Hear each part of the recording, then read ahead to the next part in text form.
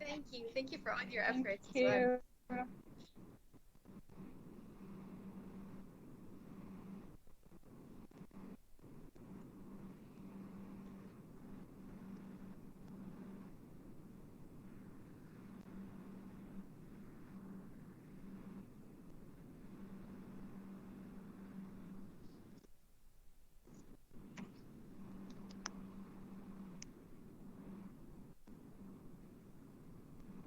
No.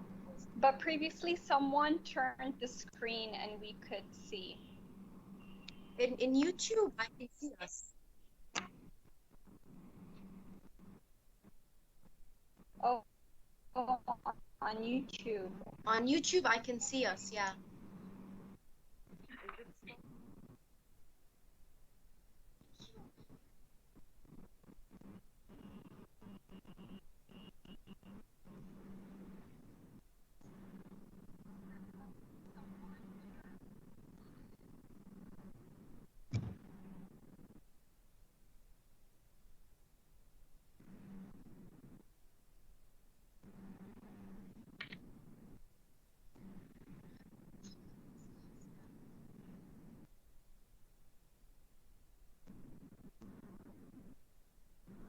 Yeah.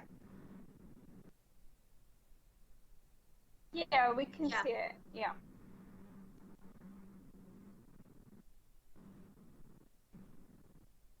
Yeah. Yeah. We can see the YouTube. Yeah. Yes. The connection is a bit choppy. Yeah. Yes, we can see the screen. I can. Yeah. We can see.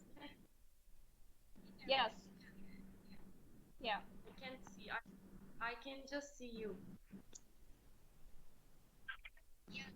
Just you. Yeah. Because of the layout of. Yes, and from YouTube, I can only see. Yeah. We can see.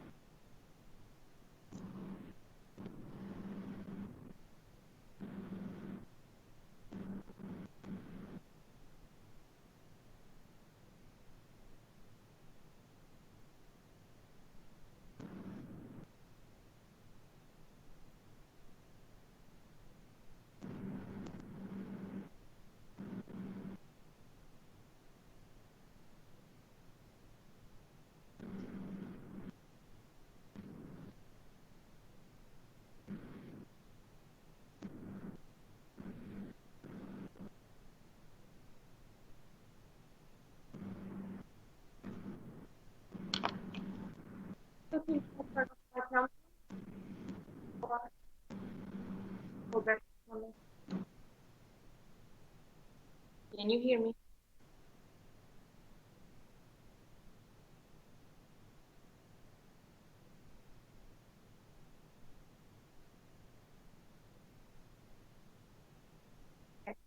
Is it if I turn off the camera while presenting, or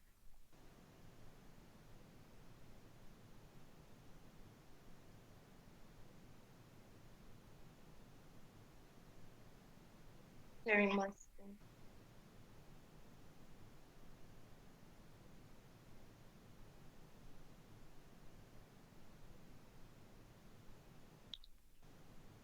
Can you see my screen?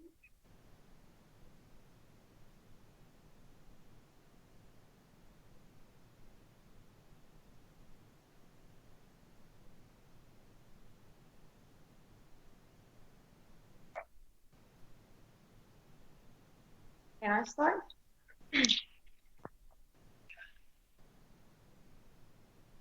Can I start? I can't.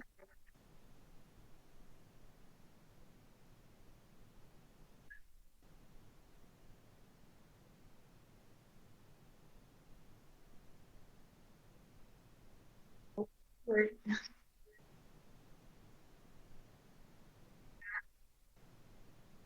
Okay. Okay. So I need to and this is the project of a health diagnostic. Um, our client is Rosalia. I'm sorry for them keep everything before.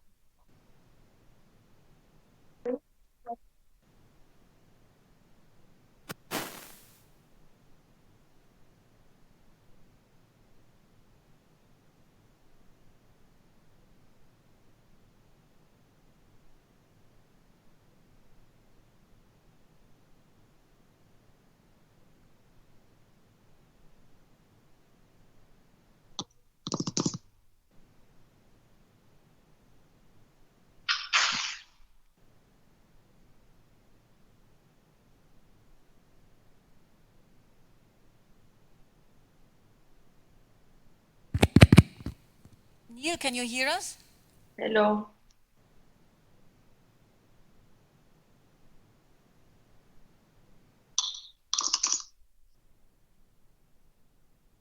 Neil, Uh, can you hear yeah, us? yes, I can hear you. But Okay. the problem is I'm also hearing myself, and this is a bit weird. What? Do you hear us? Yes, now I hear you. Okay, so you do this via your phone. Okay, now I will turn off my propeller Yeah, for to not hear my voice, yeah. because it's so disturbing. So I'm starting. I need to check and project a house in the garden. Our client is Rosalia, and she's Spanish Catalan songwriter and singer. She wants to live in her new house in Poland with her family. She's coming out of Turkey. And Wait, Neil. How can we do this?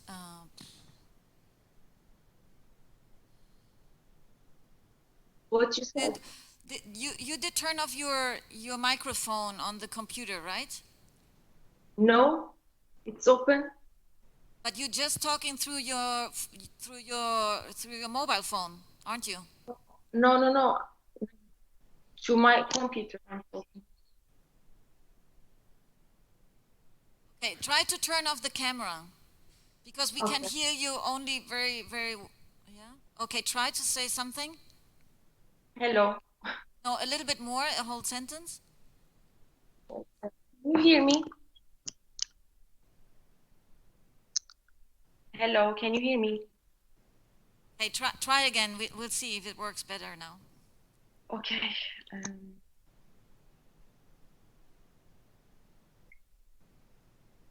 Can you see the screen? Yes. Okay. Can I continue from here, or could you hear No, you got to start all over. We haven't heard a thing. from the beginning?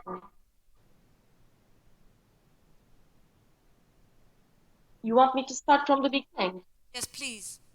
Okay, I'm sorry. I'm sorry about that. No, we are sorry. I mean, it's not your fault. Our client, our, I'm starting. Our client is Rosalia. She's Spanish and Catalan singer and songwriter. She wants to live in her new house in Poblano with her family, and she's planning to adopt two kids. I want to mention about her hometown and childhood because I think this is the most important data that we have, and I created my project, my concept around it. She born and grew up in a silent and green city, so that's why she wants to continue her life in an open and airy house with a garden. So this is Poblano. Our new house is in Poblano. Poblano is old industrial side of Barcelona. And this is the building. I'm calling that building 206 meter squares of heritage filled with inspiration because from my point of view, it's so inspiring building. It has a wooden structure and high brick walls and a really characteristic ceiling. This is the old plan. As you can see, it's totally open. About the design concept, before I start designing my concept, I made a decision. I made a design decision, and I decided to not to destroy the existing aesthetic. And my aim was to provide the user requirements without damaging the industrial texture of the building, because I think it's important in terms of sustainability and also in terms of the heritage. So my design concept, I can say that my design concept had been formed around the client requirements. So let's remember the client requirements. She was asking for a space for grand piano, open kitchen, living area, dining area, and 4 bedrooms. 2 for kids, 1 for guests, and 1 for herself. So basically what I've done is, first of all, to divide these requirements into 2 groups, and then translate these 2 groups into 2 main spaces in the house. And then I place the garden into the middle as a heart of the house, and that industrial old building become a house with a garden. This is my plan. As you can see on plan, I'm dividing the places through the existing beams. So we are entering the house from here, if you can see my arrow. And first we see a grand piano on right side, and then we enter the big open air kitchen, open plant kitchen, living and dining area. And then we have courtyard into the middle, and then we have bedrooms. And behind the bedrooms cabinets, we have those hidden toilets. Same scenario happens in first floor. We have guest bedroom and master bedroom. In master bedroom, we have 1 walk-in closet, massage and bath area. And same thing happens here too. As we can see from the sections, in this house, the user experience is quite interesting because first you enter the house from here, from that point, you see big open plan area. And then you enter the garden, and then you arrive your bedroom. And aesthetically, alignment is one of the most important detail in that project. Here we see the wardrobe details better. These are the hidden doors for bathrooms. This is exploded axonometric. In here, we see better how those wardrobes works as a thick walls for divide bathrooms from the bedrooms. And we see the ceiling opening, and we see how those metal frames divide the place into 3. This is the roof plan and ceiling opening. We have aluminum automatic sliding glass roof system here. And that sliding glass railways are coming over the existing beams, and it's opening like this, as you can see here. And about the facade, I can say that my aim here too, my aim is not to damage the original texture and adapt it to the street.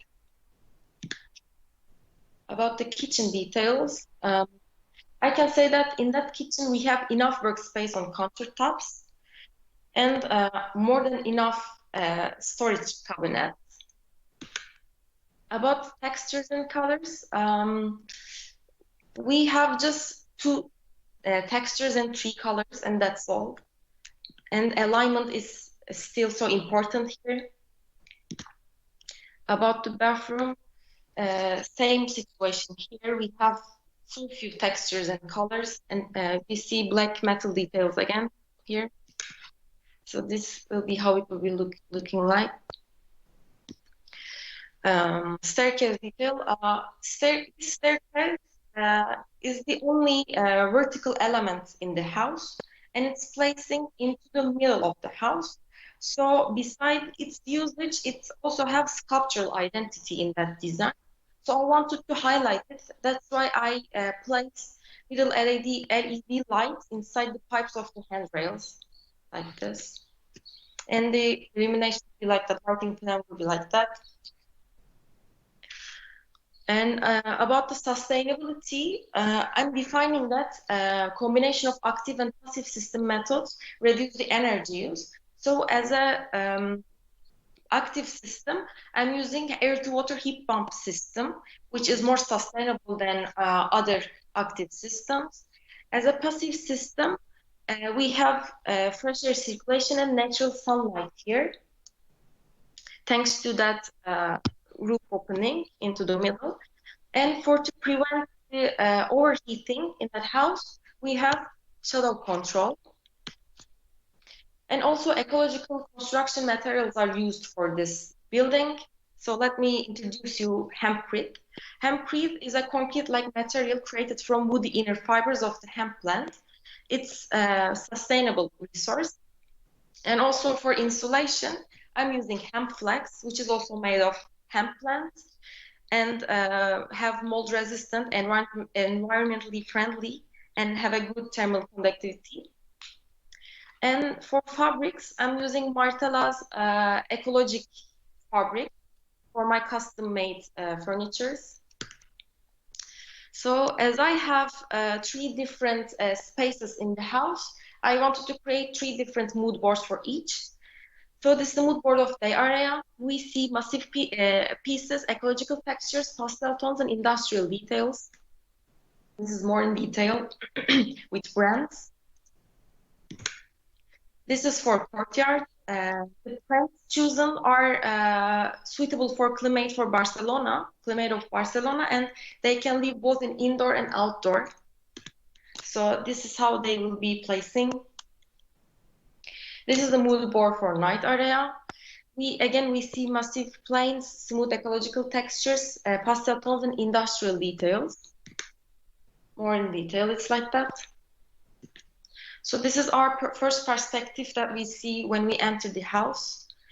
This is from the entrance of the house, and right side we have the piano, and we see all open plan home from that perspective.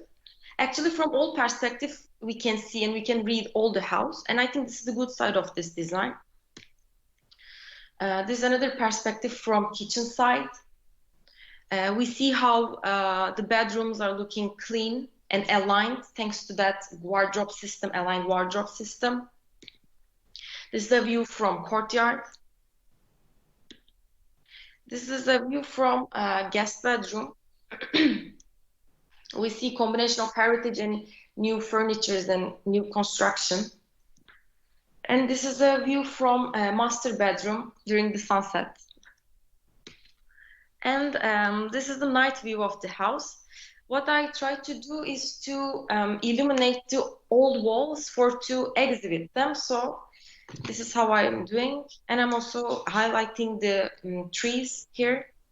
So that's all. Thank you for listening me.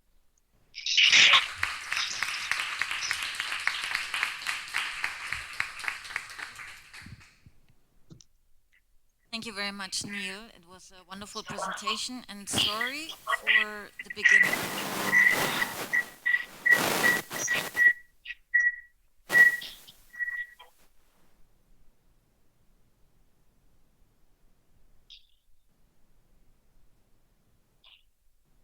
Do you hear me? Yes.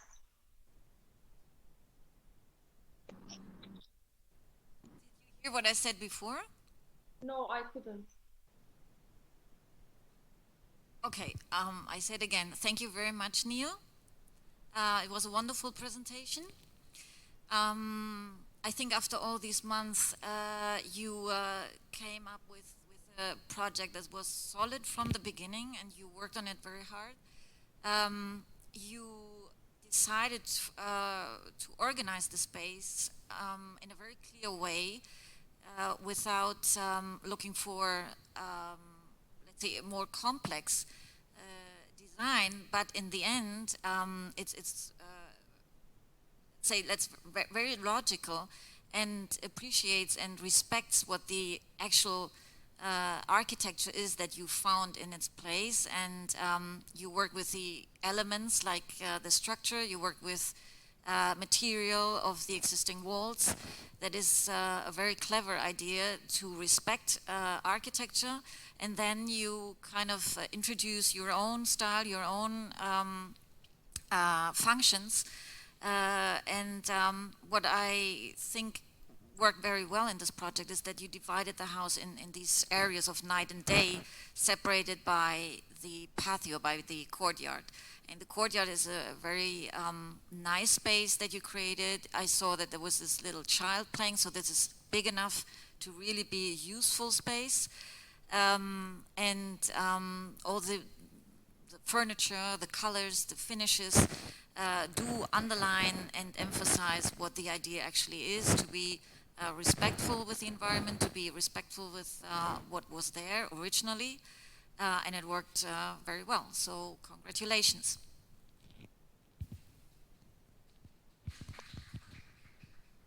Hello, Neil. Congratulations. Also, I have not much to add to what Daniela said. I think it's been an ongoing work since the beginning, finding little movements until reaching to this plan that I think it clearly shows there is an inner order in the plan that I think is very consistent, it's very strong. I think it's very clear to know your approach. So I think the final result is very good. I will only highlight the material choice that I think I had not seen until now. This birch tree, that is a very clear color. I think it matches very well the design. It's just 2 or 3 materials you're using, and then the material palette is very consistent. So, well, congratulations for your work and for your effort.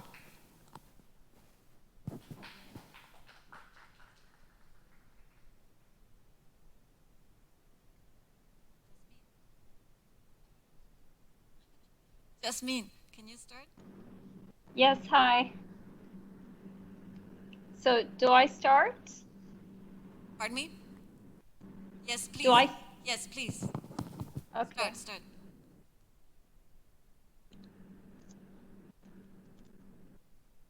Can you see my screen? Yes. Okay, so the house is the house of with 4 spines. The client is Rosalia, and she's a very famous singer performer. And her spatial requirements are for natural light, openness, greenery, and airiness. And these are her programmatic requirements. So when we look at the site location, it's in Poblenou, which is a very vibrant and growing district in Barcelona. And during the Industrial Revolution, it became a hub for many factories, ranging from wine to machinery.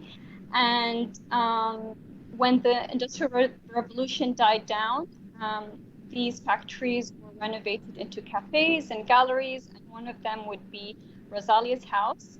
But looking back at her spatial requirements of big open windows and sunlight and airiness, here we can see there are 2 very small windows, also in the back, and the entrance opens to the main street. These are the existing plans and interior photos.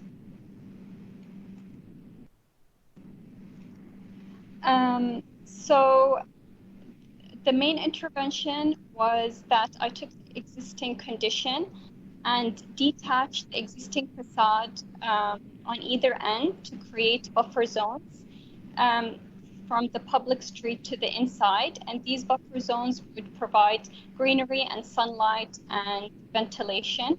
So in plan, the program was grouped into 4 spines: living space, circulation and services, and the built-in furniture. And on the first floor, the rooms are arranged around the 2 buffer zones on either end of the plot. So I wanted to add something that would reflect Rosalia's personality into the house, moving away from the program. And since Rosalia is known for her very unique style in her music, in her fashion, and her music videos, I wanted to take brick, which is a very familiar and standard building material, and transform it through composition and color and pattern to create something very unfamiliar and sculptural. So I looked at the section and ways of placing the brick in a geometric composition. This is the general mood board: a brick, a pattern, exposed concrete for the floors to relate back to the industrial feel of the space. So this is the plan, the 2 buffer zones on either end, and then the 4 spines with the built-in furniture on this side, the living space, circulation, and the services spine. On the first floor, the children's room is centered around this green area, and Rosalia's room and her partner around this end. The roof is made of rubber shingles, which is 70% recycled rubber.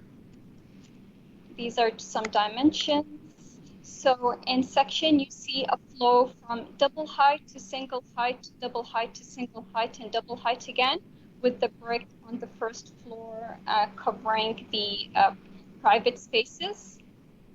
Here, the brick wall covers the staircase, and this is a section through the services spine. Another section through the staircase. Here again, I'm looking at how the brick can create these compositions on the internal facades. And this is from Abila Street, where I took out some of the brick to create perforations to help with the sunlight. In the external facade, also the same concept as the internal facade, playing with geometric compositions. So this is the unfamiliar brick wall. I used 2 components, module 1 and module 2, and it's made out of a recycled brick, brick that's made out of waste. And the color changes when I want to highlight a certain element, linear element. So here it highlights the bench, and it's detached from the bench with a steel channel. These are the exposed concrete steps. The cabinets run on one side and the brick wall on the other. Here, the kitchen is one of the spines. So in elevation, you can see that it continues with the bench in the living space. These lines over here. These are some kitchen details. My appliances are gray. Loose furniture. This is a render with this visual lines connecting to the living space.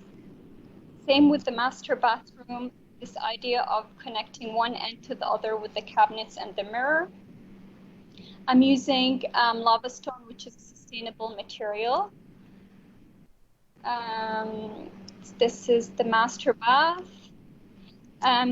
With the lighting, again, this idea of guiding the user through the circulation spine to the end, but in the living space, it's more sporadic. Same on the first floor. These are some lighting fixtures. Also, the lighting plays with this idea of the spine, highlighting linear elements. And the brick wall, it's put in the perforations, LED strips.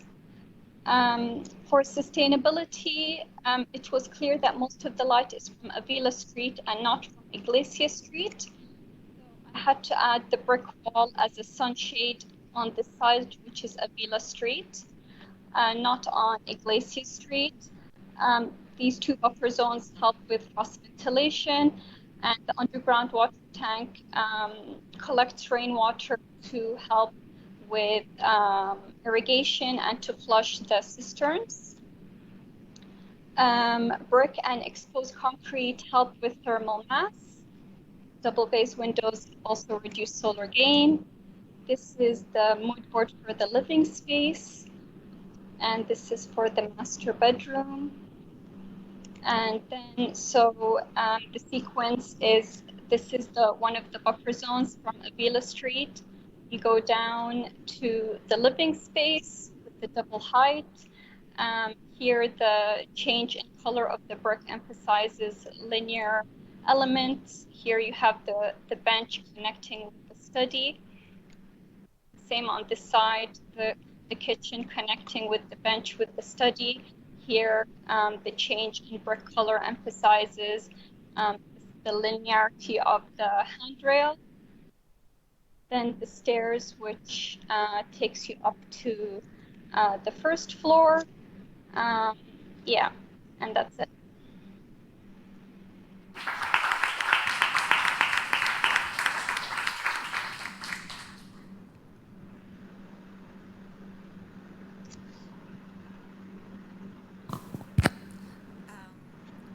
Thank you very much, Yasmin. Sorry, I can't hear you. Oh, you can hear me.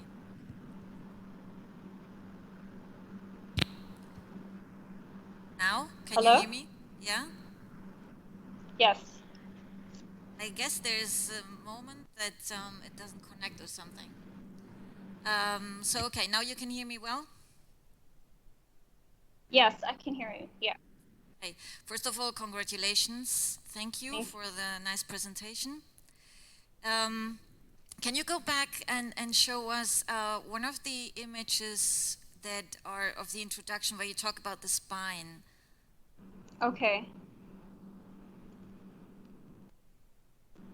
This one?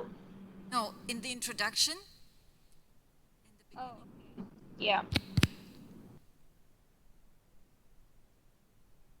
Well, what I wanted to point out is that I think, and we talked about that, everyone knows this, but Albert doesn't know, the theme of the spine.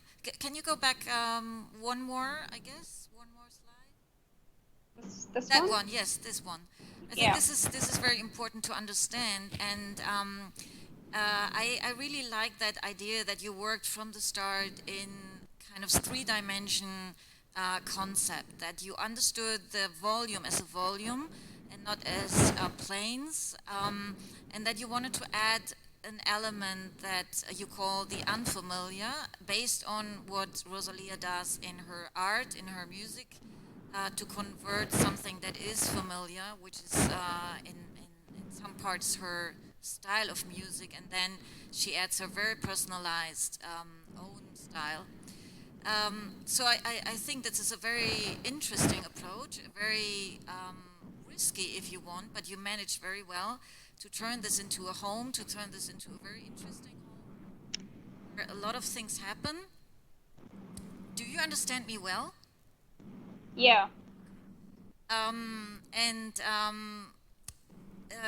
Okay, here we can see how you meant this to work with an element that connects with a visual element, which are these brick walls that connect the different spaces. And now, can you go on to the first floor plan? Yeah. There's just one thing I would like to say, is that maybe in this floor plan, the nicer one is the little one that you have as a reference on the right side at the bottom.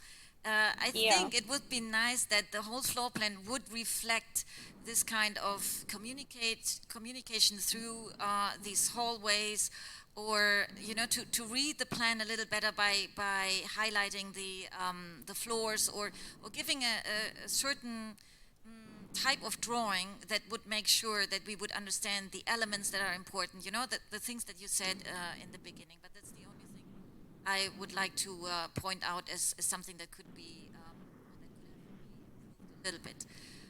For the rest, I think it's all great. Colors, materials work very well with the bricks that you chose. So congratulations again. It's a great project. Thank you. Thank you. Hi. Yeah.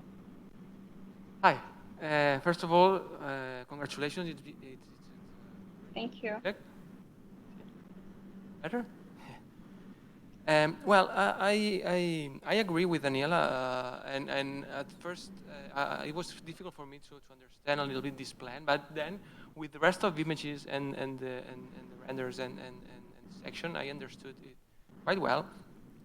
I liked a lot the idea of making these voids, and some idea came to my mind in your sections because it made me think about a house inside a house with these voids, plan with these interior facades using bricks and materials that were thought to be in the exterior. I liked a lot the use of materials and this idea of connecting the spaces with this. Sure. Well, and also how you make the light just came inside through these voids or these double spaces. So I think it's also a very solid project, and with that you take these ideas from the beginning to the end. Hey, thank you. Pretty good. Thank you.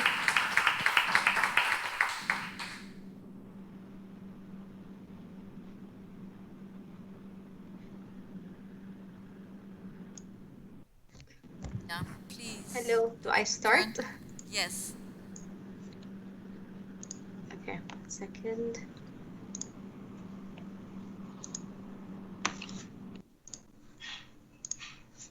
Okay, can you see my screen? Can you hear me? Yes.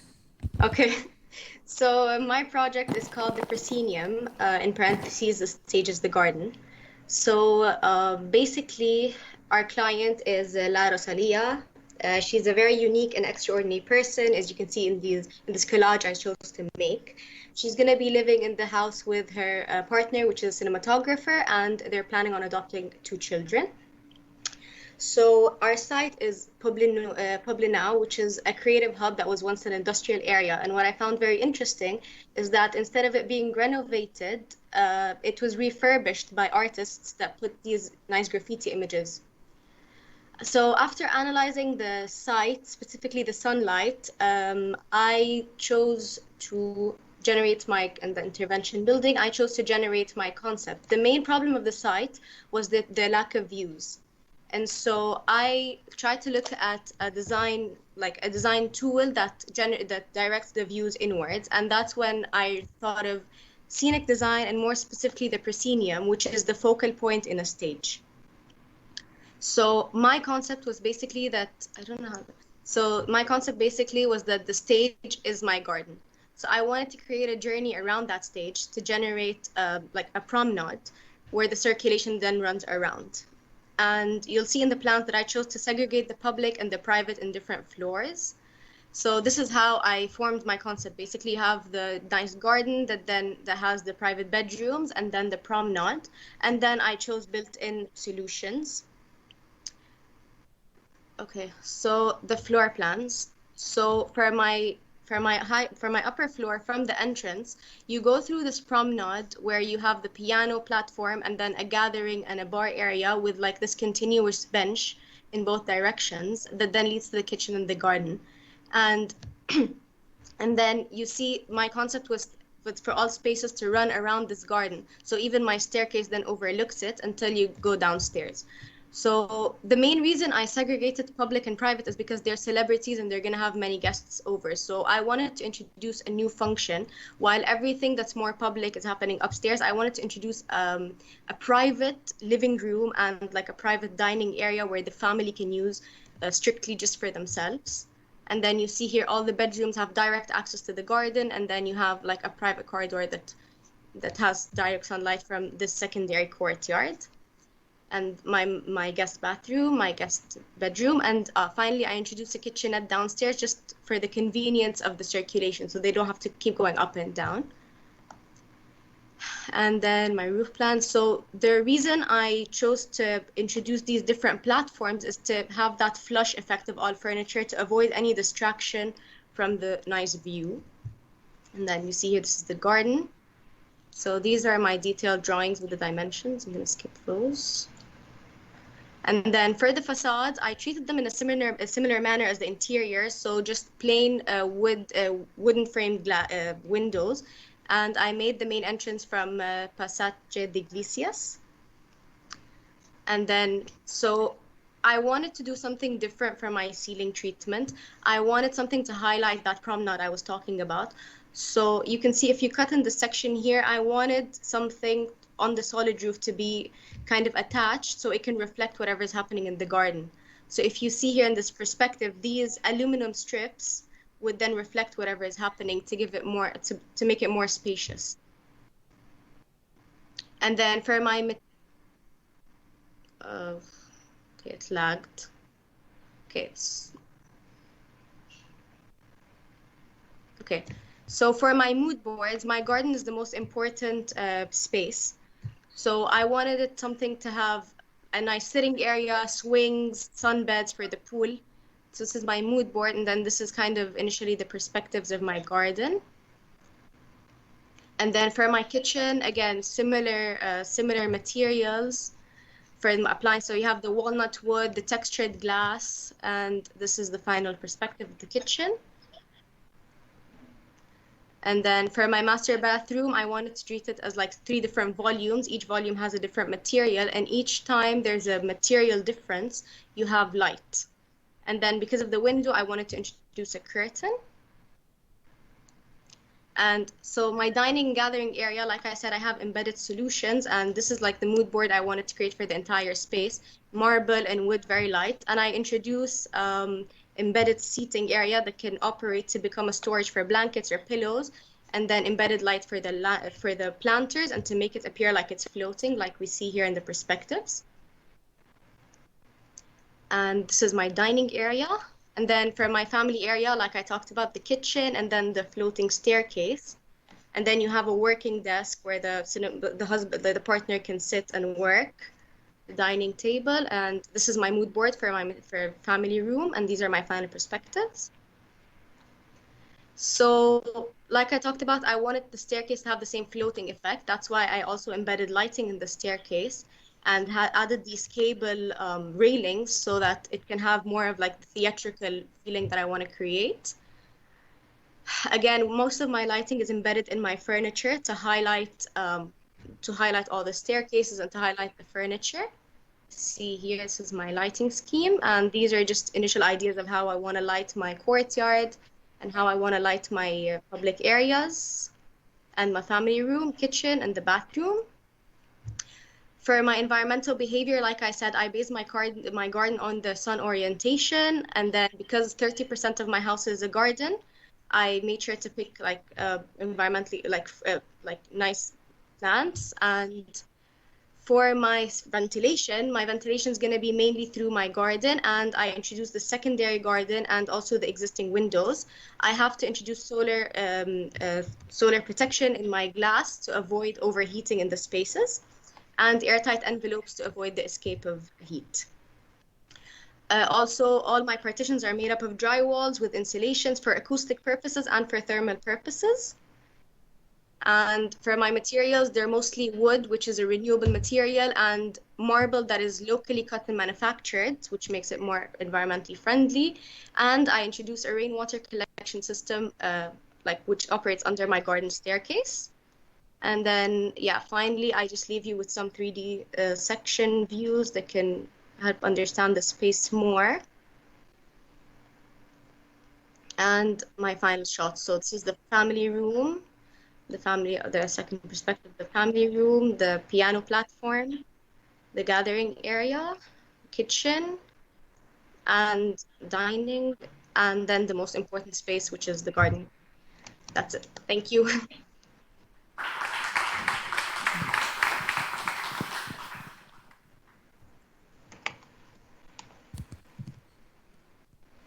Hi.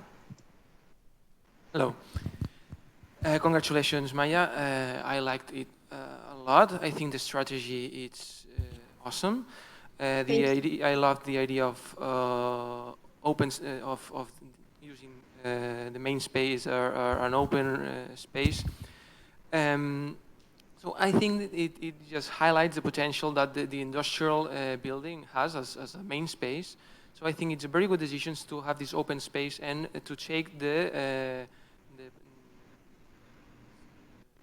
main spaces on the upper floor, so you can have more light and connect the different spaces better. How you use the difference of levels to make the access, and then having these different spaces at different height. I think you have this. You give these different importance to the different uses, and and how you use the potential of our Barcelona weather with this idea of light to take it to the interior. So I think it's a very well connected project. Congratulations. Thank you so much. Maya, congrats also. If we go back to the beginning where you explained what the stage idea, because in your project, I think it was, you started with a very good idea since the beginning about turning the house into some interpretation of a theater with the stage. But then at the beginning, in the first sketches, here it is, this one and the next. Uh-huh. The next one, please. Sorry. Next. You hear me? I'm so sorry, your voice is cutting. Can you repeat? I'm gonna close my camera so I can hear better connection. Okay.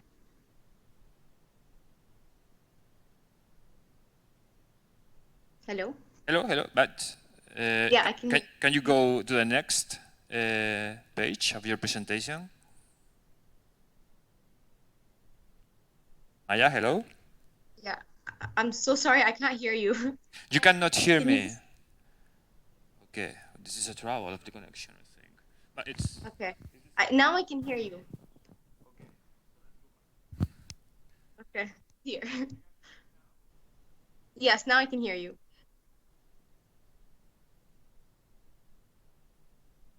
Yeah.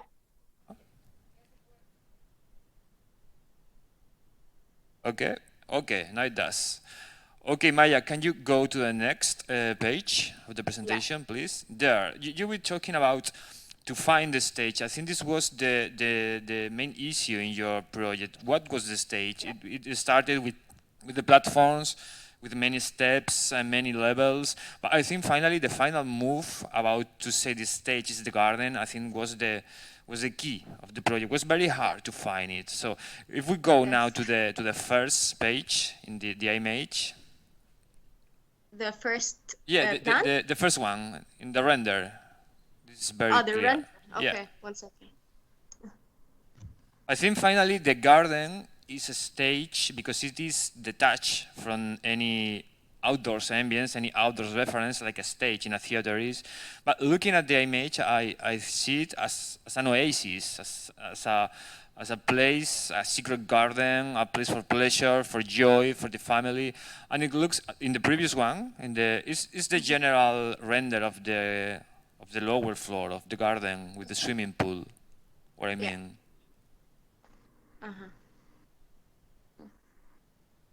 Well, I just wanted to highlight that this Yeah. image shows a very pleasant space, very big. You manage to find many square meters for a space, for pleasure, for garden, just for the family.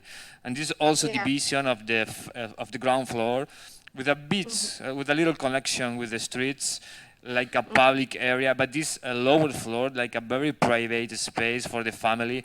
I think it's a nice result of all this strategy of the stage you did. The material ambience is also very smooth. It's very.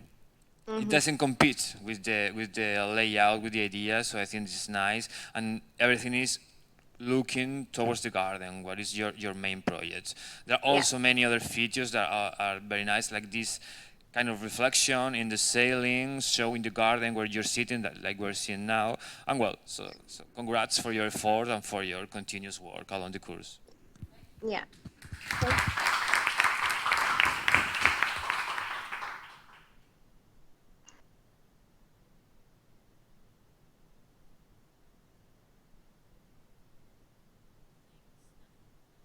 Sorry, this is all.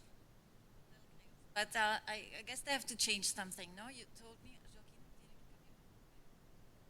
Joaquin. I have to do something that I'm so sorry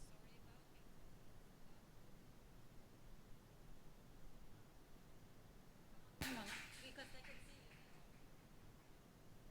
Hey guys, this is the architect. This is the architect Albert Brito, who just gave you feedback on your project. I'm so sorry not to introduce him. Normally this doesn't happen to me, but I was completely overwhelmed with all the chaos on starting and so on. So Albert Brito is an architect. He has its own architect's studio here in Barcelona. I would say you are specialized on single-family homes. You know, he does a lot, so he knows exactly the challenge that this is to design a house. I know him from the school. He's also a teacher here at Elisava. I appreciate a lot his work. I appreciate a lot how he teaches. You know that. And well, he's a very sensitive architect who looks with a lot of attention to detail. They work, in a way that I think fit very well with what we're doing here in the postgraduate course. So thank you very much for coming, and I'm so sorry not to have you introduced before.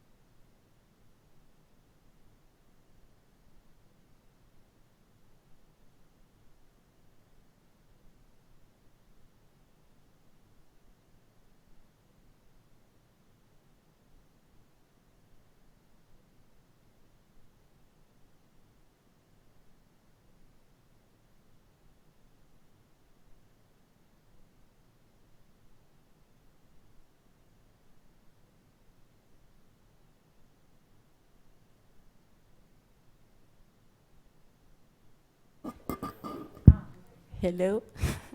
This is weird. I can't. It's so weird. Okay, I will try. Hello. Yeah.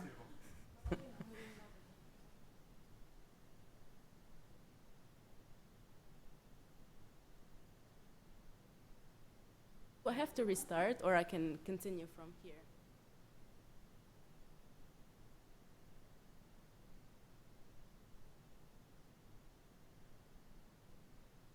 Thank you.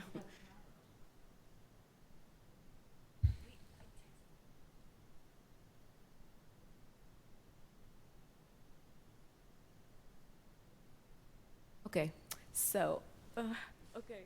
The project is located in the district of Pablo Nou, Barcelona, which was the highest industrial area in the country, and now it's working on introducing the industrial building in a new way. Like they haven't touched the identity of the building yet. They add like a new life to it with refurbishment, the refurbishment of the factories into galleries, studios, and etc. This is the original state of the building. I am going to keep the original brick walls and a part of the existing ceiling, the rectangular part. This is my inspirational collage, and I saw a kind of connection between what Rosalia does and what Pablo Nou presents, and it's like introducing the tradition and the culture like in a more futuristic way. So I wanted to focus on that. So my idea was embracing the heritage, like embracing the identity of the building and adding to it a little small touch of like cultural and like old Barcelona tiles and some of like the arcades that we see in old facades of buildings in Barcelona. So for the zoning, I divided the space into daytime zone, nighttime zone, and connected all together through the courtyard in the middle. This is a collage, like a research collage of how I was imagining the living area at the beginning of the project and how I wanted the kitchen to be connected to the greeneries in the courtyard. So this is my ground floor plan. As we enter, we find ourselves in the piano area, the living area, and then the kitchen. We have the guest room also on the ground floor, and then when we go up, we find Rosalia's bedroom and the children's bedroom. And I wanted to use the greeneries here to to get it inside the space, so we are surrounded by the plants not only from the outside. And for Rosalia's room, I made the walls like fixed windows, like to get more natural light inside the space.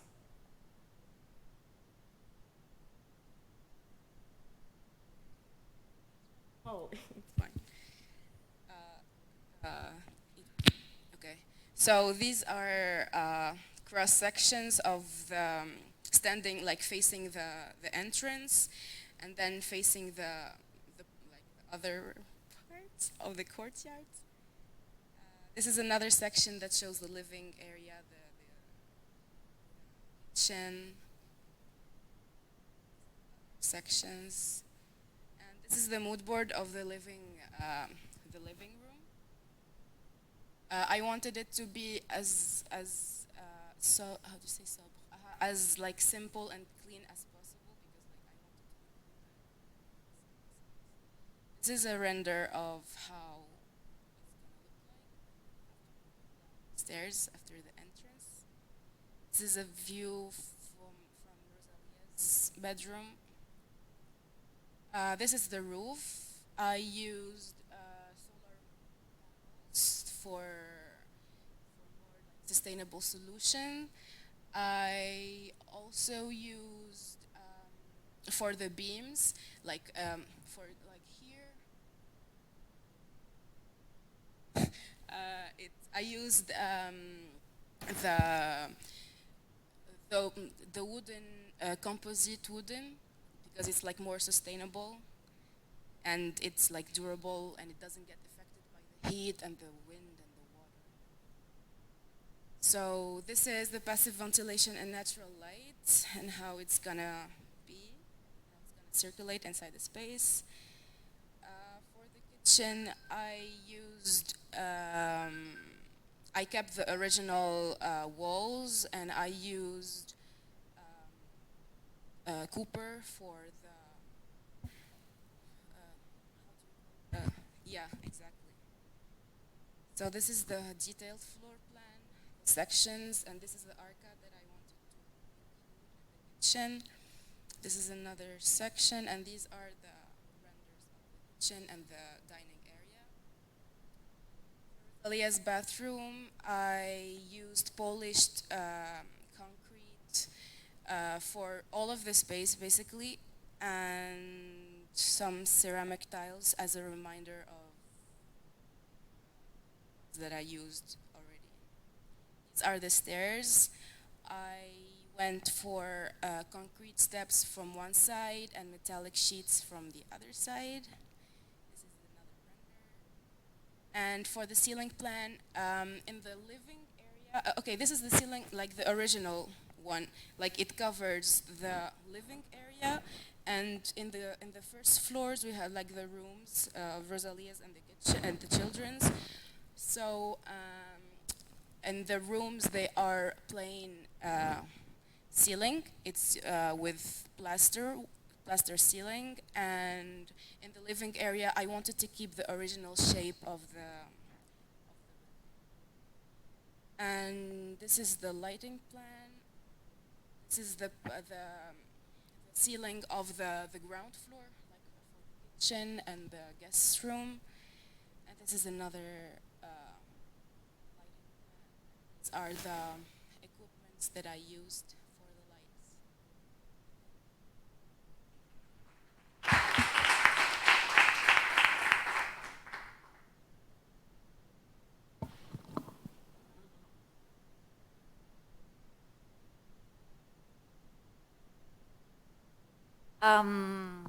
Thank you very much, Aya, and sorry for all these interruptions. That is not comfortable for you to present under these circumstances. I hope it stops now. Thank you for the presentation. Thank you for all the work you've done, obviously. Can you go back to the start where you show the first image of the entrance? I think, yes, that is very nice. I think here you forgot something to say, which I think is important. We saw now examples, so we have a certain certain relation now to the building, and you introduce something new. You use an element of architecture that is not original in the building. So you do a kind of a mix of what is originally in the building, the trusses that we all know out of wood, and then you introduce this vault. No, it's an architecture that you kind of define new. You define a kind of inner house that has these features. I think it is interesting to do that. On the other hand, it's also sometimes a certain risk to work with these kind of very strong elements. And I think I would have liked this to be more a continuous feature in a way that maybe the upper part would be more open, so that we could really see how it works together with the other structure. But the way it is, I like that it's in the center, which makes more sense. So it works well with the kitchen, with the dining space. Then there is something else. When we go now to the floor plan, You have a very nice courtyard, big enough to have life in it, to really appreciate that you have that space as a real outdoor space. But somehow, except for the dining table, but I would have placed this probably, as you have a lot of space, in a way that everyone could see that courtyard. But for example, when you place the sofa that looks into a corner of the house instead of looking into the garden or towards the garden, and the piano the same. I guess these are things when you're drawing that you do not draw with that in mind, that how the house really works. In comparison with the walk that you create, when I go down the staircases, I have to face the garden, which is something that I think is a good idea to make people understand how the house works well, which is this very important element, garden. That's something that I wanted to say. I mean, this is easy to change, obviously, but it shows that you forgot at a certain moment what is the focal point of the whole house, which is where the light comes in, where the garden is, where you can open all the windows, and participate of that wonderful space. For the rest, I think materials are nicely chosen. I like that you use these tiles, very typical in Barcelona. We have these handmade tiles in other countries. We have this in the Middle East. It's probably a very traditional thing of the Mediterranean countries. And I think it works well in a project. You do introduce these different style elements that the Mediterranean houses have. So I do like this a lot. The double height that separates the night areas from what is the living space. So this living space is very generous. So when you enter, you have a very good impression of the house. I think that is a very valuable point of your proposal. So thank you, and I give the microphone to Raoul.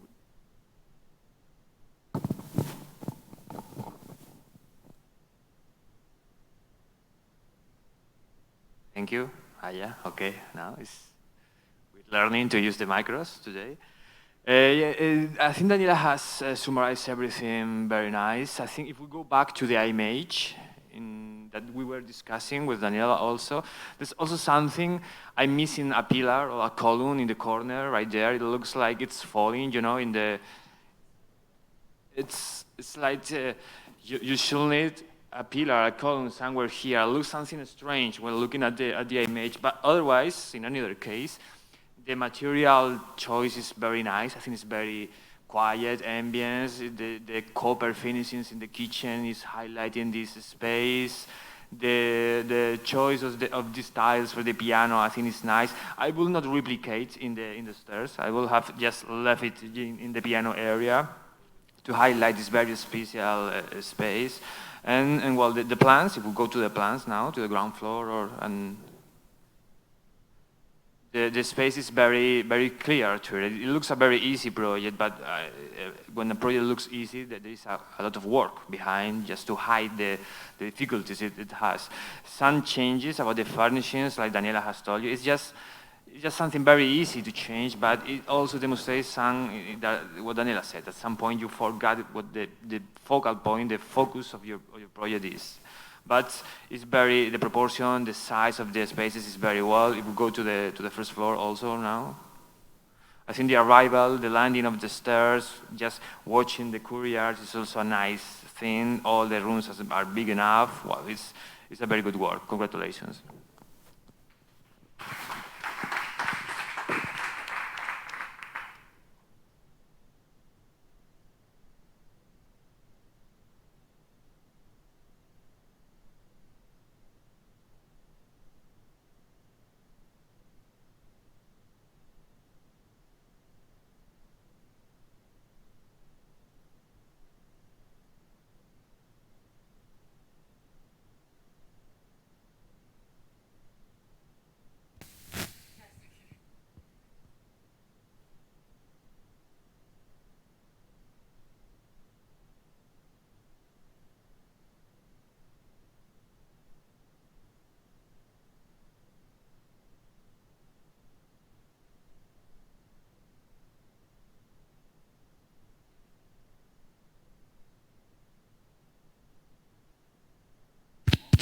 Okay, okay, okay. It's on. It's working. Okay.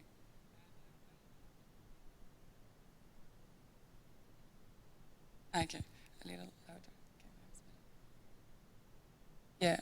Yeah, I know I hear myself. Okay. So I'm Lauren. I'm presenting today Rosalia's house. Rosalia's Futures House will be placed in the heart of Poblenou district. This district is a very well-known place in Barcelona. It has some history. This was the industry district in the 90s. I don't know why it doesn't work. Here I show you the existing original plans. The building proposed by our client is easy to interpret. Is a typical industrial building with high ceilings and pointed roof in Poblenou.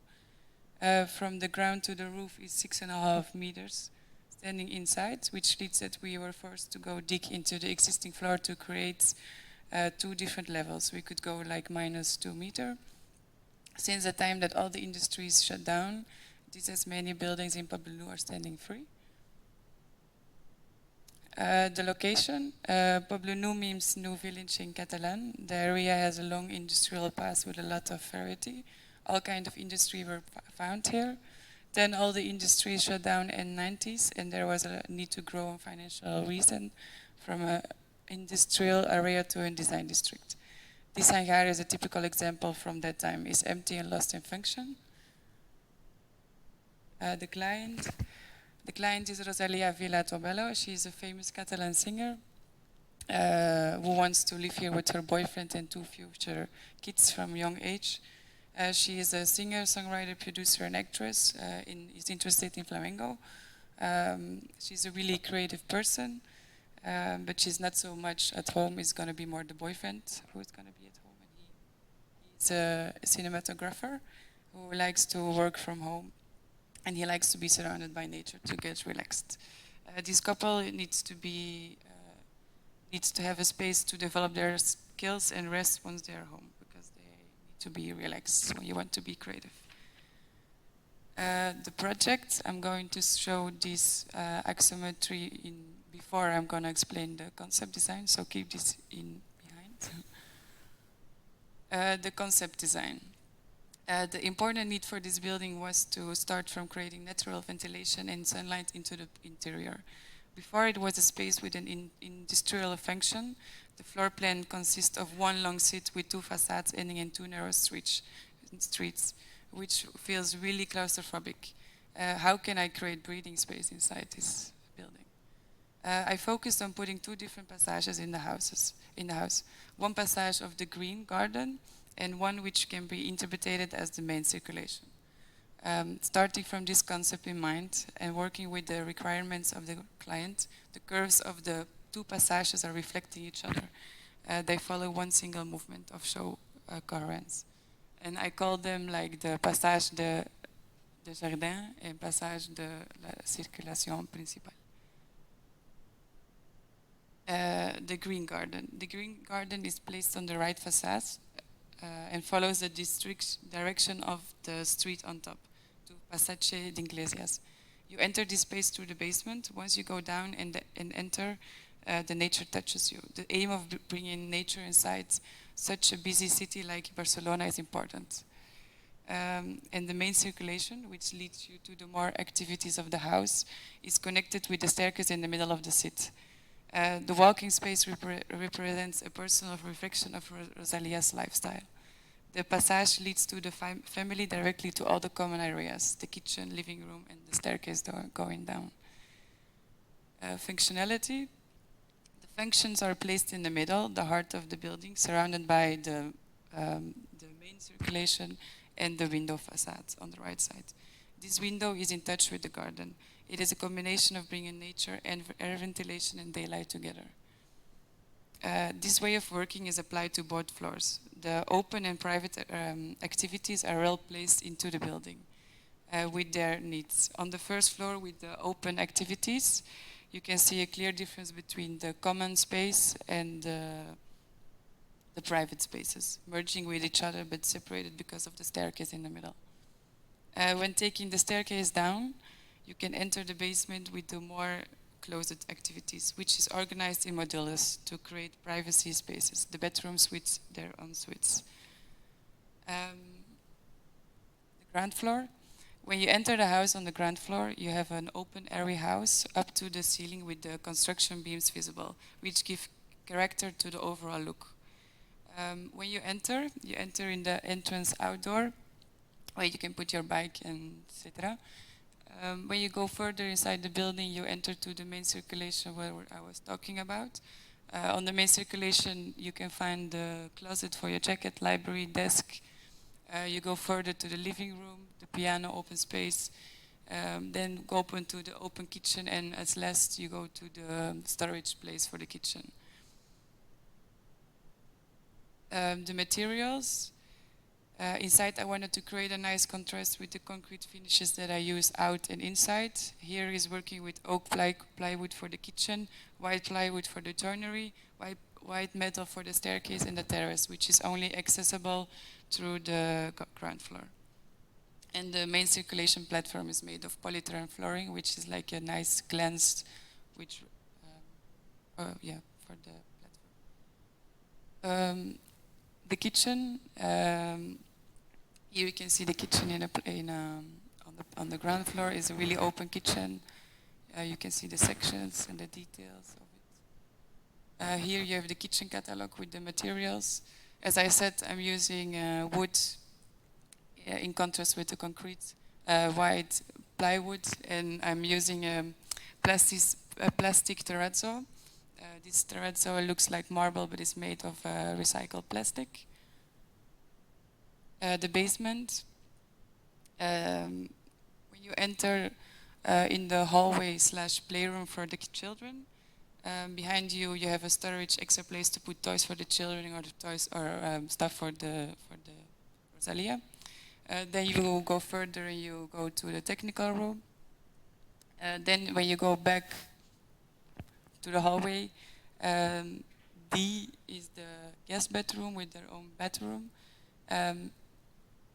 F is the first child room with their bedroom also, and then H is the other child room with the bedroom.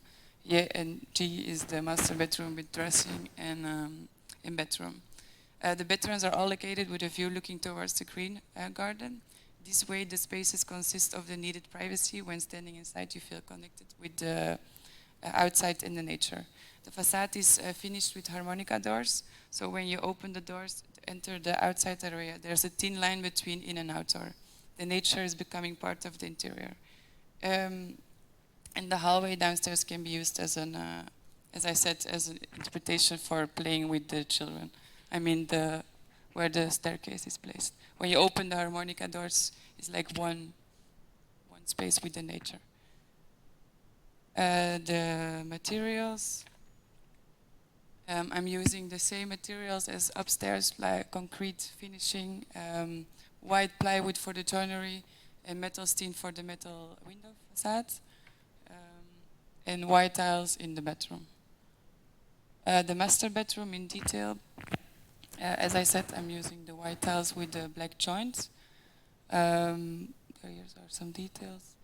I'm using again the plastic terrazzo finishing for the bedroom top. As you can see here, it looks like marble, but it's like plastic. And all the catalog. Then the roof. On the roof, I'm using standing seam metal with 6 solar panels. Also, a proposal I want to do is to put an extra beam placed under the beams of the building to grow some vegetation on. For in the summer, it can be used. Summer it can be used because I have to go further. Yeah, I'm blocking. Sorry. In the summer it's just used to have more shadow inside. And in the winter, the leaves fell off, so you have more sun inside the facade. Okay. Wow. The garden. The garden is divided in two parts. One where the soil is placed minus 20 centimeter down in the floor to grow some vegetation. The other part is filled with white pebble. This will be the circulation that leads you through the whole garden. And the plants that I'm using is just an example. Here you can see the sections with how it will be if you have with the nature and the trees in front. This is the window facade. This is looking from the other side. The section where you can see the nature in front and one where the windows are in focus. This is a section from inside. As you can see, the entrance outdoor coming inside. You have the passage with all the functions, with the library, the desk, downstairs, the sleeping room, and the sections, other sections. The facades. You have two facades who are ending in two narrow streets. The Façade Avila Street is the one who leads you to the second outdoor entrance of the site, and is metal finished. The windows are also really thin metal finished, and the finishing of the facade is Remet earth, is a really sustainable material. The same for the Passage d'Iglesias. Here, the two windows, I'm using them as an open space because the garden is in front. If you look, you have a look into the garden, so it's like one open. Here you can see the mood board of the ground floor. The materials, what I was saying, the concrete, the terrazzo, I want to use a lot of vintage furniture because Rosalia is a big fan of vintage in combination with really new furniture. The same for the basement. The sustainable approach. In the summer ventilation, a metal roofing can be really hot. For that, I'm using a kind of glass-based painting. It's something that is new, maybe. But also, I'm gonna work with a gap of 10 centimeters in the roof, so the metal can get cooler inside. And also, I'm using sun cream protection. And in the winter, I'm using curtains to hold the air inside. Here you can see the lighting. I'm working with long tracks coming from the roof to reflect on my passages. And it fits also in the really big open area. And downstairs I'm using spots because it's more crowded because the ceiling is less high. You can see the lighting catalog. This is the track that I'm saying. And here are my collages. Here you can see when you enter how the contrast is between inside and outside with the greenhouse, if you're standing on the ground floor, with the furnitures and the passage on the right, connected with the stair. This is looking from the other side with the kitchen. This is when you come down, when I was saying the hallway / playroom, and that with harmonica doors, if you open them, it will become that the nature comes inside. It will be one area. This is the same for every bedroom. And this is looking from the greenhouse inside the bedroom, where you have your own private, not private, but your own garden space. And this is for everybody, of every bedroom.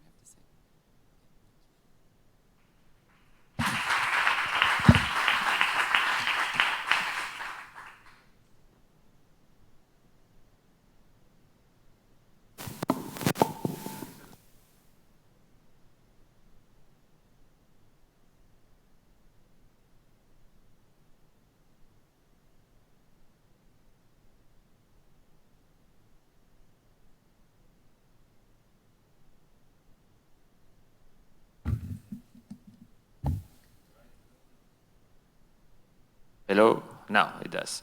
All right. If we go to the page in which you saw the sketch of the path the passage, the garden passage. Well, because it was, you were talking about the path all the time. We were struggling to find finally the path. You gave up at some moment, but at some later moment you found it. And I think this sketch, this very simple sketch, is the explanation of the project. And I think it works. Finally, it works. When we go to the plan now, to the ground floor plan. Well, maybe you could also, in the drawing style, highlight this path, because we see the garden path, but we don't. We may lose a bit this another circulation path. It's a bit lost, so you could have highlighted. But it's very clear. You put all the furnishings in the circulation path. You free all the space. I think at some point we discuss about the position of the kitchen, but I think that the cabinets shall be together with the furnishings here in the entrance. I think maybe you misunderstood when we were discussing it. I said maybe if you put all these cabinets here, closer, so you free all this space, all this facade. Yeah, it's okay. It works anyway in this final layout. But yeah, thank you.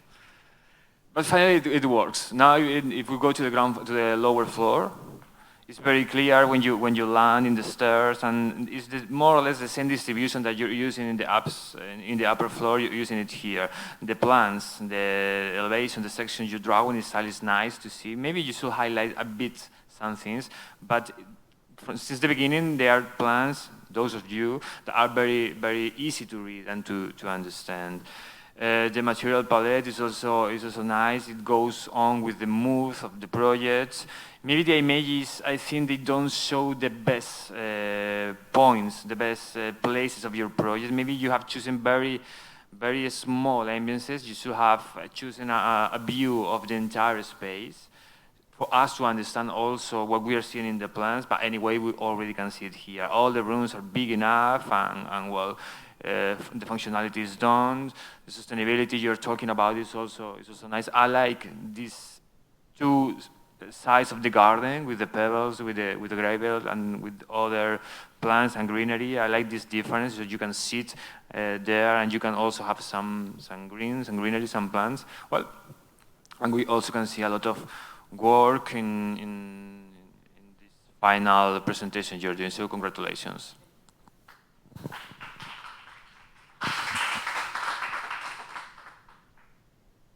Hi. Well, I think one thing that Raul said is that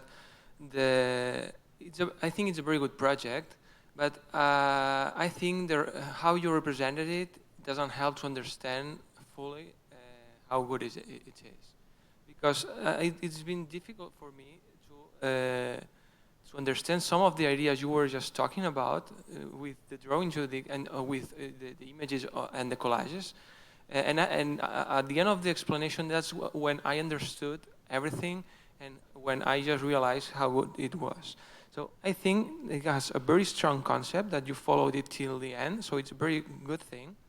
I loved how the garden gets into the rooms, and each room has like a private garden or a private space. Each room just facing one side of the building, so has this idea of privacy.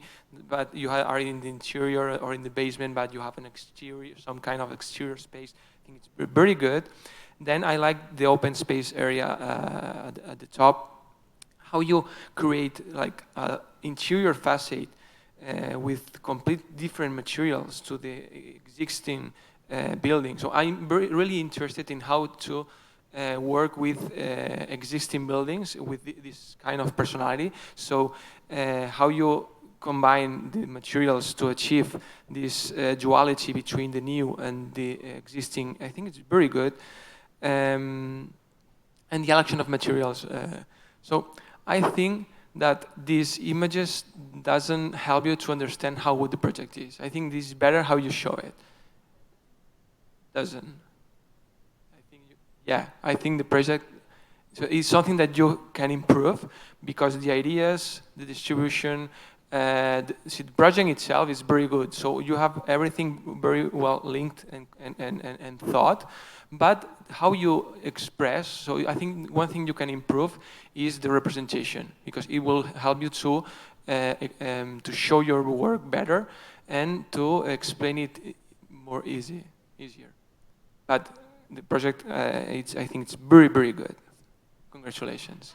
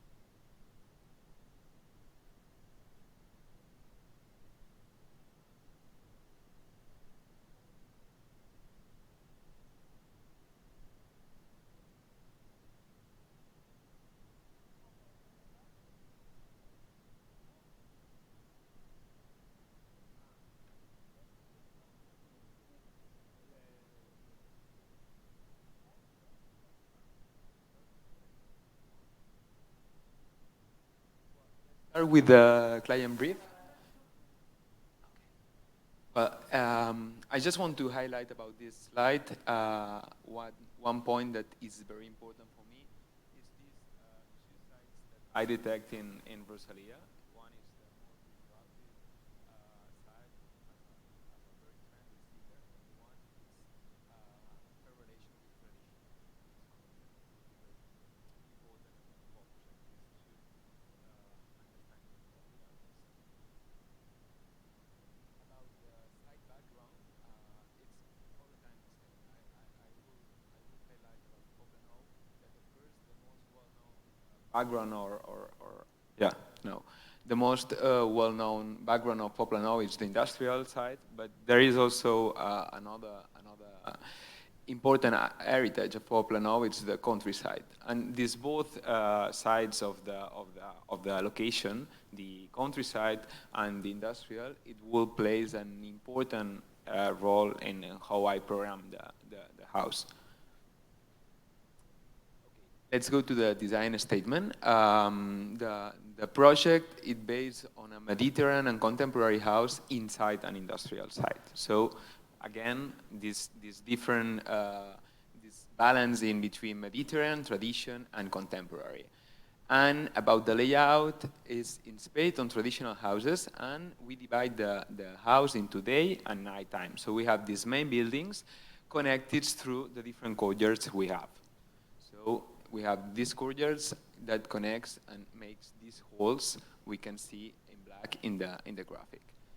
So, and this is more about the aesthetics, the last sentence, but it's also important. The house, it must work as a temporary white sheet where Rosalia can evolve hand to hand with the house. So she can bring all new trends, all new likes she wants to this house that it's kind of very calm base she will have. A first mood board, so you can see more about the aesthetics of the building, about the materials, and it's very close with this idea of finding a temporary white sheet that then it can really evolve and grows. This is the floor plan, the ground floor. So we can see the courtyards as main halls that connects the big areas we have. This is the daytime area. This is the nighttime area. In the ground floor here we have the kitchen and this dining area. And we plan it also following this traditional idea of the kitchen as a core of the house. So it's a place that it's also for gathering, for meeting, for studying. And then we have this master suite here and with an enclosed bathroom inside. If we move to the first floor, we can see this guest house that is independent. You can go just through these staircases in the first courtyard. Then we have this winter living room. Also following the idea of the traditional houses, we have followed this idea in the layout program. So as in the winter, it will be a warm area. We placed here the winter living room. So it's a kind of substitution of the courtyard during the winter. So during the summer, you can use the courtyard for the gathering, for relax. But then on winter, you move on this studio because it works also as a studio for the piano and to see films, wherever. And then in this nighttime area, in the first floor, we see the children's room with a bathroom. With the detailed cross-section. This is from, you can see there, the side. So we see these staircases with a very important role in this plan of the house, in this area. And then we see this corridor that connects both areas, the main areas we have, with the backyard and the entrance. This is the same, but some meters back, and we see how it works, this corridor. It has a different language in comparison of the other facades we have. Here we can see the glossy yellow tiles that we will place here. So this is an important decision because we have a very white and clean facade, but then here we make this intervention in order to add an extra layer to the facade language. And if we move, this is the same, but look into the other side, and we see how it works the kitchen with this very, very important, then you will see why it's important. This wall with the tiles, then we see the fireplace, and of course, the nighttime area. Another detail it's important to know, all the courtyards and also the swimming pool were with this concrete floor. So we have like a very well-connected floor without joints. And then we're going to start seeing some detailed sections from here to the end. We start with the entrance, we see the guest house, and then we see the first facade, and we see how these openings works. These openings are the results of using the holes we have from the trusses. So it's a kind of heritage from the let's say the old building that we use it to provide openings to the house. Then inside we have this front section with the kitchen and also the winter living room. We see how it works. Very, not randomly, but yeah, quite a bit random openings, how it makes this language to the building. And about the details, the ground floor is with black matte tiles, and then all the interior walls are with plaster finish, without painting. Then this is the patio. Let's highlight the bench, built-in bench, that it's a kind of very important element of the patio to make the house to gather. You can place a house in front, so it's a very multifunctional element that it provides a special language to the Then we have this pine tree, very Mediterranean. All the greenery will be very Mediterranean. Here we can talk also about the climbing plants we will provide in all the roofs, the new roofs we have. We have a new roof here and also in the guest house. The other, of course, is the old roof. And we have enough space to put climbing plants. And the idea is how all these plants can grow and provide an extra layer to the facade with the greenery. And this is the master suite with the children. Important. All the wood in first floor, it will be a very important element for the coverings of the partitions, for the built-in desks, furniture, and of course for the floor. This ceiling, we can just see how it works in the big holes with the old ceiling we have. The new facade. About the new facade, we want to touch anything. So the idea is, of course, to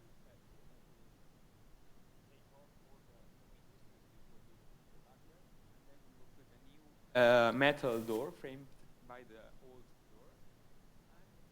door. And during the time, how in the following years, all the greenery can grows and provides an extra dramatic feeling to the facade. And we will maintain it as a ring. So the important thing is the intersect intervention. This is about the kitchen. This is why I say that there is something important because we have placed an art installation to this wall. So the kitchen is not just a functional element that, of course, it is. It's also an art work for a contemplation. So it's something important because it's very close with our customer that it's an artist. So all the artist has an important role also. The appliance will be all in inox combined with the white glossy tiles we will have.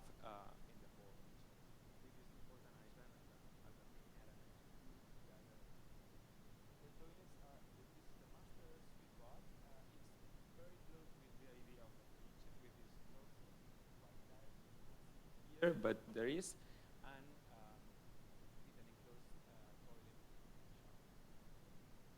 the staircases detail. I just want to explain that it will be this kind of box in wood, and the idea is how you, from the ground floor, starts feeling what is the first floor. Because in the first floor we will have a lot of wood, so from the ground floor you can see how you are starting to a new wall, or you walk.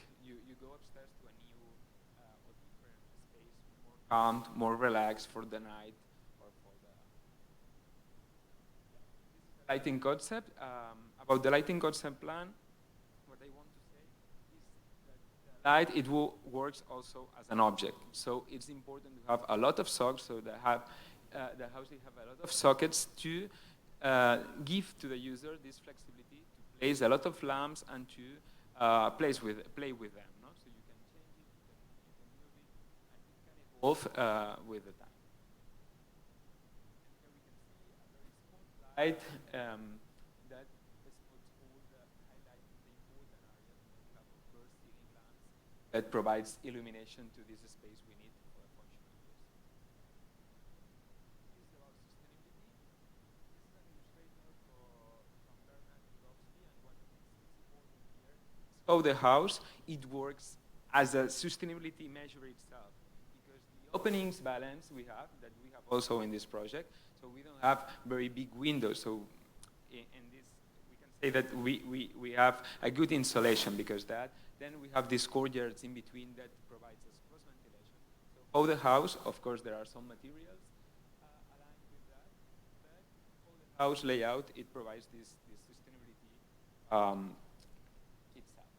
And about the furniture, you can see how we combine very old classical furniture with some more modern and contemporary, following this idea of tradition and contemporary.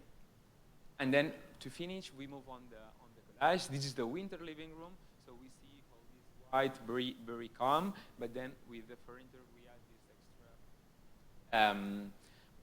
arty feeling, and with this important fireplace.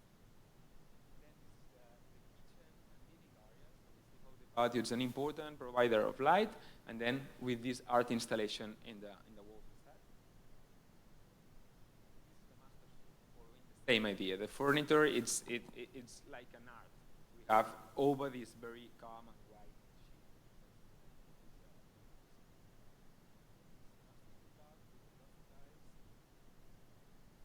Some sketches of the central patio with this yellow tile, with the greenery, and of course with this pine that is in the middle, and this is about the children's rooms view with all the wood, the crosses, with the floor. And that's all.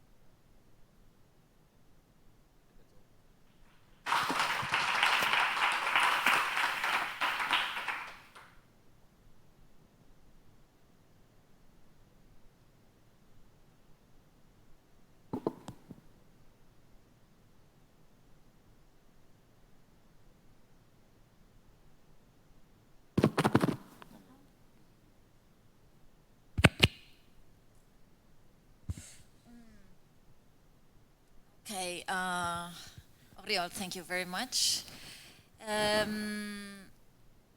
I think there's maybe one phrase that would sum up the essence of your project, which would be that you were working in a very humble project, and humble in the most positive sense. I think it's also surprising that you would use this kind of architecture for a person like Rosalia, which we would think at first that she would not be that humble because as the way she appears, let's say. But I think it's a good analysis of how she actually is when you watch her movies and listen to her clips and videos when she's in an interview. You find out that she actually is a humble person, and I think that house would fit very well if you would go on with this kind of analysis of the person, of the character.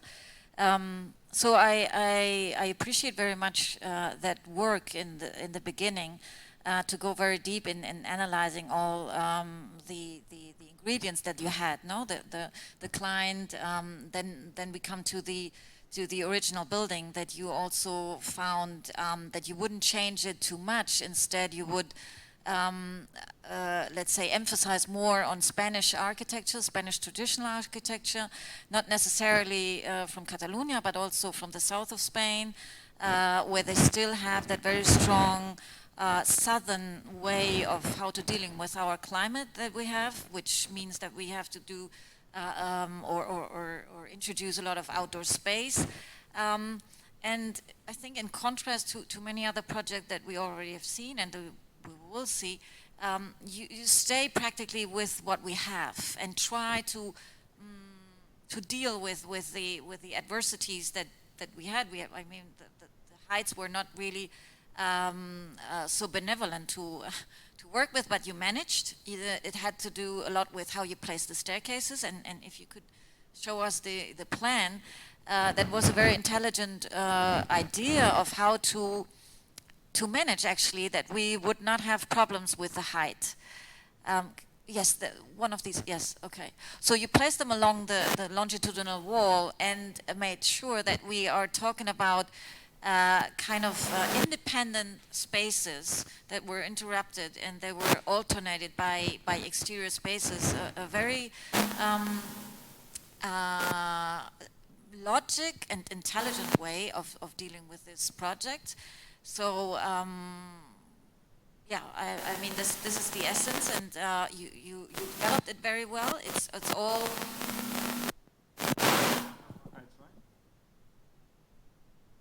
Okay.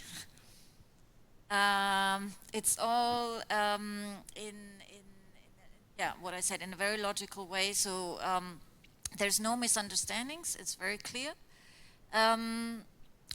And also when you come to materials, you are very honest with going on with that kind of thought of being humble.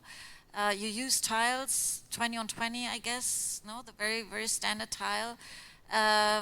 You use it in different ways, in color or with this artwork on top in the kitchen.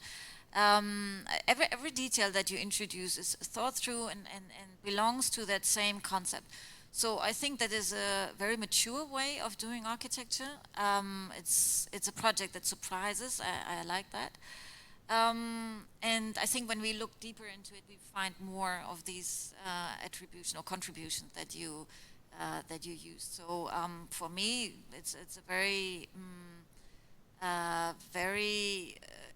very well achieved architectural intervention, and congratulations. Thank you very much. Thank you. Before giving the micro to Albert, I just want to add a few things. The presentation, very nice one. The drawings is the composition is a very nice one. Also the way you talk about the project, it's very, very entertaining, very nice one. I think with your project, it was from the beginning something you were all the time talking about tradition. I had some kind of a struggle with you about how to update tradition, how to, of course, be aware of the tradition, but to take it into a contemporary language. Finally, it is achieved. I think the distribution, the material, the sustainability with this Rudowski drawing, you have shown that you don't need so much technology, but some common sense, like not to dig, the holes not to be so big, in depending on the orientation. Common sense, just that. That's sustainability also. So summarizing a very high level of the project. So congratulations. Thank you very much. Yeah, I agree completely with what said, because, and I like how Daniela talked about Humble, because this project is a project that I would feel very comfortable with how I understand architecture. I loved how the proportions and the geometry you used in the plans and in the distributions. How you talked about, you started with talking about Mediterranean or this idea of culture. So I really understand that architecture is culture. So how you introduce this idea of culture through the idea of change, of flexibility, how you use the living outdoor space, and then the winter living room. This idea of how in our culture in Mediterranean we use these outdoor spaces. You used them, or you understood it a lot, very well, and you introduce it in your project. I think it's very good. And how the proportions will be between the inside and the outside, it just allows you to use the outside spaces as interior ones during the summer period. So, well, and I think it's really interesting how you achieve the idea of to take the idea of Mediterranean house to an industrial environment. So, because with your explanation, your drawings, and how I imagine these spaces, I felt, or the images you used to introduce us your spaces, so your example, your furnitures, or your well, it's you make me feel like I was in a Mediterranean house. Also, you used a lot of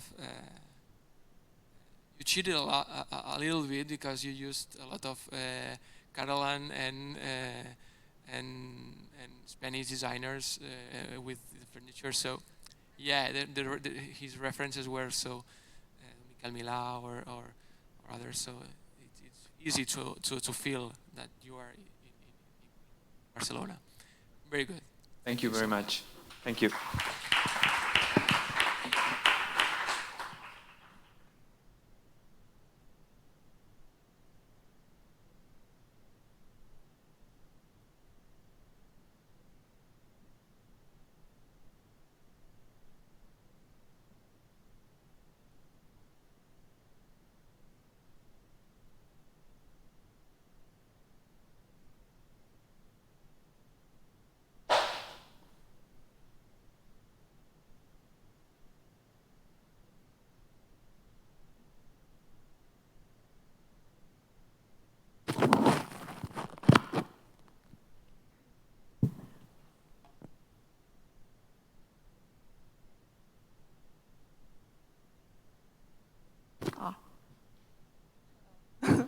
Hello, this is my proposal.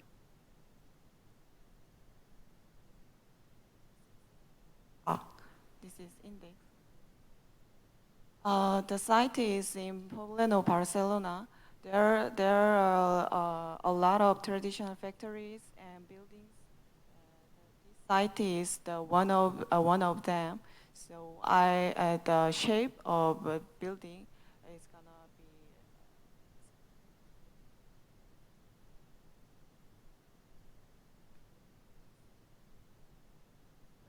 The client is Rosalia. She is a Spanish famous singer, and she wants an airy and natural spaces to be influenced for her music. And her partner have a plan to adopt 2 children. They have their own work, So so they need so they need so they need private space to keep their personal work, and also they need common space to be closed. First, first one is Stephen Hall project. He consists the doors to connect and separate spaces. It shows the flexibility. And second one and third one is similar language. And by adding second and third components to the spaces, it has useful functions such as wall, floor, and furniture.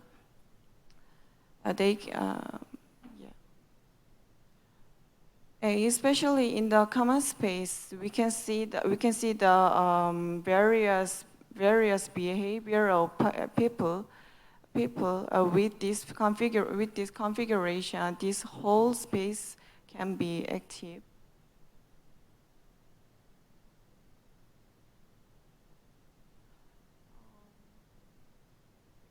Second one, by placing guest room and mechanical room close to the outside, and on the inside there is a common space for family. And the garden directs the movement to the living room.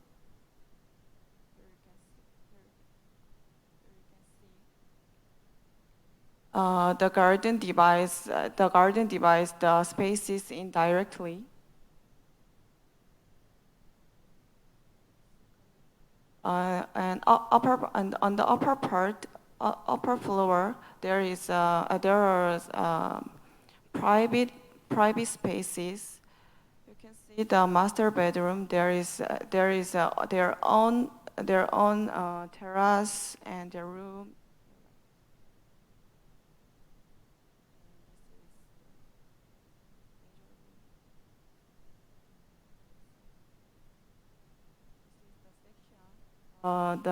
The living room and their common space is as double heights. On the left side, this is the exterior. So yeah.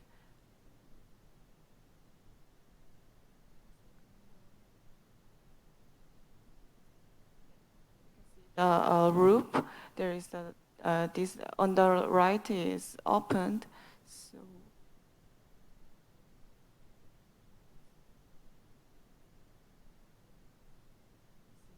plan. On my roof plan, I used the shutter, automatic blind to protect sun. The facade.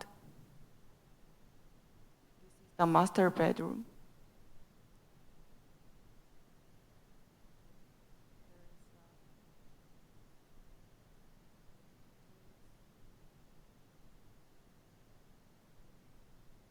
The door divided by two.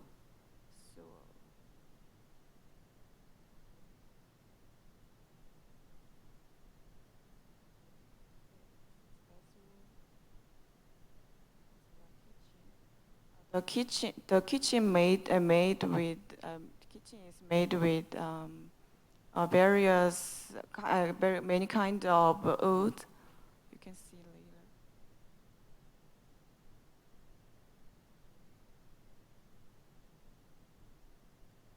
later. Staircase made with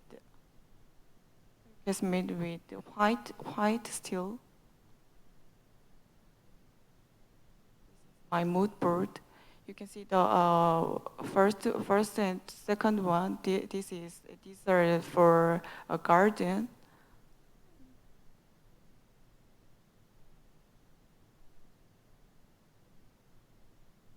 This is the mood board for children's room and master bedroom. In children's room, the furniture is made with modular furniture, plumbing,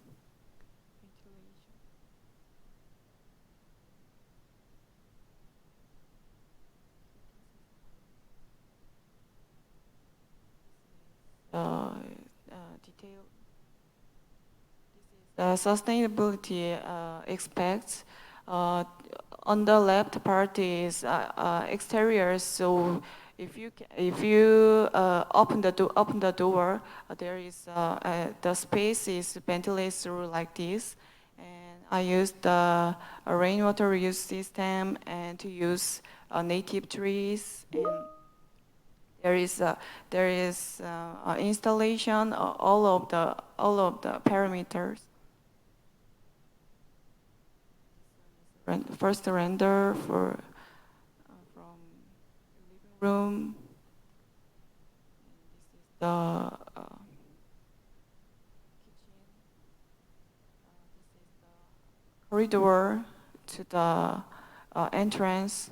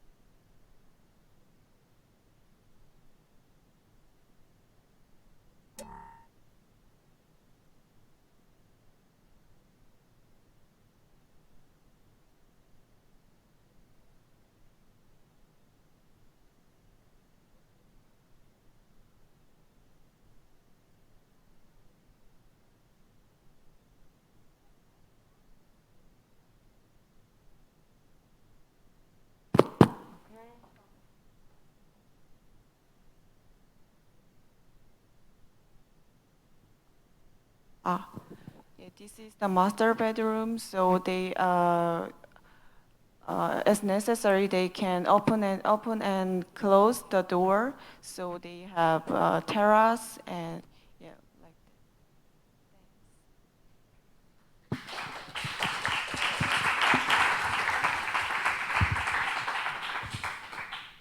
All right.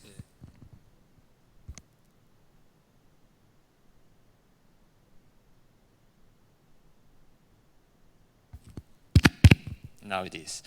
Thank you, Seumba. Congrats. Can we go back to the floor plan, to the ground floor plan?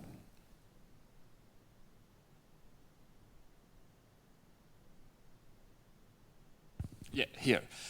There's something very interesting that you managed to achieve here is to enter in a more or less big space, to compress this space in this zigzag movement, to later in this diagonal circulation arrive at these common areas, very big space with this double height. But it happens that it's hard to understand in this plan because the view goes right to the bedrooms with this hatch in the flooring. So we know it, Daniel and I know it because we know the project, but I suppose, Albert, maybe it's hard to identify the quality of the project. Maybe the lines of the flooring are too thick, they are too visible, they are competing with other lines, and it's hard to see. This is a critic about the representation, not about the project, that there's something better in your project that at first glance we see here. But I think, going back to the idea, the conceptual approach, that since the beginning you started with this Stephen Hall and this sculpture that were kind of abstract to bring into the project, but I finally understand what you wanted to do. And if it is here, the distribution is very interesting. I can also see how you have now applied different kinds of flooring with different in the entrance. It's like going from a kind of garden, or it's an in-between flooring, and it's very nice in your idea of the sequence of entering. But it's a bit lost in the representation of the plants, but the idea is there. In the first floor, if we go now, well, the plans, after modifications, I think the bedrooms are all big enough. They are all looking at this garden of these stereo spaces, so they all enjoy ventilation and natural light. So this plan is very according to the functionality that was required, and it's well solved. Now, what I miss maybe in your presentation is a mood board of the materials. We see it in the images. If we go to the images now, we can see them. Because I was saying I still haven't seen how to imagine the interior. Now when you show the renders, if we go to the renders now, finally we saw it. But I miss some mood boards, some explanations about why you're choosing these materials, these colors, these hues. Now I see all the ambience is very white, it's very calming, it's in contrast with the greenery that we can see here. The green is suddenly seen as opposed to the whiteness. Now we go to the bedrooms, and it's a very different ambience, very warming with this wooden veneer. It's very different, but I missed some explanation about why this choice before seeing these images. I also have to say that it's very interesting, this contrast between the materiality of the common areas and this very opposed materiality of the bedrooms. Well, so maybe my critics are more in the way of the presentation, or the way you have to think how to explain your project, than the project itself, that I think finally is a very good project, well solved in the functionality and in the plans and in the section. So congrats.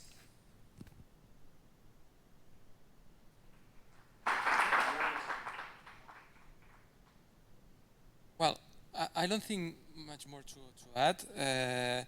That's true that at first it was difficult for me to understand the ground floor, but then I liked a lot the relationship between the upper floor and the ground floor, because this different distribution and the different position of the pieces, understanding that, then the connections in these diagonals that you achieve not only this diagonal when you enter to the building, and then you have this connection with the double space. also these diagonals through the ground floor, and then the rooms are really interesting because you just create this relationship between the private spaces and the common space, and this idea of how this ground floor, it looks like it's an open space, but in fact it's not. But you don't do it through walls. You just achieve it through these different height of the space and the house. Yeah. Or in the section. So I think here it's really interesting how you use these two boxes to create this transition or this in-between space from you are outside of the building in the street, and then you arrive to the main space, and then in the higher floor that you have these different spaces, but they are lineal, so you can have this flexibility between the spaces. I think it's interesting, the approach. I think there are little things that you can still work on, like the stairs. I think that I don't find that are really well solved, but you can just work on it. But yeah, I liked it a lot. Congratulations.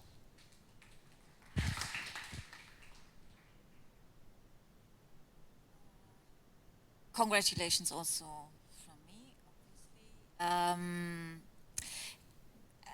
There's one thing, and I really find this interesting, that in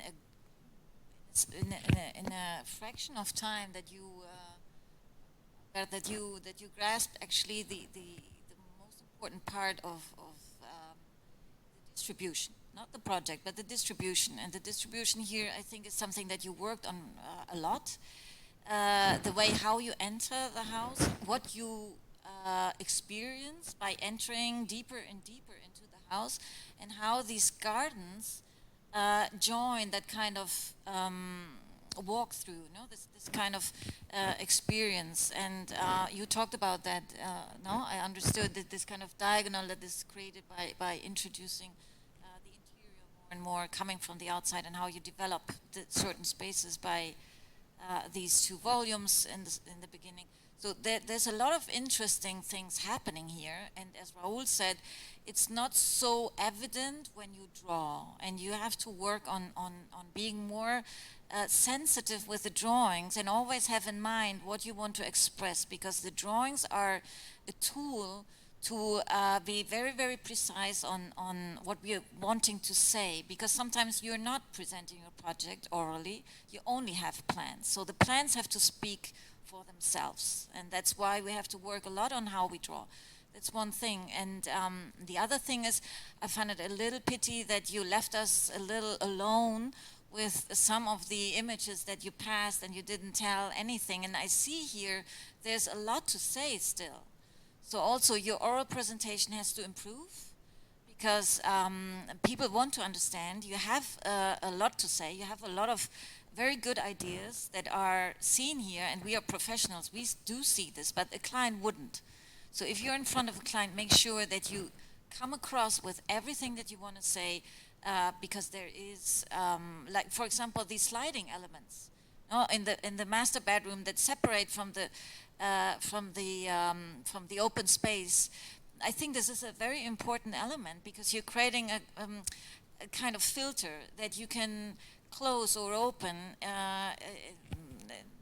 following the needs or whatever you think is best for the room. So you show us this detail, but you forgot to tell us where this is in the floor plan and what it serves for.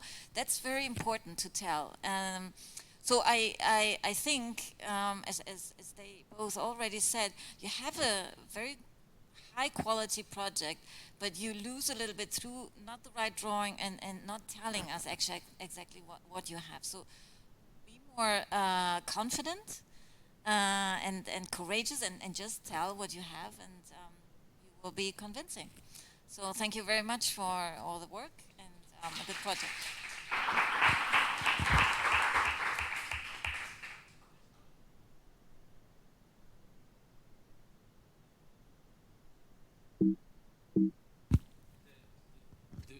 public, the common spaces, and then this change of material when you arrive to the rooms with they are more dark, the different material you go from this idea of brick or more hard materials, and then when you arrive to in this transition from the entrance, this diagonal, this no this walk through the spaces from the common to this private, and when you arrive to the private spaces with this dark wood, with this lighting darker, I think that you have to imagine, you didn't explain it, and also I think it will help you if you not explain the spaces just in particular, just one by one, that you have this more idea of that you are working in a main or in a whole project, and you have to always explain it with your point, just focusing on the whole thing, not only on the particular one, and it will help you a lot in the explanation.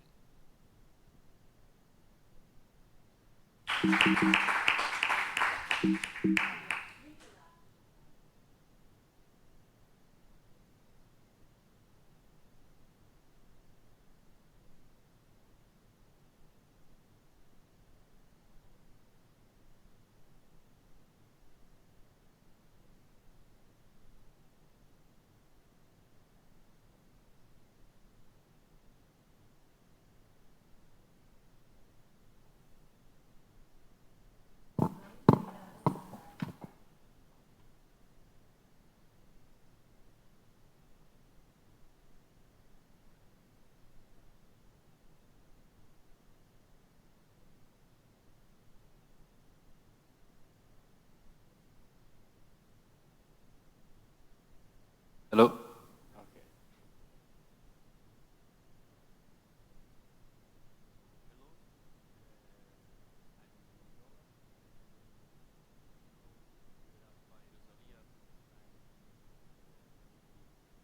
House for her and her family, which is a family composed by 4 people,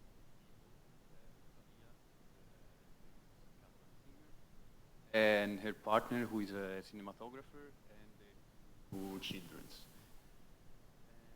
They asked for a house with a lot of natural light, with greenery integrated to the interior, and an open and airy house, and with a contemporary design, but also some connection to the past.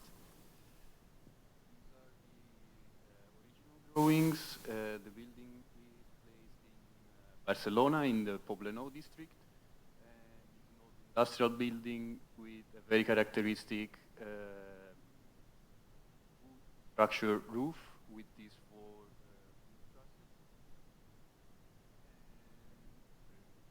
This is my concept, the way I started working. So I started with these 3 volumes, and I gave each of these volumes a different function.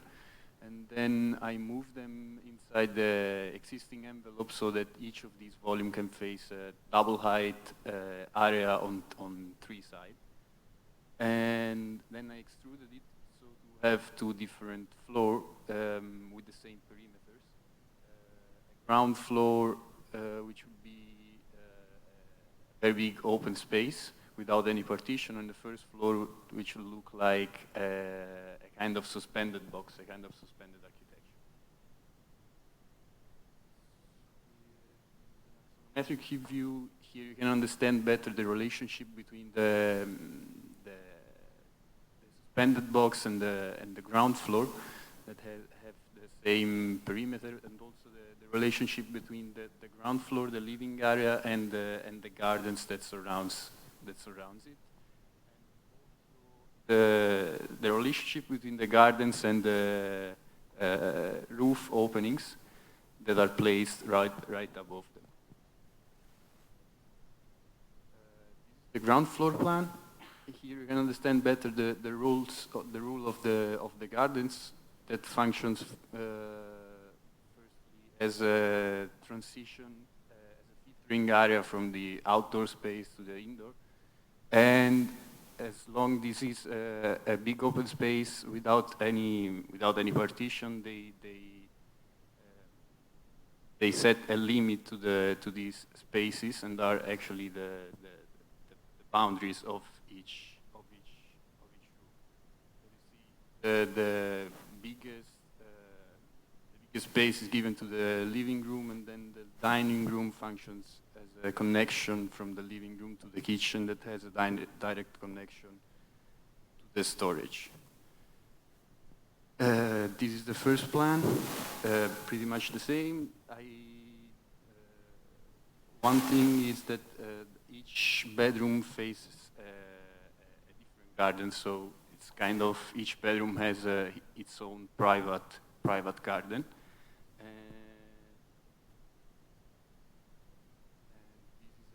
Some of the plants I've decided to place in the project. I wanted to plant lower plants in the areas of the garden that are closer to the living space, and higher plants close to the walls.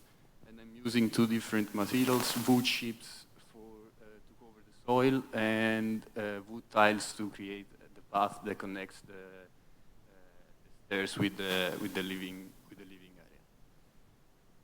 So in this section, you can see better the distinction between the ground floor, which is a big open space surrounded by gardens, and this suspended box in which I created some openings on the ceiling so that people can see from the rooms the structure of the building and the wood trusses. This is more to show the relationship between the gardens and the natural light. So the windows placed on the roof are right above the garden, so the daylight comes in through these windows, and through the gardens it's lightening the whole house. Same thing here. You can see the windows on the roof right above the garden, and the staircase that is placed in the middle of the project.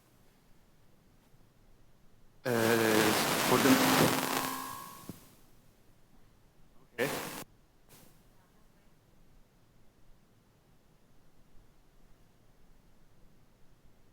Hello. Regarding materials, I've used mortar in two different finishes for the existing walls, and the plaster for the new constructions, and two finishes for the floors, the terrazzo for the ground floor, and parquet for the first floor. Bricks for the staircases, and perforated metal sheet for the stairs.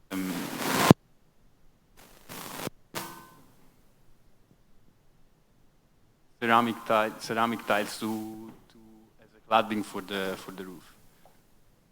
The kitchen is divided in two parts. The area is more the island is more the preparation area, and the part of the cabinets is more storage.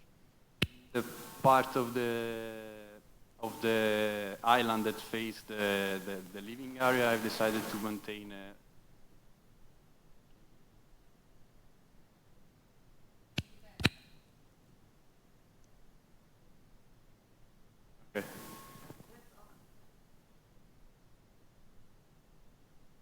Okay, so I decided to maintain it a little bit lighter, so I placed some open.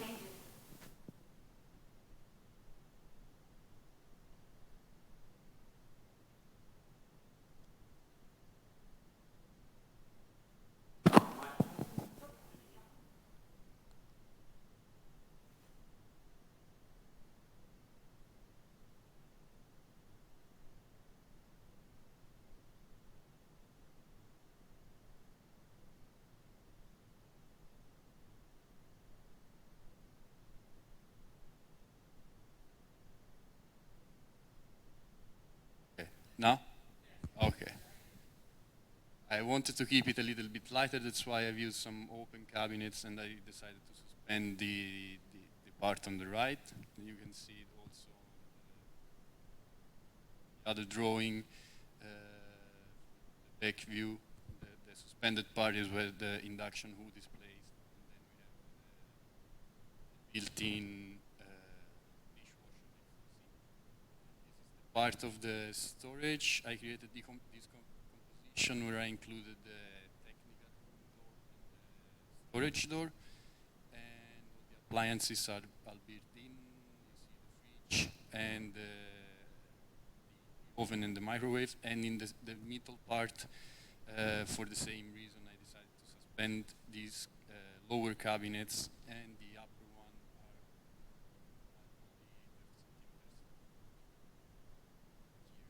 are better these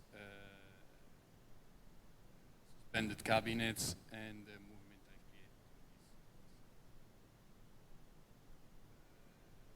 Regarding the shelf unit, in the middle of the metal structure which is welded on a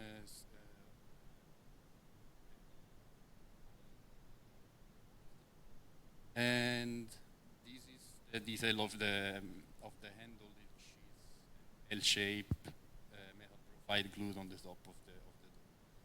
And these are the materials I've used, mostly dark materials, and then this brass to create the contrast between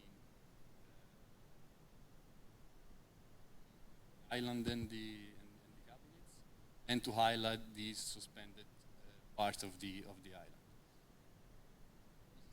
Bathroom is divided in two parts. One part on the right is open without any partition with the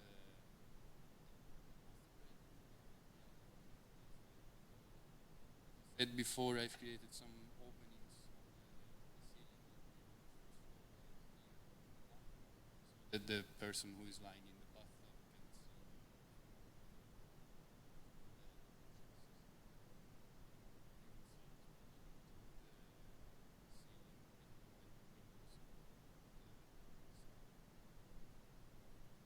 Using pretty much the same materials that I used for the kitchen, part of the wall, and other ceramic tiles for the upper part of the wall.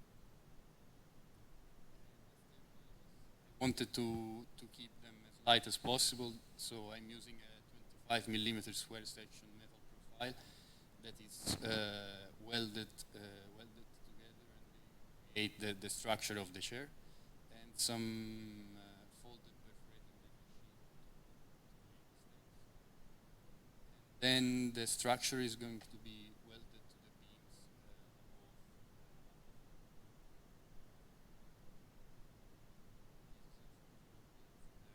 Children bedroom that has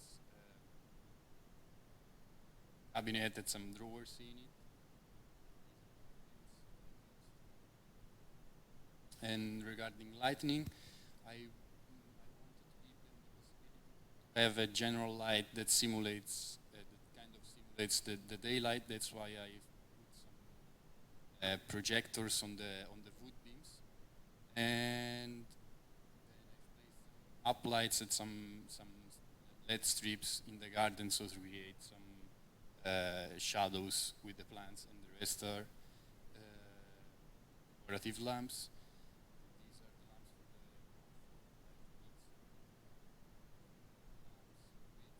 the glass detail, so that connect them with the furniture.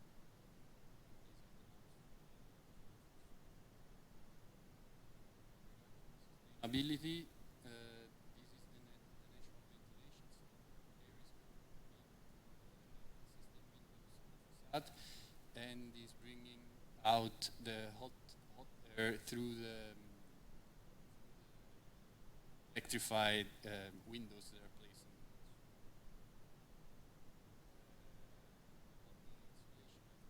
in the thermal insulation on all the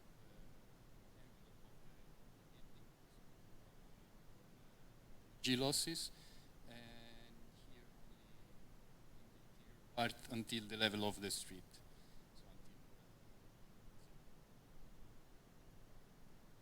These are some furniture I've used. The one on the left, I've used it in the ground floor, the one on the right in the master bedroom.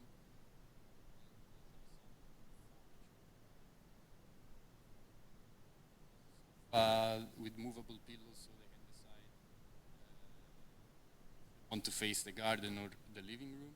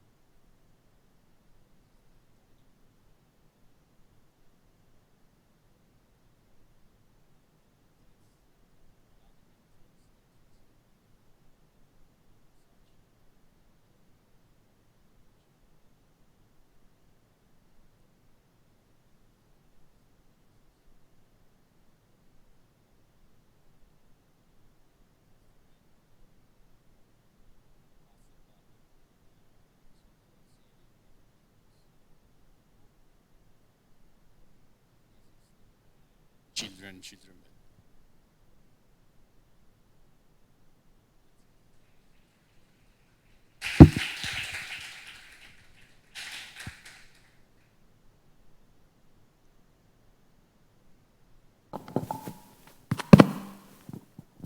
Nicola, thank you. Congrats. I want to start highlighting your continuous work and effort week after week, improving and evolving your project and bringing something new and better each week. So I think that Daniela and I appreciate this work of you and this effort.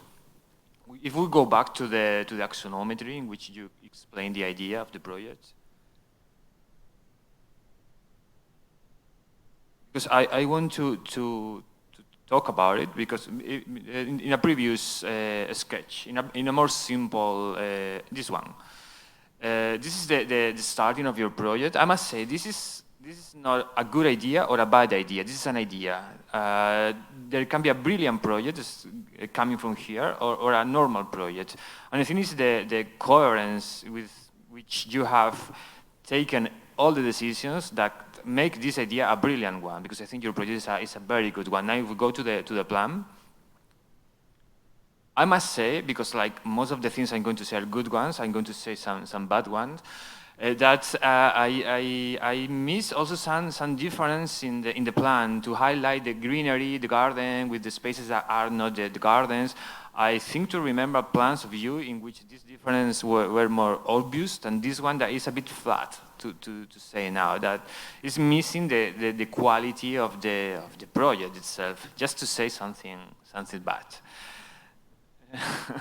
Now, if we go, but I think that the distribution is very well. The spaces are very coherent, which is all with each other. The way you enter, the way you go downstairs, the way you go upstairs. Again, the choice of the greenery in higher, lower, depending on it is against the wall or it is in the garden. I think all the choices you made are good ones. If we go to the first floor, the one of the bedrooms, also this one, all the bedrooms are big. They all enjoy their own, let's say, private garden or space with ventilation, with lights. The choice of materials, if we go now, for example, to the kitchen or to the bedrooms, you have showed us even coffee tables designed by you. I think so this is very nice because you think from the bigger scale to the smaller scale and with the same approach. I mean, you can take any page of this presentation and it makes sense with all the others. They are not talking different languages, they are the same language. The choice of materials, I always told you, is a bold one, it's a daring one, challenging, but it's a nice one. It makes sense when we see the images. If we go now to any of your images, it makes sense. It's not a shy project in the material palette, but doesn't happen anything, it's your choice. But all the contrasts are well balanced also. Also with the greenery, that I think is very smart applied in the render, because this green is contrasting these other more serious materials that you have chosen. And well, I could follow on describing your project, but I will end right now, and it's a very high level of the project, so congratulations.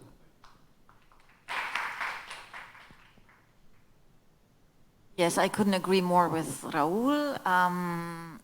It's a very, very high quality project. I think there's one thing that that we can see on the floor plan, but later we see this in these 3Ds. But if you could go back to the floor plan, what I always try to say is that you actually live in a garden. That's what I think is what Raúl also misses a little bit, that we understand the quantity of how much garden you create, and yet you're kind of living in between. No? These islands of a living space and of a dining space and the kitchen is embedded into a garden, and that is not so obvious in this drawing, and that is something that you should highlight more, because this is one of the most important features that surprises a lot when you enter. I mean, you make people go into a garden first, and then from the garden you go upstairs. And this upstairs level is completely disconnected and has a completely different meaning and architecture, but living in a garden is obviously an important statement, and you made that statement, and I think it's amazing. It's a very good approach to handle a refurbishment of a huge empty space. So we're talking here about 200 square meters, so it really offers to do something like that. So I think that's a very great approach. For the rest, I ask Albert if you can add something more. Not much to add. Well, I think that what I highlight of this project is the idea of complexity. Because you just began the explanation with a very simple scheme, as it was easy to arrive to this idea. But then when you study with more detail the plans and the sections, I feel that this idea of complexity with this idea of how you moved the volumes, then you achieved these different spaces. This idea that Daniel said about living in a garden and having these two worlds, that you have one world that you are living outside, like in a garden, but you are just inside a house. So this idea of a house inside a house, it interests me a lot. And then you have this other different world of the private spaces that you are living like in a box, but without forgetting that you are surrounded by nature inside or in the middle of a city. So I think it's really, really an interesting approach. I have nothing more to say.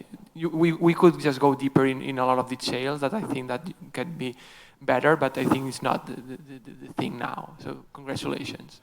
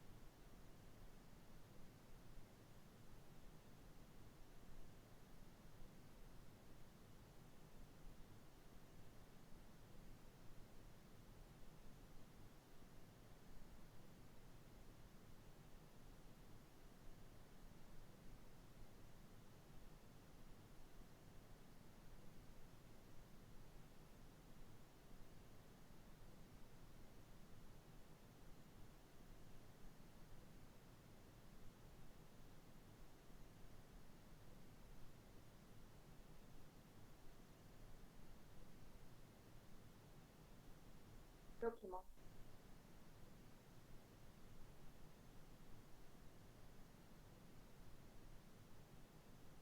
You?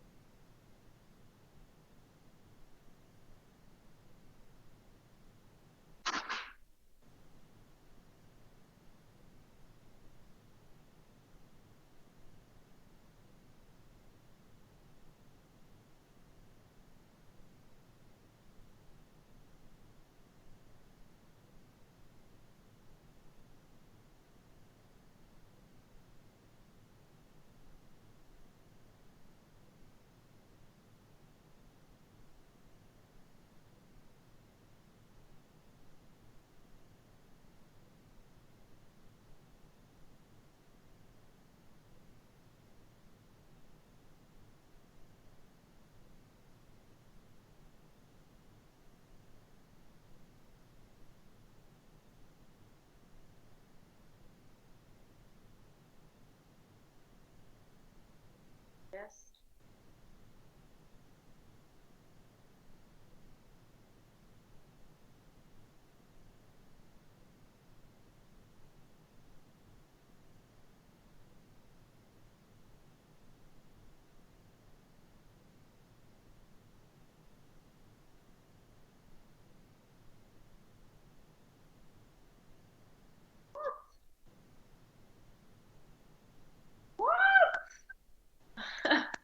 So good.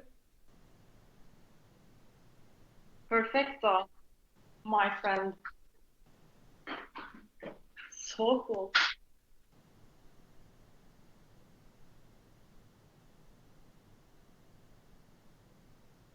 What is that?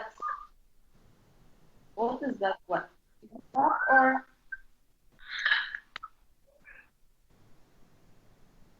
no? Is it a website or app or Marzipano? It's writing Mars. This is what I read from the screen.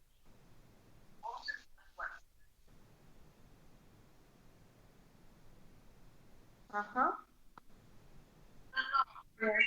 Is it a website?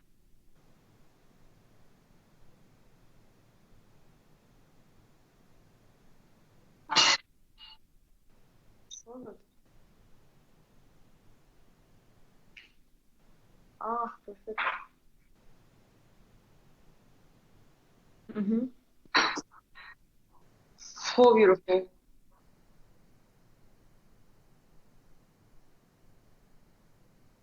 Bye. Yes, wait, let me take a picture.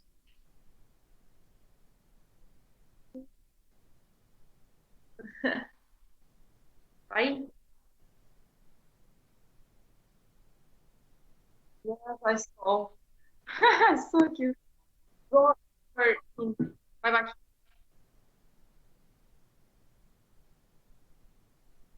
Love you. Bye.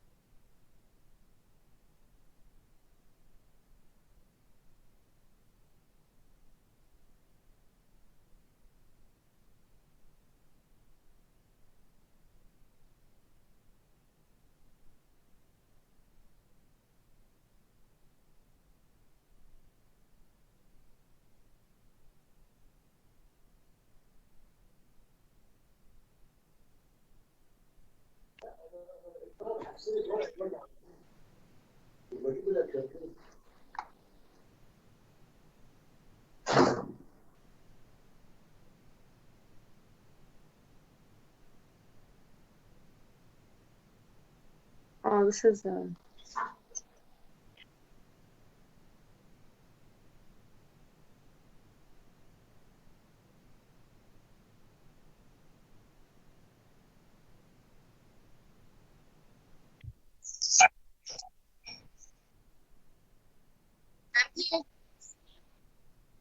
Can you see me?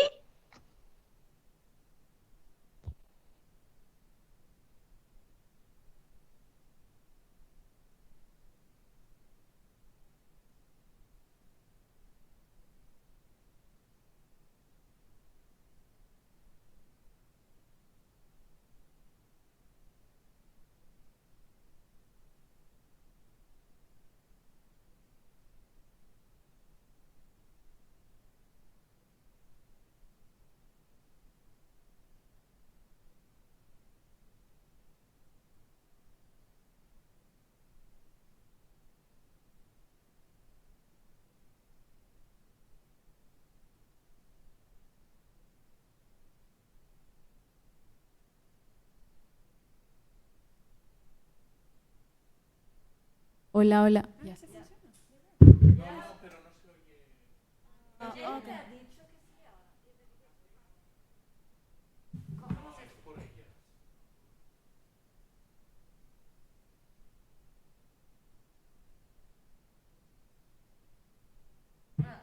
Girls, do you hear me? Yes? Yeah. Okay. Yes. Okay.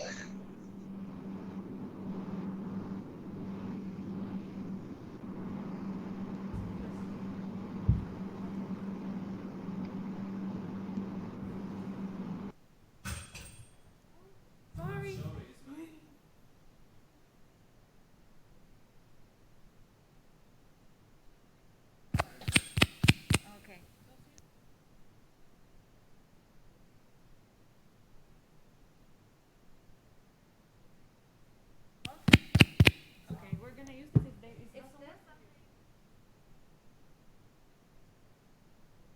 Can you hear me?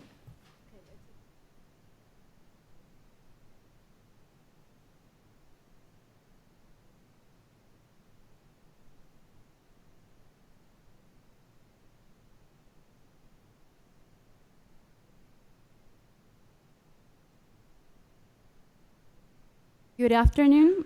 We are Ines, Perla, and Paula, and we are here to present the Non-Expected House 84. The presentation is divided in 6 chapters for a better understanding of the project.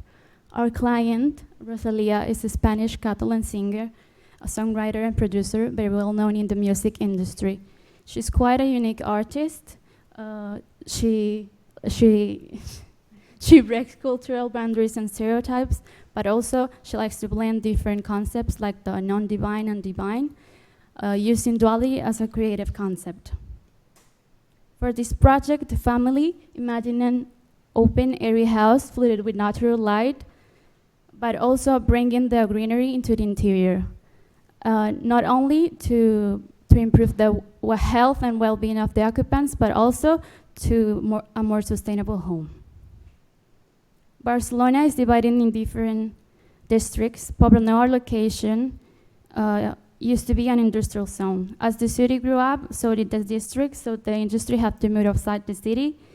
Therefore, it became the 22 Arroba, a very diverse district full of artists and unconventional residential spaces, which aims to be the innovational district and technological district too. Here we have the original plans. As part of our project, we are working with the existing structure, but the facades are being rehabilitated. Sorry. So this phrase, written by the artist, it's clarity, it's never obscure, and all life from it is coming, defines our main theoretical concept, that it's duality, that it's defined as a situation in which two opposite ideas or feelings exist at the same time, and we accomplish it with these images that we wanted to show, and the lightness and the darkness and the flat and the curve, and how throughout the project we are trying to keep this theoretical idea, and then we have this a spatial concept that it's linearity, in which we define it as an axis, as a linear development, and how we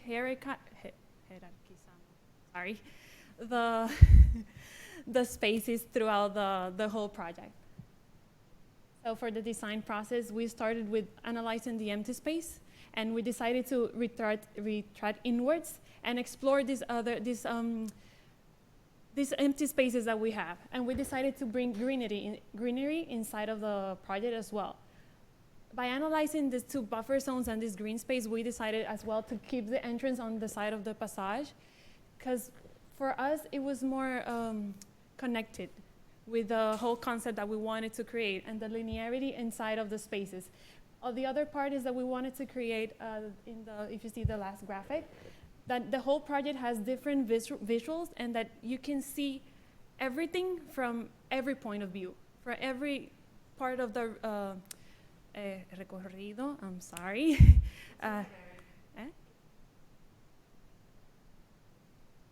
Okay, itinerary of the project.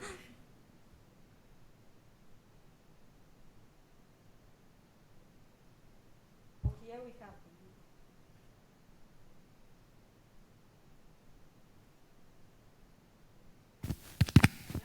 Okay. Hi. So here we have our lower level, where we can see these three courtyards that are located throughout the dwelling, in order that you can see the green in all the spaces of the house. First, we have this public area that we wanted to locate next to the entrance and this buffer area. For the piano area, we wanted to locate it in the center of the house, in order that you can see all the visuals and connecting all the points of the project. And then we go to a semi-public area, where we have the guest room and the lounge area that we wanted to create in order to, for the family to use it. So here we have the technical floor plans, where we can see the sections marked and the general dimensions.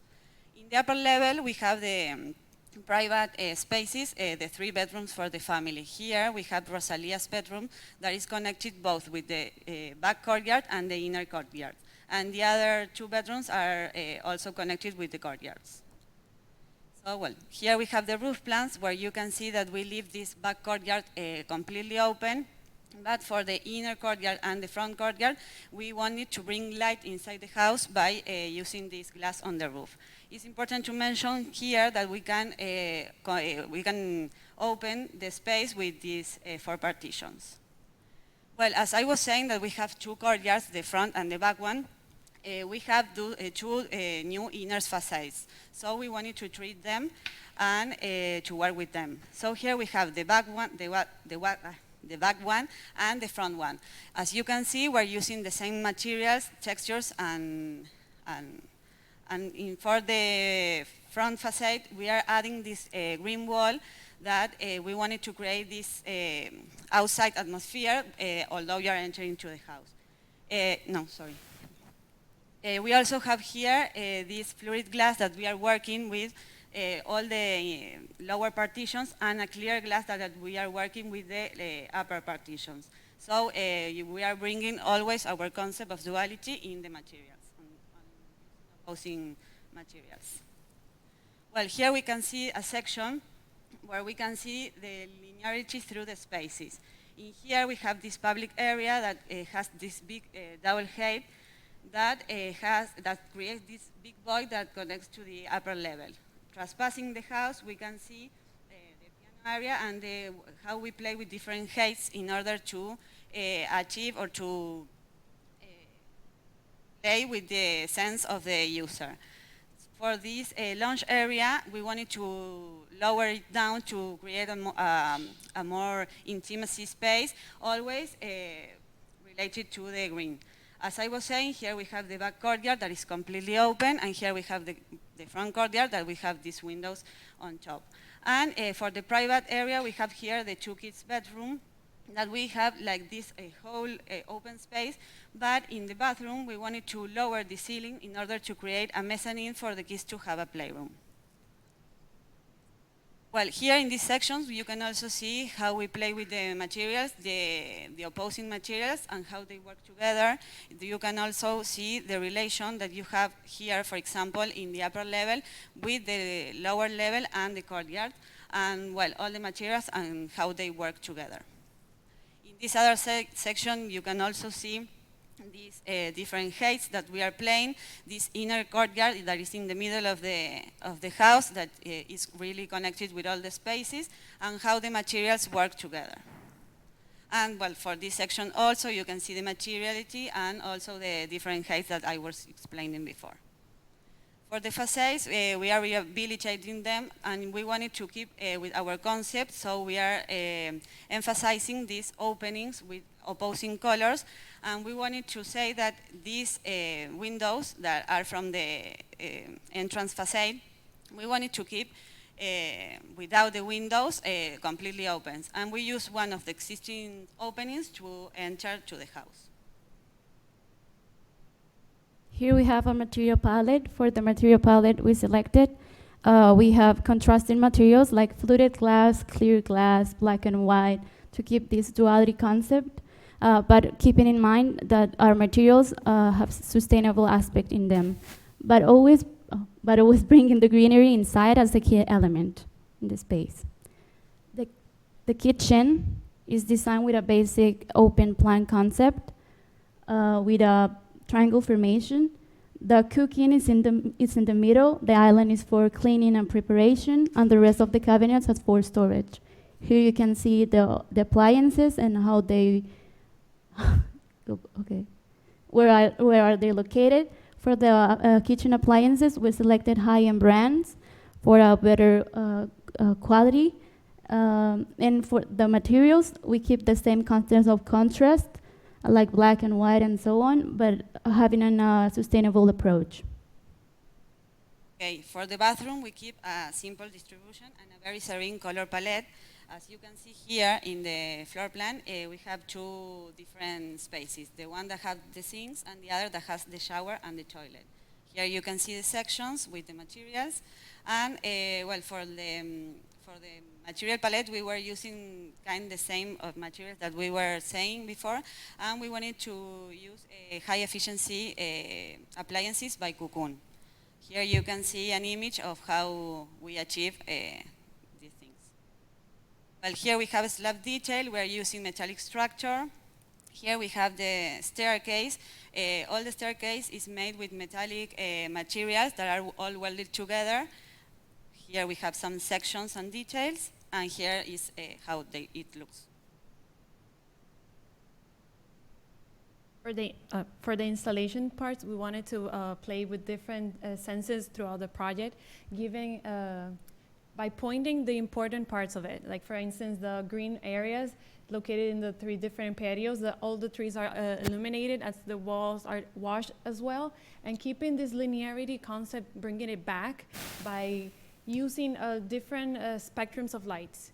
As you can see in this section, well, for instance, in this one, we're washing and enhancing the existing structure that we wanted to show. That when you enter this void space, you have this beam that is black and it's like illuminated and give you this depth on the roof. And you have this lower lighting to give you more sense of privacy and intimacy when you go through. As you see here, you have this constant linear illumination on the bottom part, and as for the kids' room, we have like a specific points of light that we wanted to create different sensations for the kids as well. Here you have like a more technical floor plan that we use for the types of lamps that we're using to create these sensations that we wanted to express. So for the sustainable aspects, we're using this passive house concepts by thermal isolation, passive house windows, air tightening the building, and trying to recover all the ventilation that is within the building. We did a small sun study in order to locate where to locate our patios, how to work with it, and to come with our concept as well.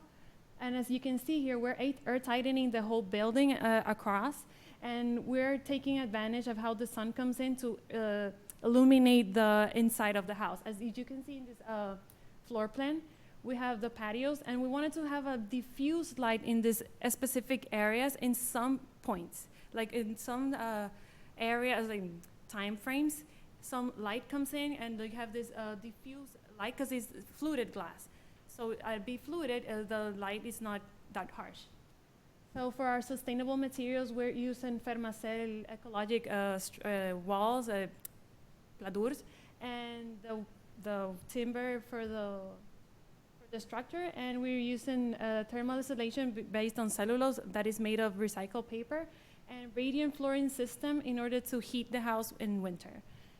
And here we have this graphic that we wanted to show how by leaving these openings on the passage, we have this continuous ventilation, and that the back patio works as an exhaust of the air, like an exit of the air, and it can come in too. And here we have the look and feel. We particularly selected furniture that represented Rosalia's personality. We also wanted to add a pop of color. Go on. Knowing that she has a eclectic life and busy life, we wanted for the master bedroom to be more serene and calm. That's why we chose noble materials like soft linen, wools, and wood, and so on. For the kids, we want to be more playful, more cheerful, so we selected a pastel color for the kids' room. Here you can see the linearity of the space. There's a view from the entry, and you have a direct view from the back and central courtyard. In the next one, you can see the intimacy we created in the lounge area, and also how the piano area relates to all the spaces. And here you can see the direct view of how the spaces relate. And then you see how the results are. The master bedroom, the kids' room. The kids' bedroom. And that's it. Thank you.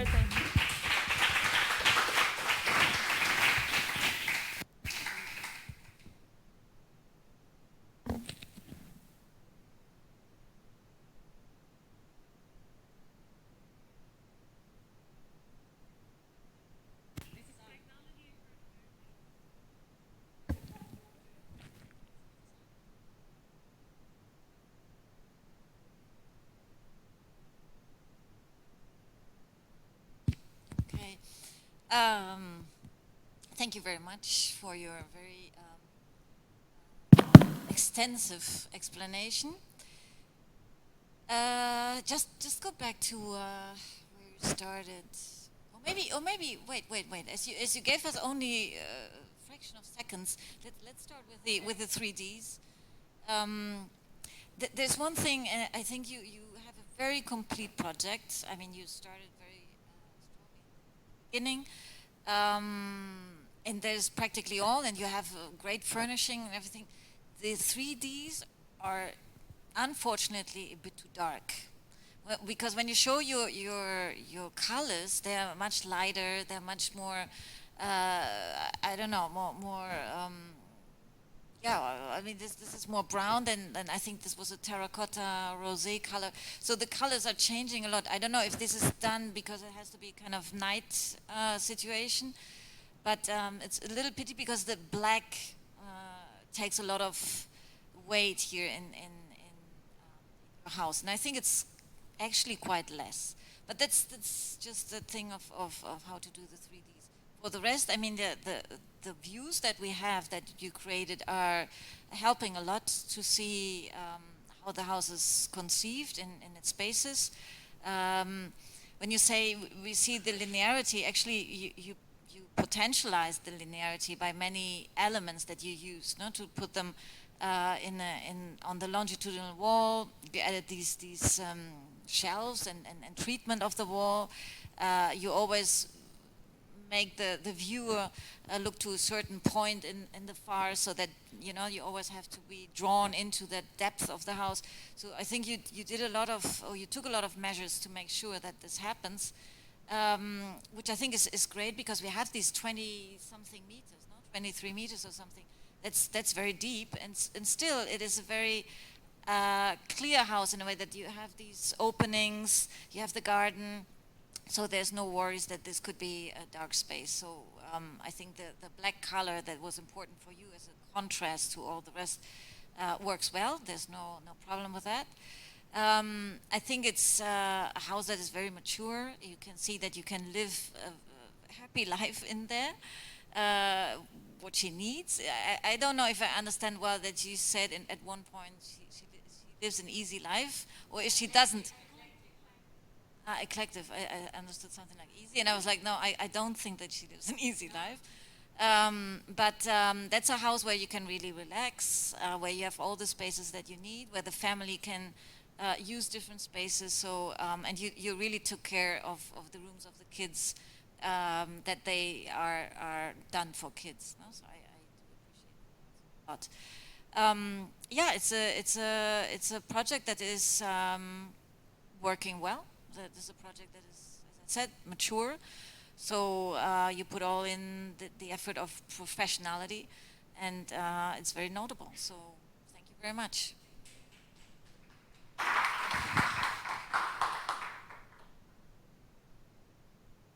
Well, I don't have much more to say. I think also that the project is really mature and is really well solved.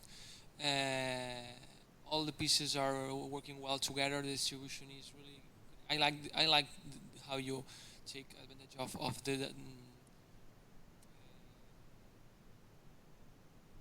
part with under the stairs, and how the rooms are also working.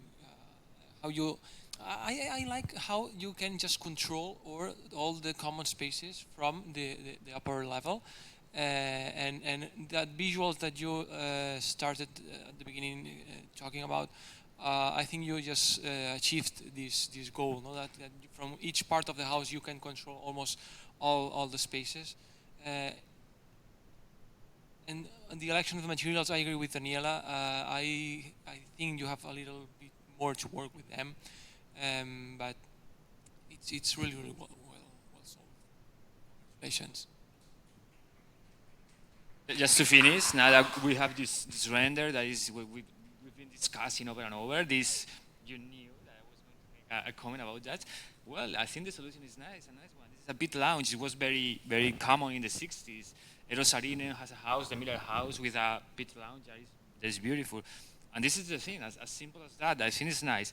I think it will be improved by putting the sofa in the perimeter, so the sofa is not looking at the shelf. So in all the perimeter so the people can sit and talk and have a talk. But this is it. I also especially like the elevations. It has like this Messian character, the inner elevations. I think there's some kind of mid-century home feeling in your project, also in this pit lounge, in the elevations with this composition of steel frames in black. It's like very elegant, let's say, very, it has this Messian feeling in the furnishings also, in the choice of furnishing. And it's not very common here, but it's well applied in all the choices you have done, so this is a very nice thing. Congratulations.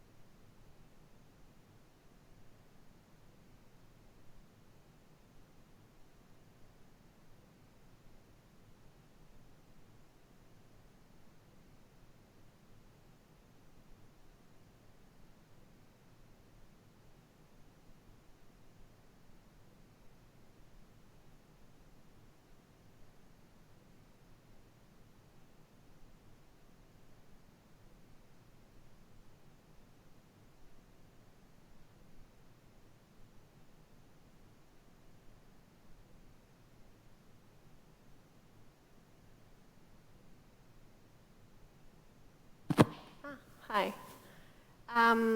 So hi, I'm Stella. This is my project. I called it Diaphanous Box, and you will see why. As you all know, our client is Rosalia, a famous Catalan singer, but what is most important for me is how she treats her music. She likes to combine different kind of music, either they're old or new, but she always adds her own approach to her work. Rosalia, so she's asking for a family house with open air spaces and nature. Also, one very important need for her is to have a sustainable design. Either this has to do with the building itself or the way of life they will have there. And she doesn't want something common, she wants something unusual. The place that she chose to live is Poblenou, an upcoming industrial area where, with an offsetting character, where her kids can grow safe. First, before taking any design decisions, I had to take a look in the existing plans and the existing space and how it looks like. So two important elements I noticed is the brick wall that we have with the traces of time on it, and also the wooden structure of the ceiling. For me, those two are one of the most important things of building's character. But at the same time, I noticed that we have lack of natural light, no nature inside, and my opinion is that 200 square meters are not enough to cover Rosalia's needs. Taking these factors in mind and inspired by Rosalia's perspective to work, to respect and inspire the old styles, but always add her own character, I decided to maintain and respect the existing building, but also add something inside that will change the perspective of it, without change the existing architecture. And this thing is the colored glass. For me, colored glass represents Rosalia's character and her dynamic and how she approaches music. So what I'm going to do is I will keep, first of all, we will dig 2 meters down. We will add the new structure inside. The new structure will not, the two structures will not touch each other, so between them I will create a gap. This gap will be filled by nature, and also it will work as a natural path of fresh air and light. For what I noticed while I was doing this, that the courts itself, they work as a natural partition and they organize the space. So I took this in mind and I decided to use them in a way so I will not have walls, but I will use the courts as a partition. More specific, I create these 2 floors based on common and private activities.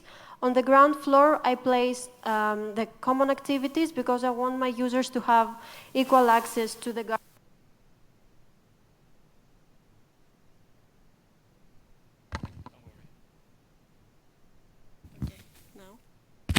Now.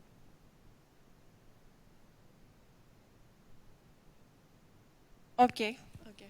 And on the first floor, I place all the rooms so they can have also more access to natural light. I want to, let's go to the, before going to the plans, this is a general mood board of the ambience I want to create inside. Very earthly colors, symbolized geometric lines, and here, as you can see, the colored glass.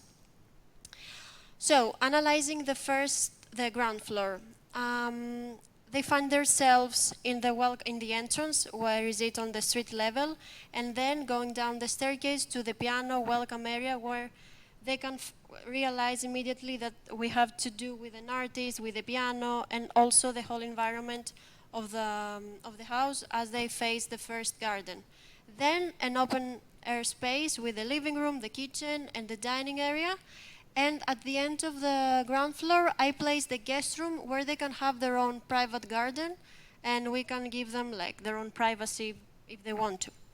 I want to say here that almost 40% of the ground area is filled by nature. It's something that our client asked for. And here, our first floor, You can at the same time see all the materials I applied. Here we have a first area, the multi-use area, where they can play, watch a movie, be all together, and the main hallway that leads to the kids' bedroom with their own bathroom, and at the end, Rosalia's master bedroom with an open garderobe and her bathroom. Okay, through the scales, I want you to see the relationship between the new structures and how they are not attached to each other, and how the small courts are working like a transition link between the old and the new. And here we can have a better view of how the building is inside. At this point, I want to mention I chose to work with a wooden structure for the new one. First, because I want to continue to have the same language as the structure of the roof. And second, because I think we know that wood is a very sustainable material. We can work with it, we can replace it very fast, very easy. And at the same time, it has a really nice exposed view that later we did it part of our design. Also, we can see the colored glass and 2 more sections. And going to the facades, I applied a bit the same materials as inside, so the visitors can have a first impression of what is going on. So going to the kitchen, in the kitchen, I'm following the same strategy of not attaching elements. So we have the 2 main elements, the building furniture, where I have the most important equipment, and then on the island, I placed only the stove and the hood that I chose to hide it because I didn't want anything to interrupt the view of the open space. The materials I applied, I want to create this industrial sensation of the neighborhood, so I worked with steel, with brass that has an anthracite finish, and with this material that they're ceramic tile made of recycled plastic, but they look like a terrazzo. Here, the bathroom, same language, freestanding sink, faucets, and bathtub. Another one, but here the shades are more calm, more relaxed, as we're referring to a bathroom. And here's my staircase. What I wanted to create here, apart from the staircase, it's because it's really close to the piano. I wanted to have a space like when they can use it as a seating system, as a small amphitheater, so they can enjoy Rosalia playing the piano, or the kids can play, appropriate themselves. I'm sorry, and I also used concrete and wood, so going down where I applied the concrete, the tiles, the main material is concrete, and upstairs where I have a wooden floor, we continue with the wooden steps. So finally, light. I work with light in a way that I want to separate the old from the new, but highlight the old. So this is what is happening in our floor plan, and I want to say, like, for example, here, the lights that I placed outside in the garden, they're from the floor, and they create this wall wash effect that comes from down to the roof. And the whole, all the other lights inside, they create this cocoon. Is this correct? No. Yeah. Okay, so it's like more meditational, more private.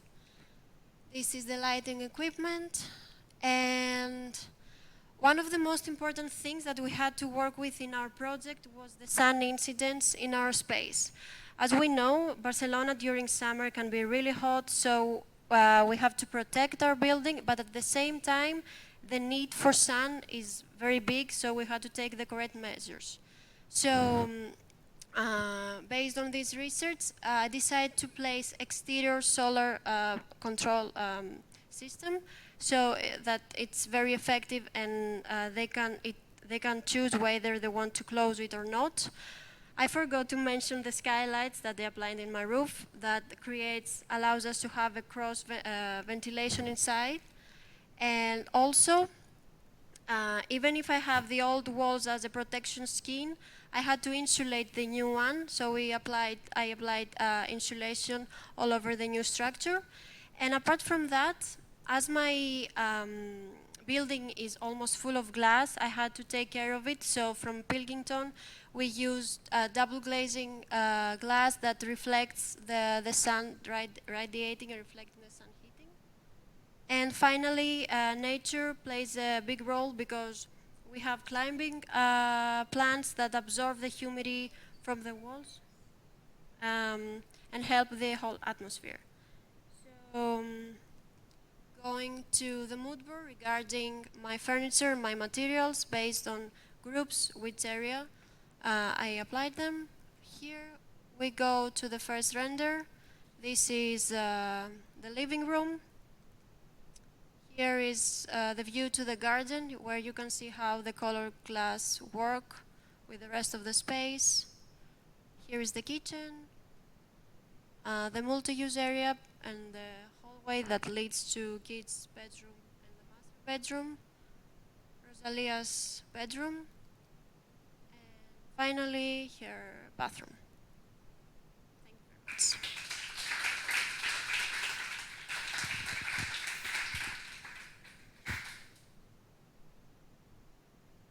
No, it's okay. It's working. It's working. Thank you, Stella. Congratulations. Can we go back to the axonometry, maybe to the first axonometry you were talking about at the beginning? Well, I think this is a very delicate project. If you can, in the meantime, go back there.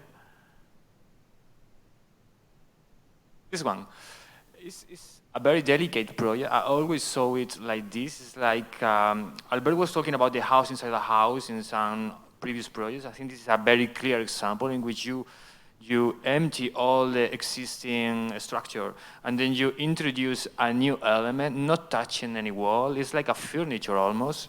The fact of building it in wood makes this sensation be higher. It's a very, when I say delicate, it's like a precious object, I will say. Like it's very care in everything, in every detail, and you put it there. If we go to the floor plan now, I think it's very smart the way each function is finding its place, and then a garden above it appears, and this garden is facing different activities all around. I find it very interesting that your gardens are not so green, that they are most desert-like with sun. It's very interesting the way the look it has. It's different, but it's very appealing. The plan, I think, is very well solved. If we go, the representation is also very nice. We go to the first floor.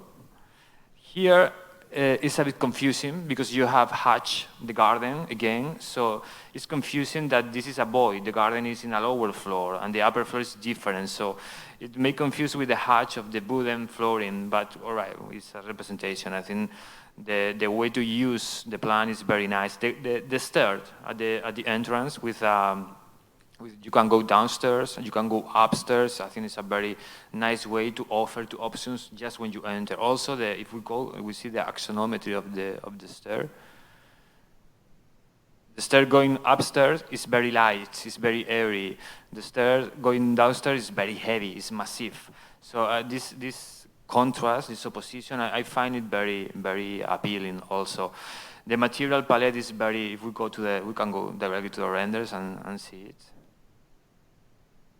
I think it matches the project. Also the furnishings, this kind of dark ambience with the cement colors, with the wood, I think it's very warming, the feeling. Even being industrial, like you say, in an industrial neighborhood, you want to bring some industrial palette of colors, but it's warming. For me, it's very warming, the feeling. It's not cold at all, like an industrial environment could say.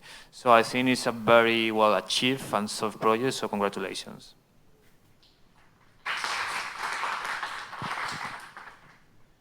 Well, I just want to highlight how I like this image, because I think that one thing that Raul said, and I completely agree, is this idea of just putting one house inside this structure. So the election of the wood for the structure is perfect, because it's something like a jewel that you put inside, and it's everything this contrast or this duality between the massive brick walls of the existing building and this lightness of the wooden new structure is great. I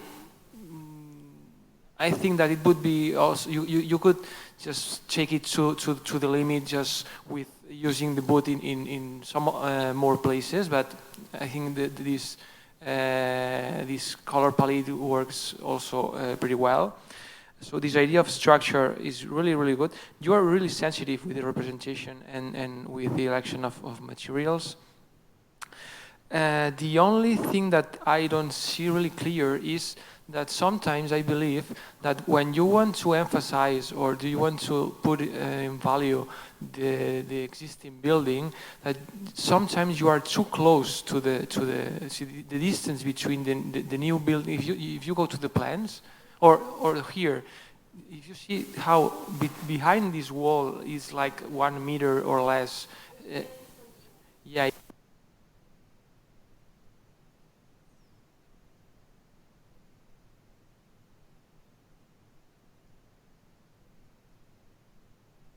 No.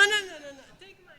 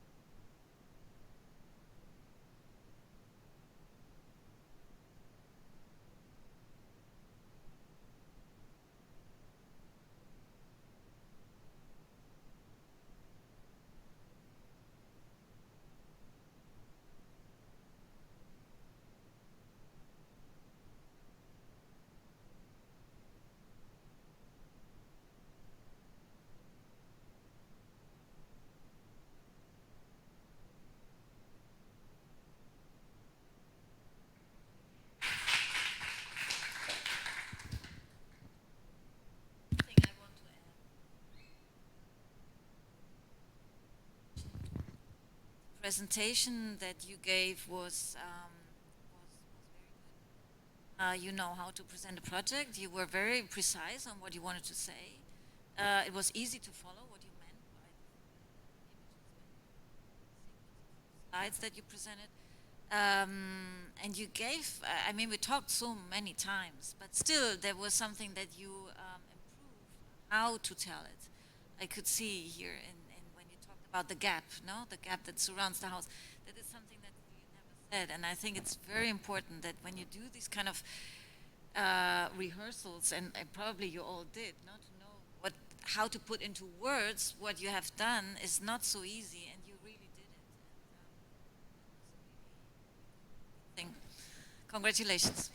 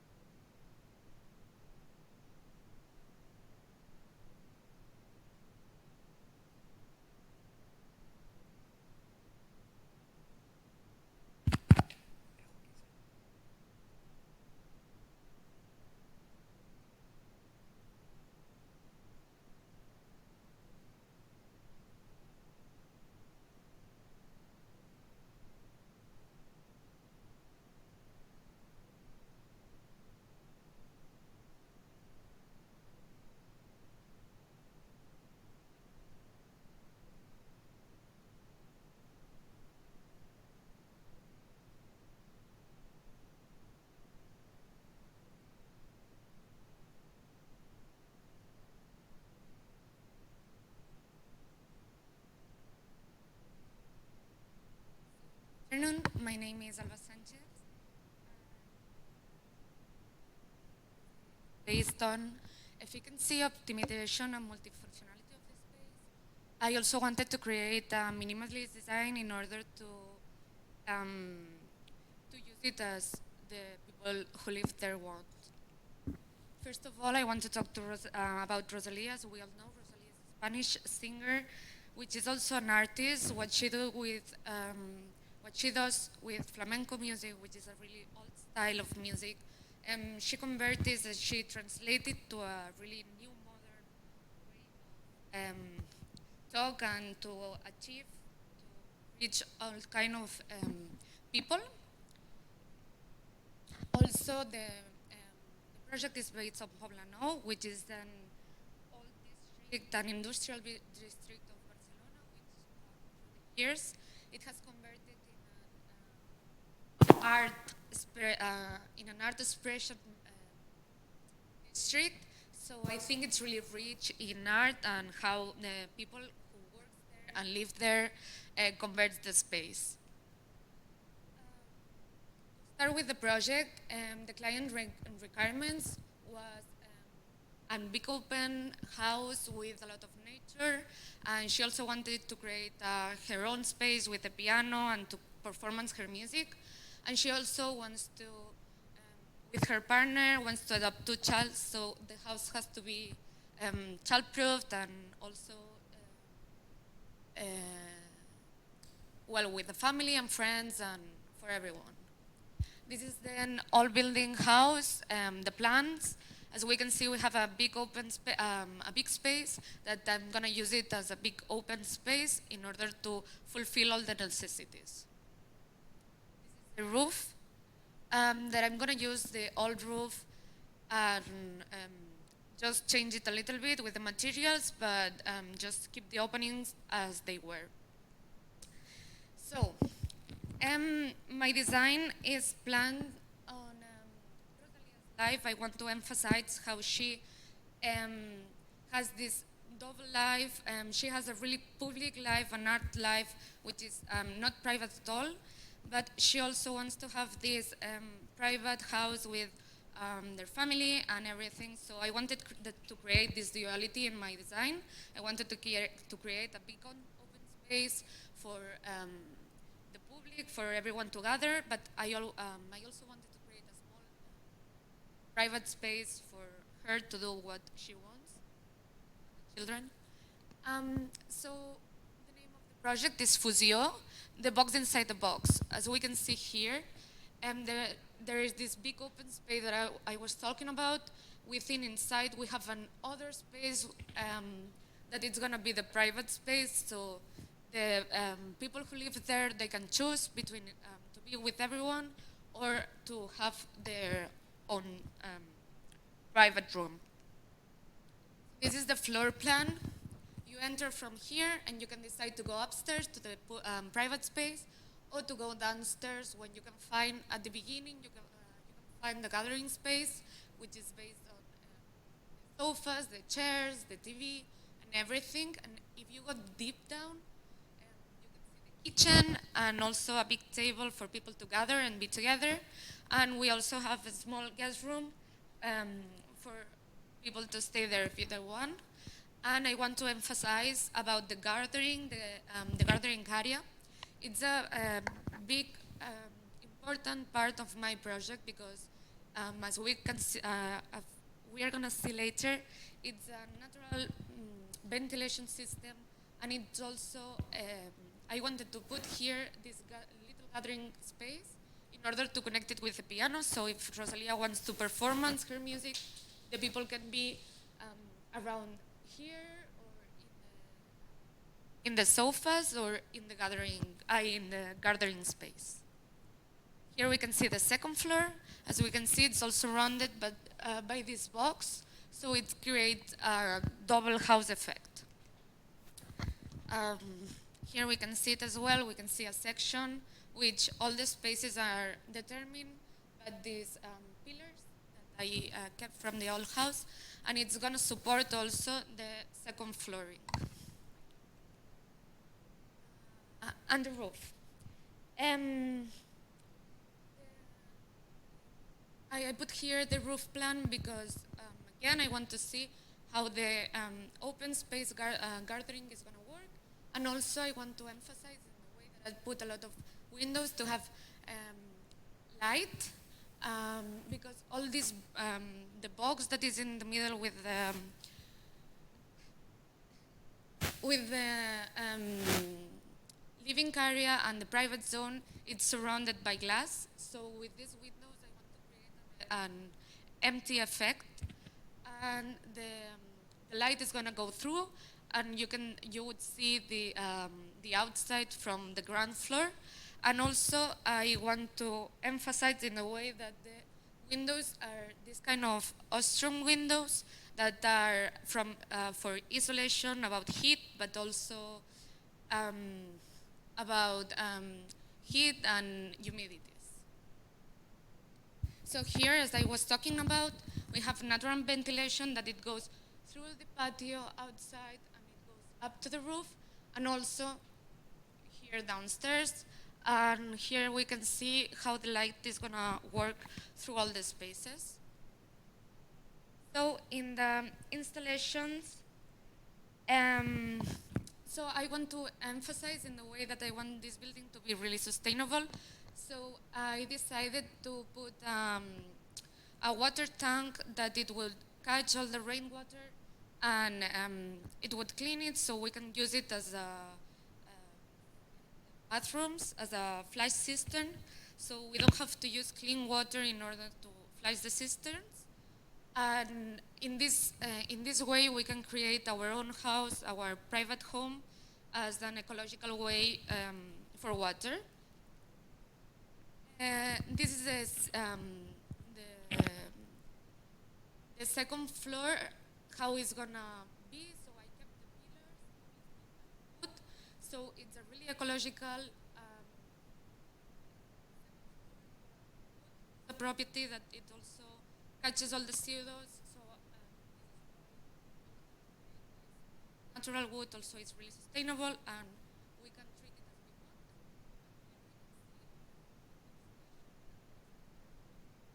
we want. Because I'm not going to use air conditioner because of the natural ventilation. So this is a good way to heat the house in winter because it's really cold in the upper floor. So here I talk about some plans and specifications. This is the kitchen plan, which I created this small island to cook and maybe have breakfast. And if you remind, here is the big table.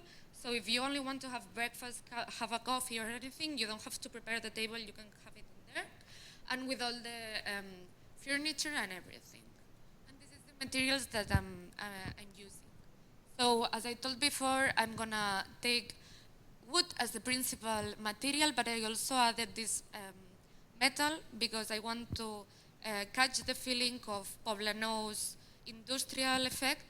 So all my project is gonna be about metal and wood, and also marble to distinguish some parts of the house.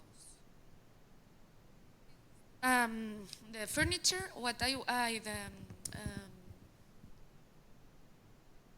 thank you.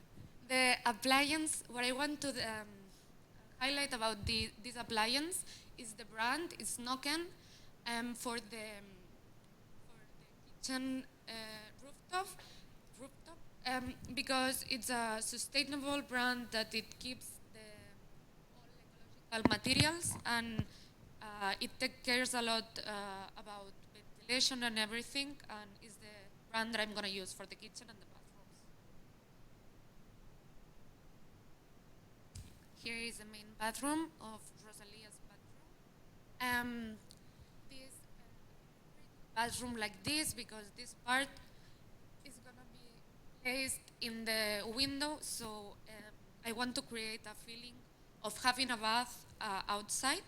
So the natural light is going to come inside, and you can have a bath with the sunshine and everything. So it's like your own private space with that you can have this bath with the sun and everything, so you don't have to heat the water so much.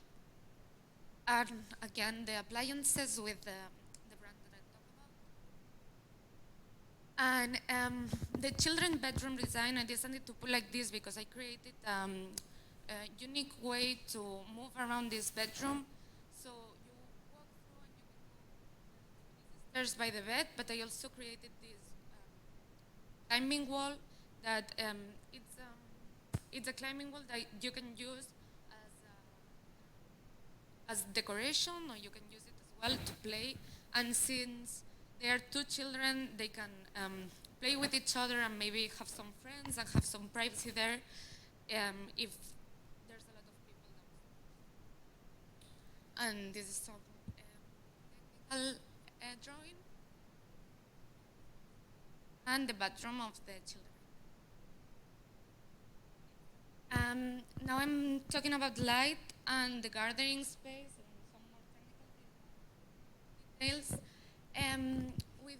With this, I wanted to create a unique lighting effect on the gardening, which is really natural and pure, and use this light to illuminate the gathering area, but I also want to keep it really calm and really low. And the thing that I put the plants here is because each plant has a meaning. The sakura plant is the cherry plant, and I wanted to use it because this is a really colorful tree that it changes through the season. It's like Rosalia, she changes a lot. She can sing music, flamenco, she can sing reggaeton, she can dress up, or she can go in chandals. So I think it's really unique way to describe her changing mood. Also, I use lavanda as a way of having a smell sensation, a different smell sensation in the outside.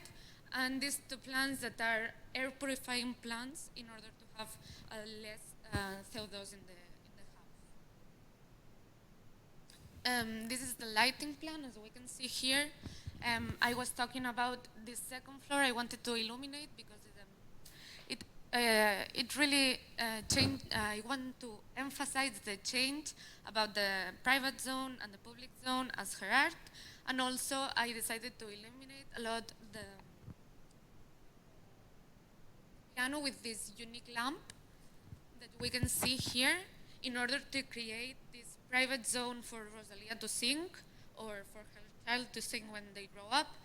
And I also use the staircase here as a small amphitheater, so they can sit here or in the other areas that I talked about before, so they can hear her music while she's performance. Sorry.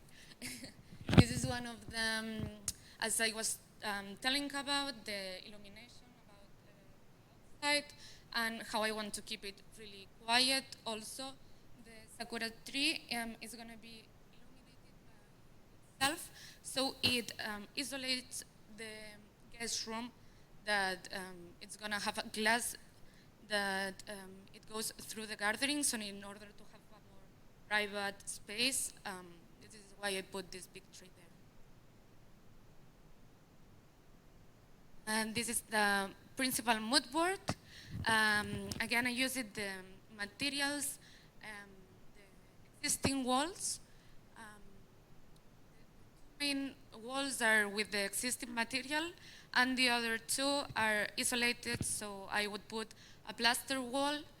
And then the principal materials is glass, concrete, metal, as I told before, and wood.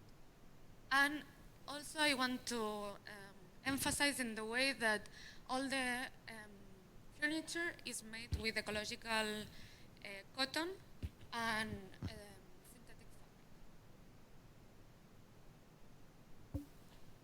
sorry. And this is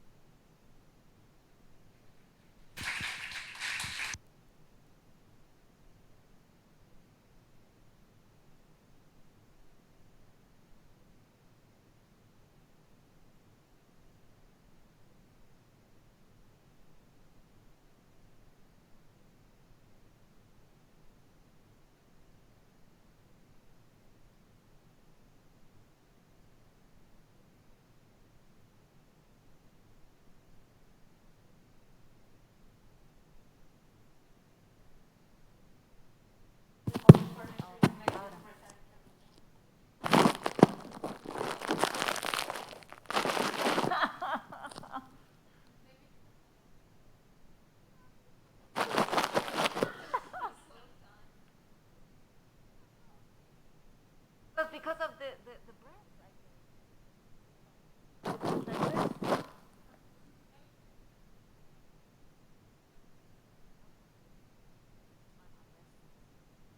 Okay. Go back to the floor plan, please.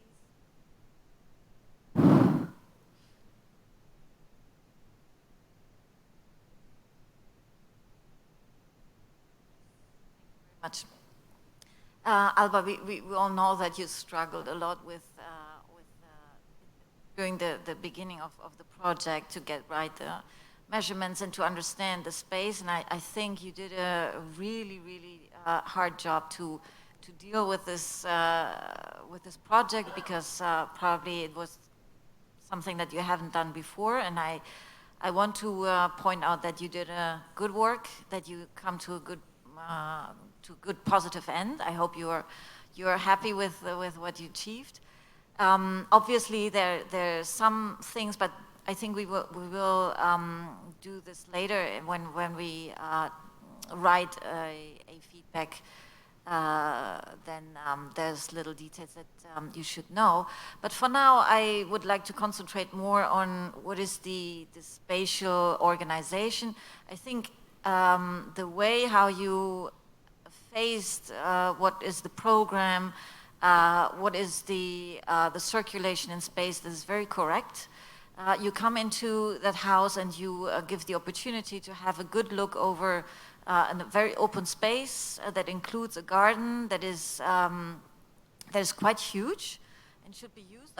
I guess it can be used. No, I see these rectangular forms. I guess this is kind of a pavement, yeah?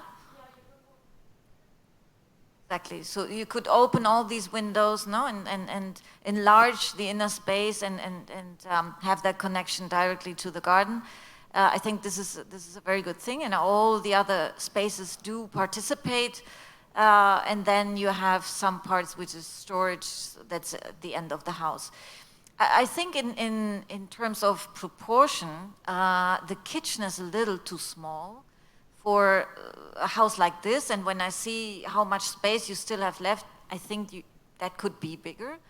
But nevertheless, it looks good.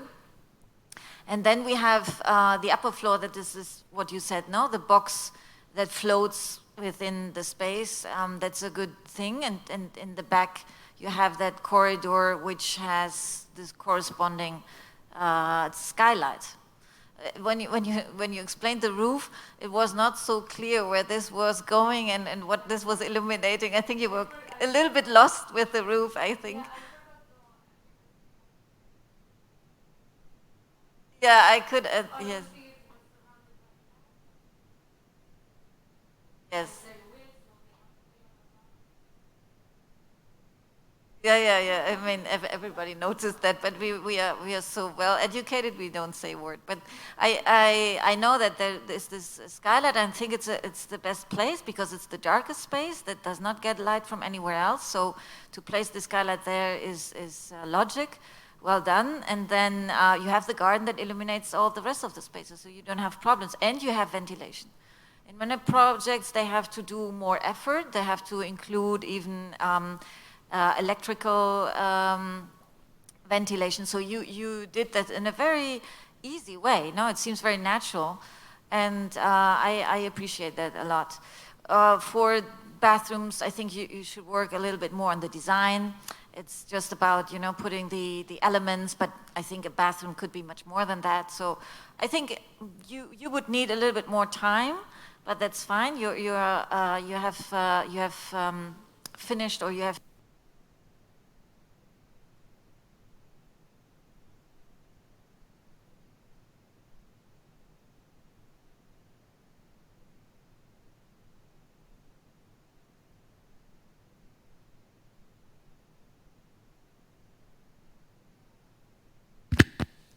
Okay, well, I finish here before this microphone finishes with me. So what I was saying is you reach that point that is asked for, and thank you very much for all the effort, the extra effort, and especially because of your physical handicap that you have. So thank Okay, if we can go back to the sketch in which you explain the hanging box. Yeah, here. There are a few projects that can be explained so with a statement like this is. It's like hanging a box and leaving the space flow below, and that's it. And I think in your case, the struggle was about not to do too many things that blur this idea. So finally, if we go now to the plans, to the ground floor plan, I think it was as simple as doing it like finally you did it. There are something that you can improve for sure. For example, the sofas. I think this is not the best choice of the sofas because one is looking at the wall, another one is looking at the garden. It's few things like this, but now we see the plans. If we go to the bedrooms plan now, I remember many previous plans of the bedrooms in which you wanted to do too many things. And look at it, it's simple, the bathrooms are already working, they can be improved for sure, but now they work. So this is a good starting point to do it, and what Daniela says that we appreciate the work. I think in the last weeks you have really improved, and we can notice the hard work you have done. We were discussing while having lunch today that the most important thing now is not to be a brilliant interior designer today with this project, but to learn the passion for what you do, to be curious and to want to keep learning. And in your case, the evolution you have had in the last weeks, I think is the most important you have to do. This improvement that we were seeing, if you were to finish this project in 1 month more, I think the evolution will be amazing also. So keep it doing like that. The project can be improved, but it's a good project, it's a good idea, and there's the basis of what you have to do. So congratulations about that.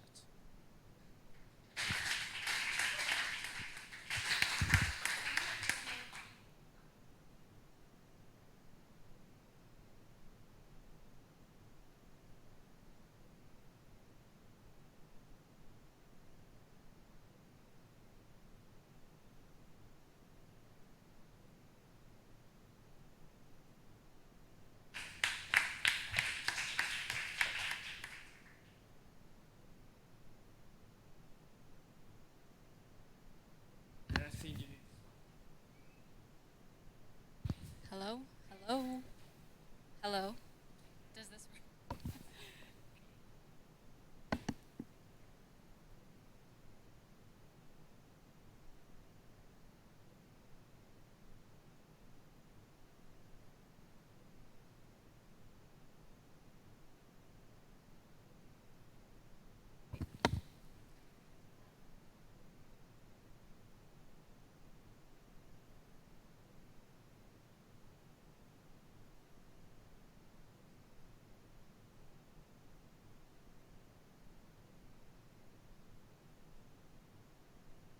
Okay, hello, my name is Ambika. For those of you who don't know me, the name of my project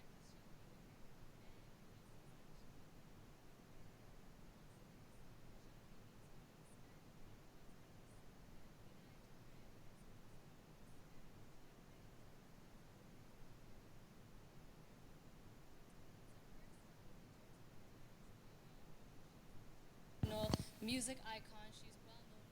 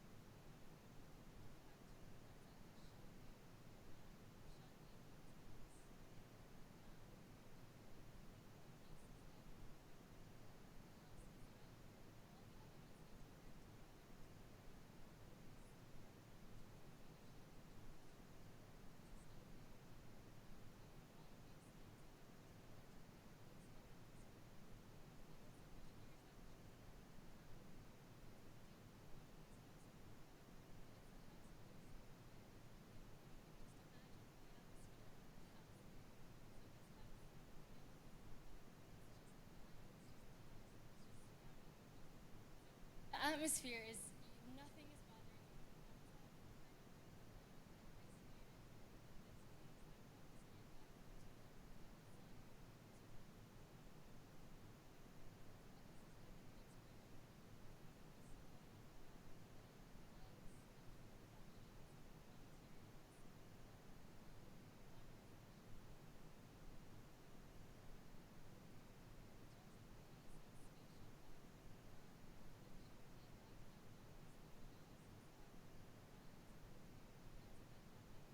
That's what I thought that piece was.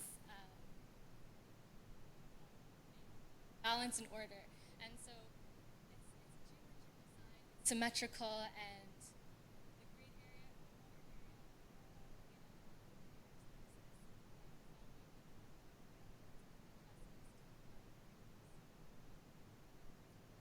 space plan, the lower level.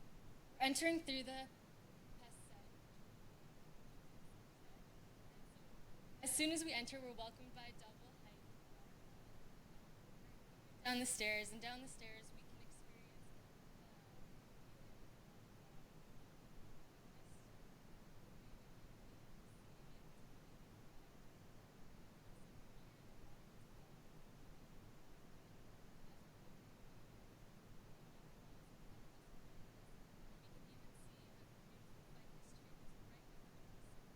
that's a really beautiful view that we entered.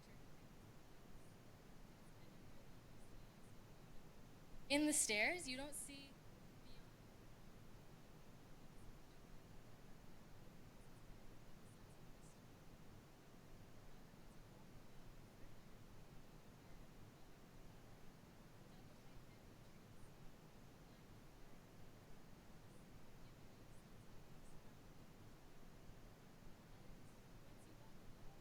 down the stairs. We're welcomed by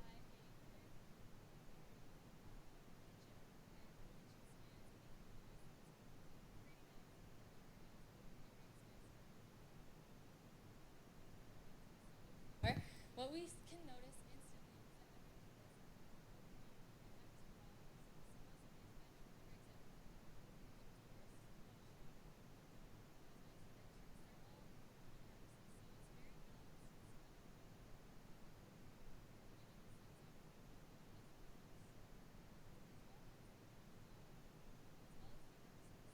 once we're on the balcony, we're still experiencing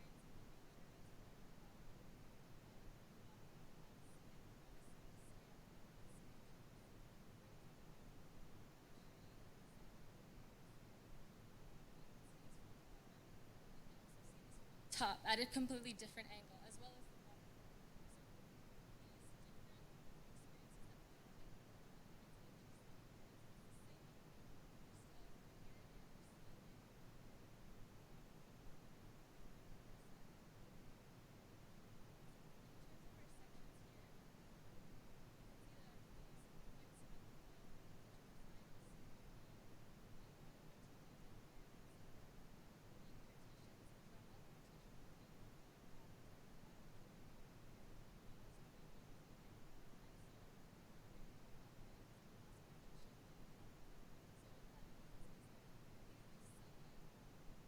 It's the natural sunlight is able to penetrate to all.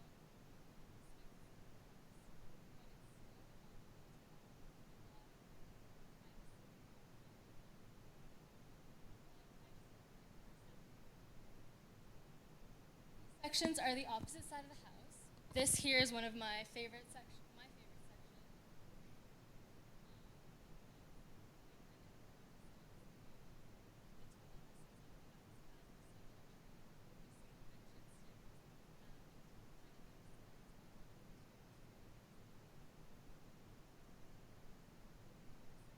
Again, we're noticing the scale of the nature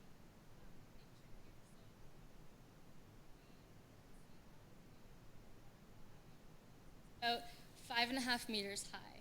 We're walking through. There's a great big tree.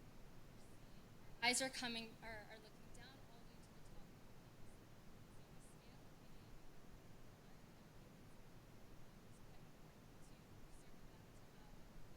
is surrounding. Facades. I wanted wanted to keep something contemporary, something elegant, not over gentrify the facades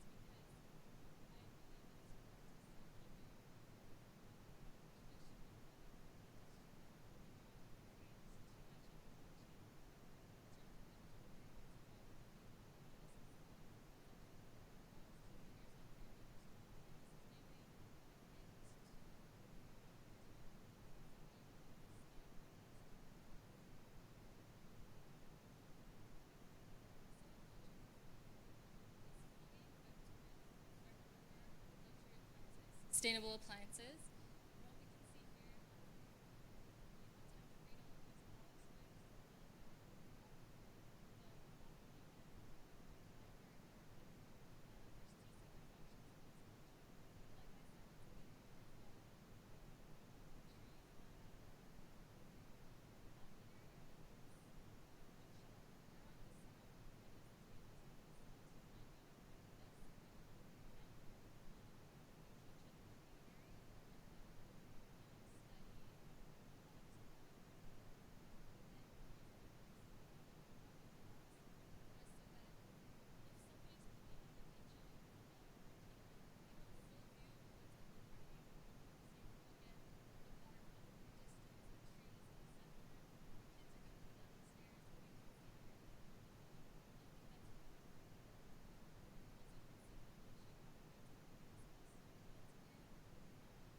Island is completely functional with the sink.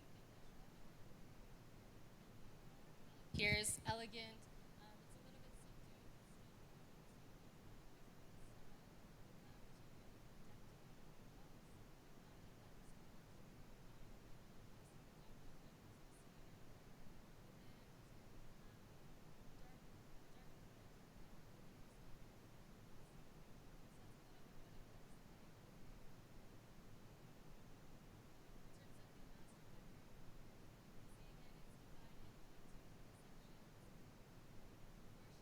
Sections as well.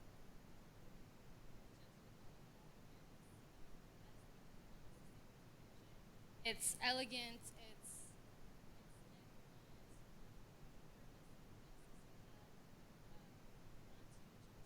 it's bright look in the bathroom, because at the end of the day, relax, you want darker colors, you want to feel at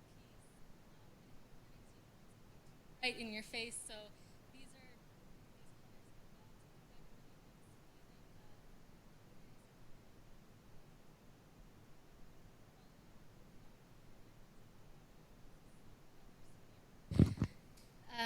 the same kind of subdued colors. The natural skylights and a lot of natural sunlight. And moving into the children's bedroom, it's a little bit more colors and textures. The wood is a little bit lighter because obviously kids need a little bit more creativity in the room. They don't want something too dark. Main living room area.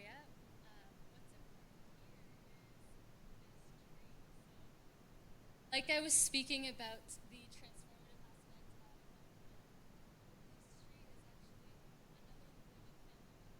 of house, and this tree is going to grow and the kids will kind of, the whole family will appreciate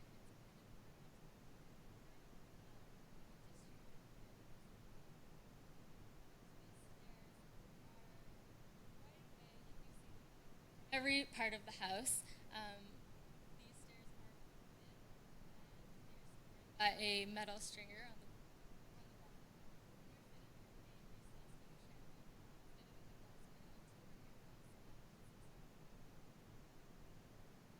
Waterfall is a very important feature of the house. What's important here is the top basin. It's not a fountain that spouts water out. It's kind of a basin that fills, and just the water just grazes.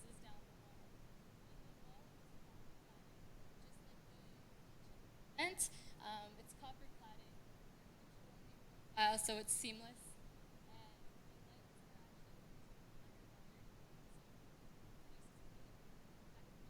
Down the stairs, you have lights grazing against the water.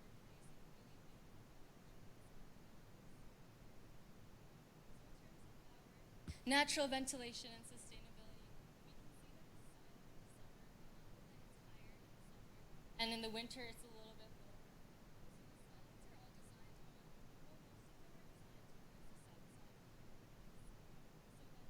Seasons of the year. All seasons of the year, the sunlight.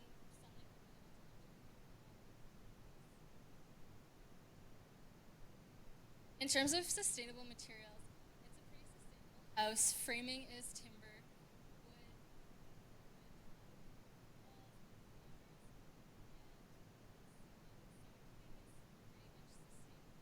as we know, it's 100% renewable. And in terms of insulation, I'm using cork insulation.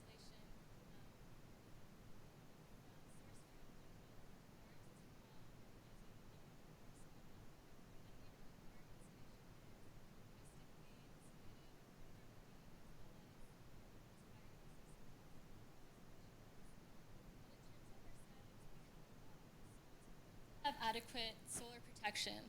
So each bedroom is during or room darkening interior blind as well as an exterior which allows, or sorry, which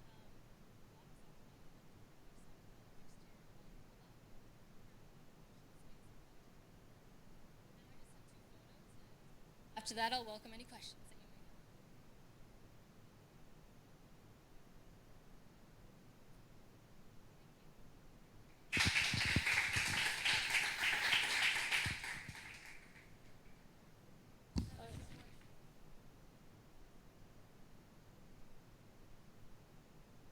Can we go back to the floor plan?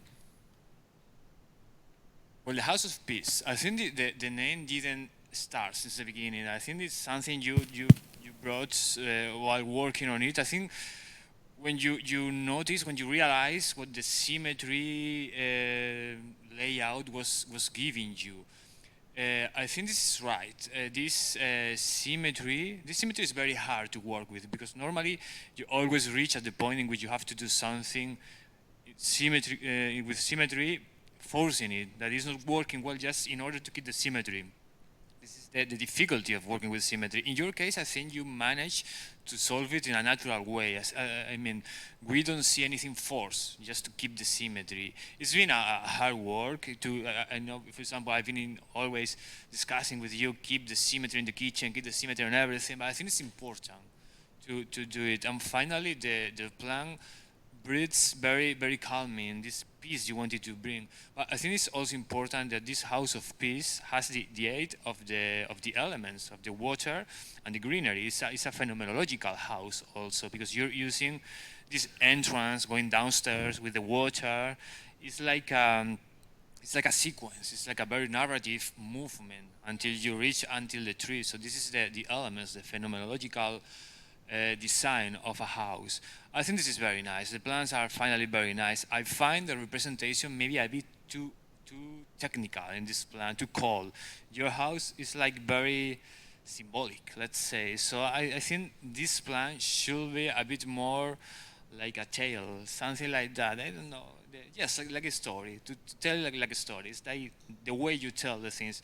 But the I think it's very well. If we go to the first floor now. Also this one, what did I do wrong? Okay. The master bedroom, I think, is the example of the symmetry is very well achieved. Also the one of the bedrooms. I think it's a very important, the development you did with the water, you were telling us, with the copper, studying how to do it, because when you do something special, you have to do it in detail, so this is very well achieved. I also find the material palette kind of luxurious, but I think it goes well along with the design. And so it's in the elevations, the one is your favorite. I think it's obviously your favorite. It's a very good one. So it matches the idea, the conceptual approach. So I think it's very well balanced in all the senses, the project. So congratulations about that.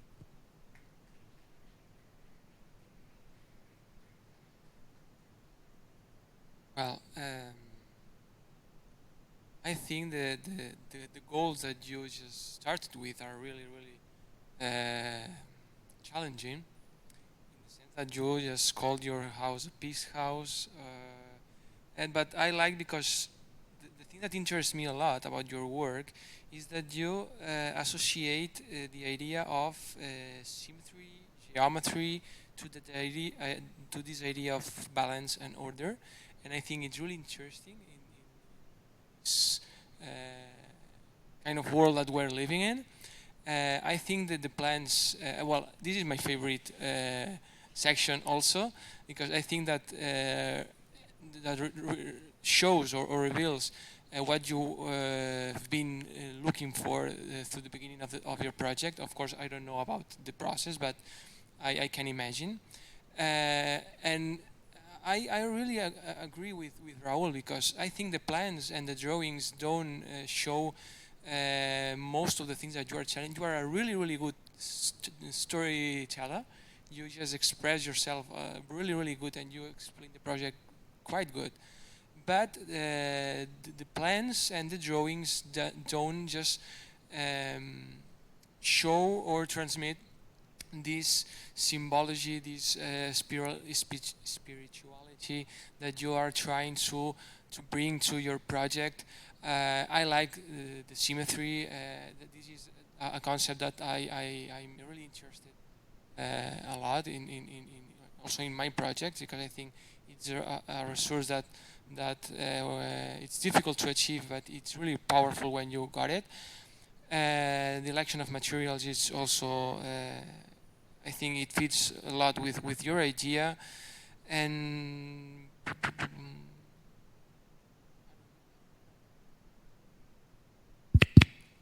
I don't know what to say. Congratulations.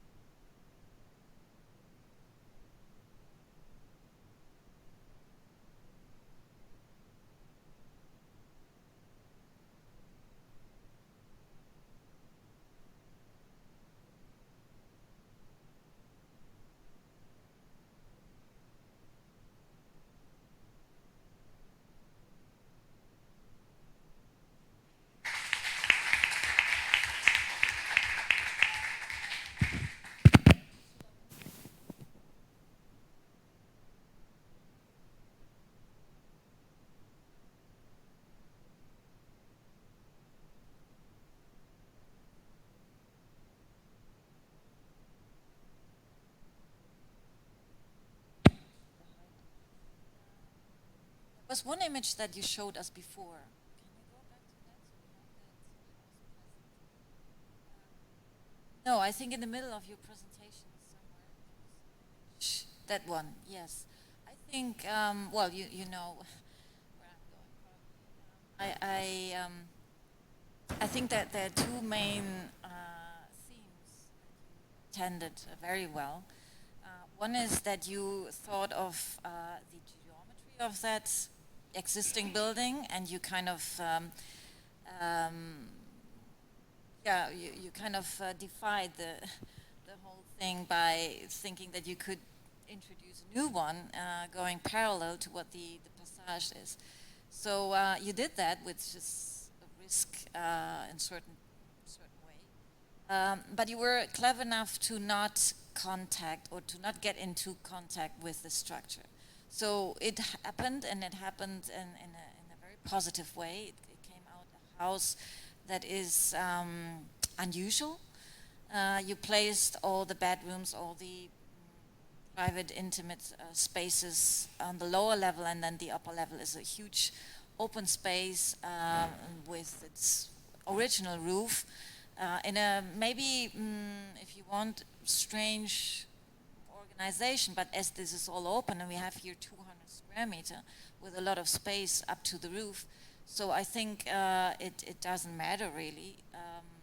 And it's still, I mean, that's what the picture says here, that we have a wonderful terrace-like atmosphere where we live actually, and then we go downstairs to the garden area where we have these rooms that are very, very well connected with the garden. We saw that with the other image that you had with the chairs. There was a lot of, yes, the ones with the chairs that, yeah, that, you know, these spaces that you create in between the bedrooms. I think it's very nice. It's like an area by itself, independent. So I think it's a very interesting, risky and well-resolved project on a very high level.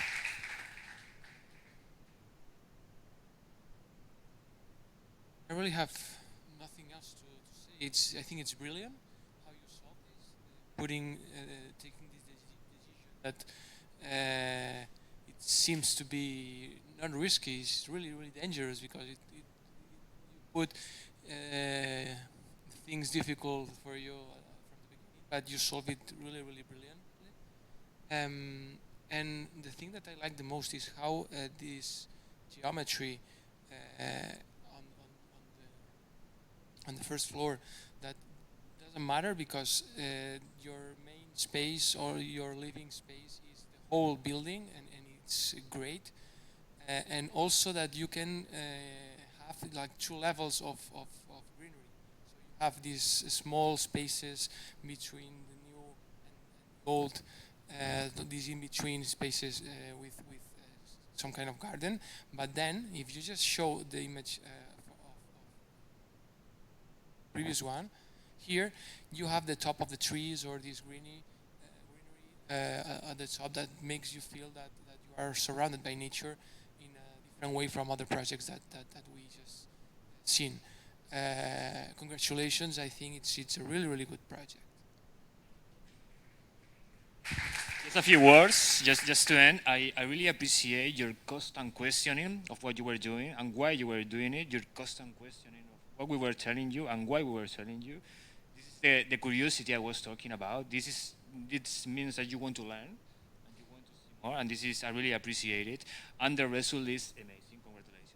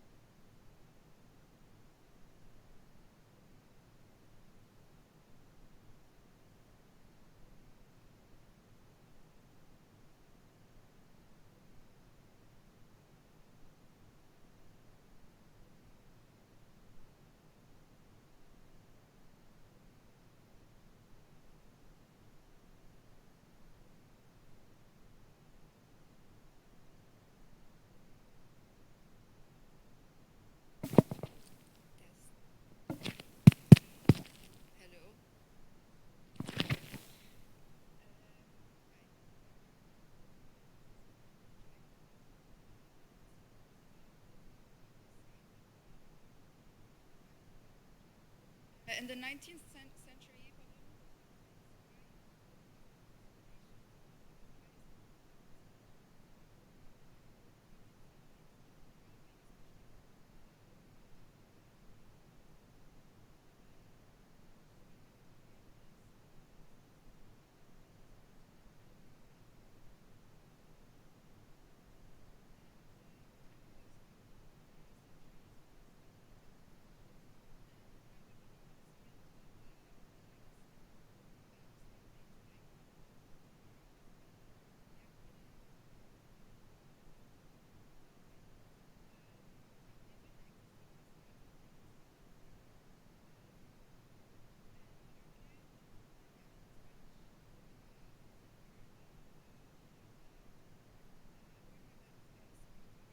and they are willing to adopt.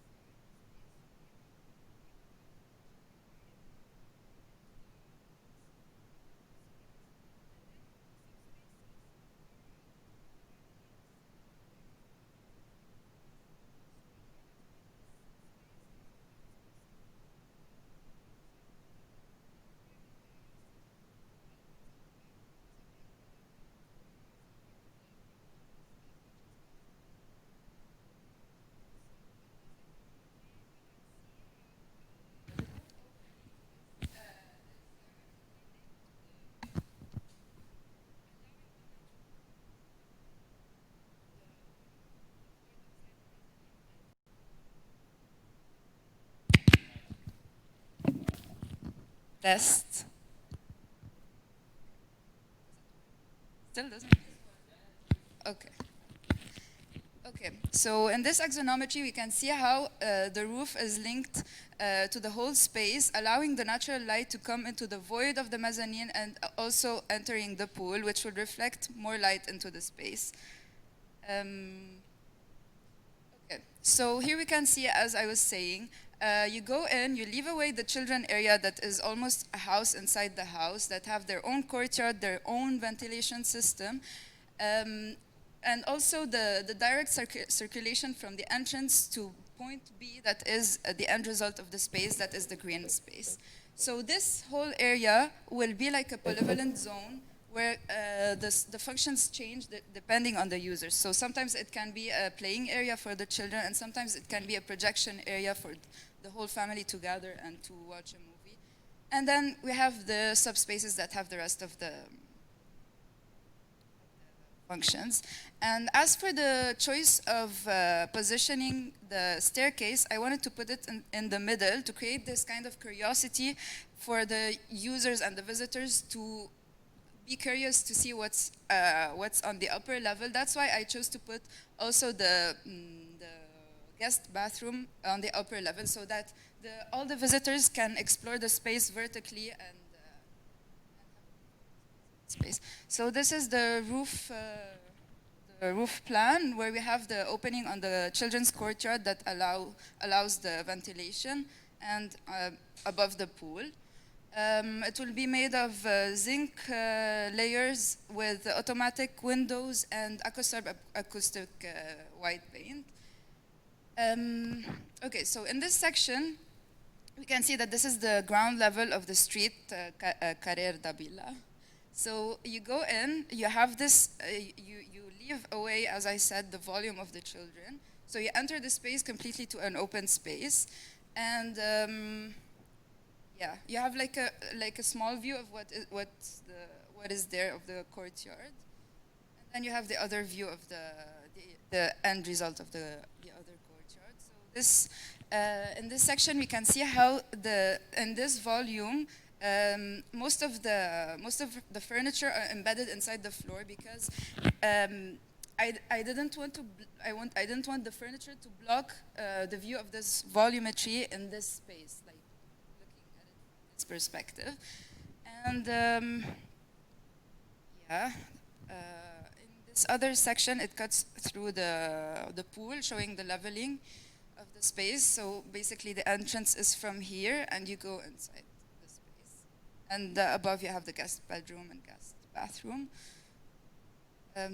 This is the section from the courtyard of the children, cutting a bit more inside as well. Staircase detail that will be entirely made of metal. Some details to show how the curtains and windows are embedded as well. This is the kitchen plans and sections. For the kitchens, I chose the appliances mainly from SMEG with the energy efficiency A+, and they will all be cladded with natural stone that is travertine. The details with who would have like these glass window facades that will give the feeling of like taking a shower in the outside. Appliances I use. This is the material selection. We have the micro cement floor finishing, the Tadalact wall finishing, the material, the metal perforated metal that will allow the light and make the mezzanine feel lighter. The curtains, the travertine, and the corrugated partitions in the bathrooms. Furniture selection. These are the lighting plans. The basic idea of the lighting plans is to highlight the main elements of the house that are the pool and the mezzanine around it. These are the lighting equipment. As for the passive house strategies, the whole house will be enveloped with a glass wool insulation and also triple glazing and micro cement that will help with the heating fluctuations. As for the air ventilation, the open space downstairs will allow the cross ventilation inside the space, and the openings from above will allow the heat to come out. This is a small sun study of how how the light will go inside the space for the 4 seasons. And finally, the rendered images. So this is the direct view from like the entrance to the last space, the end result space. This is the opposite view. So this will be the door. This is the staircase, the kitchen, and the dining area. This view is from the lower children bedroom. So we see a bit how it is connected and how this volume separates. And this is the staircase that leads to the upper level children area. This is the upper level children bedroom, sorry. The view from it. This is from the mezzanine going inside. This is kind of like a material board. Guest bathroom, guest bedroom, and the master bathroom, as I said, with the greenery. And this is the walkway through the walk-in closet and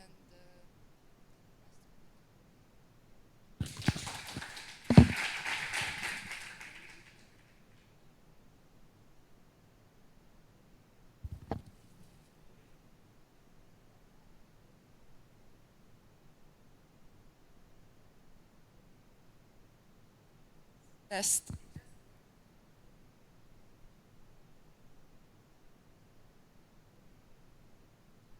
Thank you, Lenny. Congrats. Let's go back to the beginning. I think I was thinking right now while you were doing the presentation that this is a project that fits very well with Rosalia. I really imagine her character in this house that is some kind of hedonistic house. This is a house for the pleasure. I imagine her having a bath in the swimming pool and all that.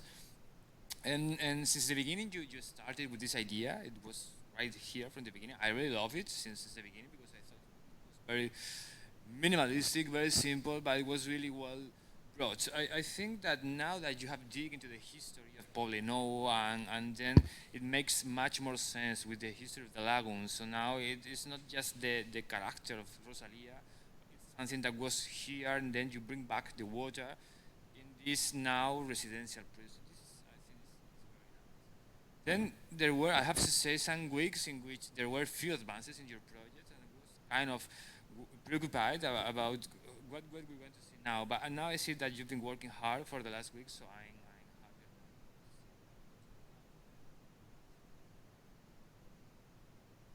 Well, about the plants, your plan is water and greenery, and I miss the greenery. You did some plants, but I think you should have done some green hatch and to highlight the green and the water. This is your project. There are hardly any partition in your project. It's just the swimming pool and the garden at the end. So for your presentation, this is also a representation issue I'm saying right now. You should have highlight much more the garden in order to understand it.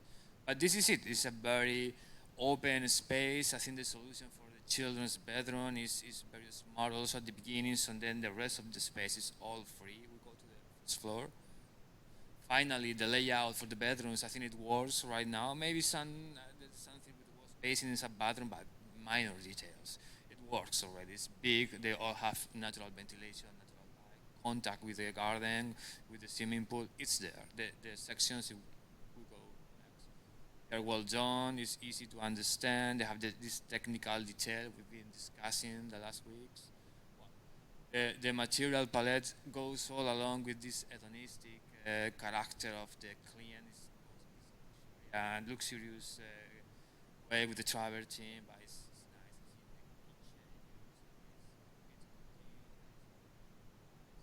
I have nothing, just a marble.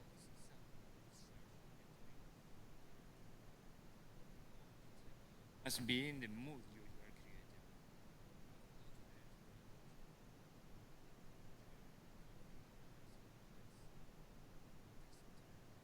I also miss some more greenery. This is your render. This is in the axial direction. This is the swimming pool. Background, there is the garden, but there's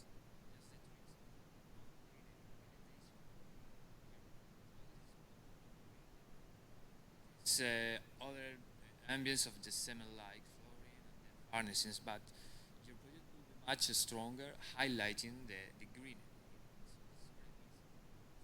All of them, really. It's really, I understand, it's hard to make a render with this mesh and to understand it.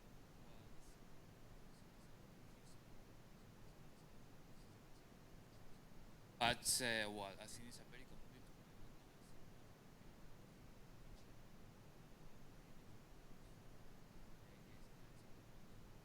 complete good work.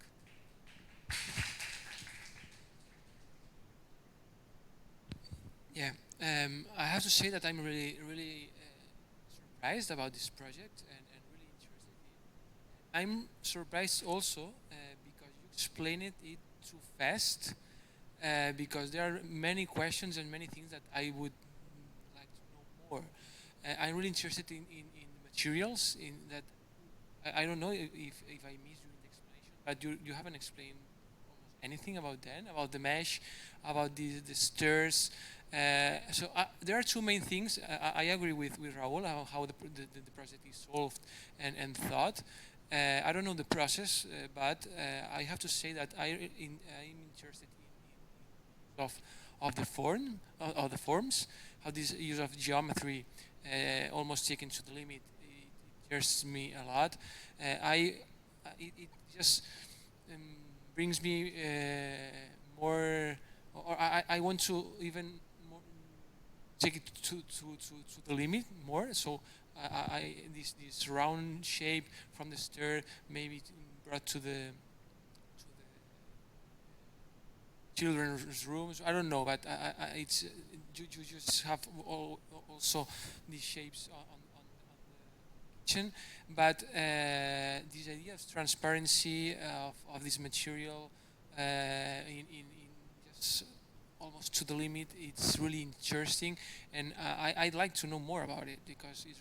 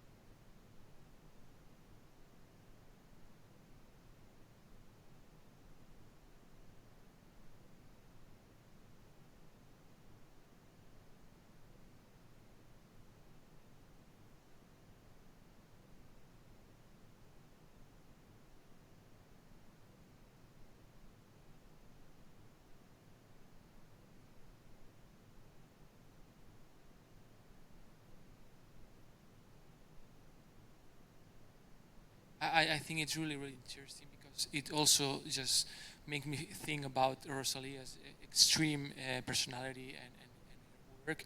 And this image is my favorite. I think it's really, really interesting. And you will solve it, technical issues later, but the intentions are the main thing. Congratulations.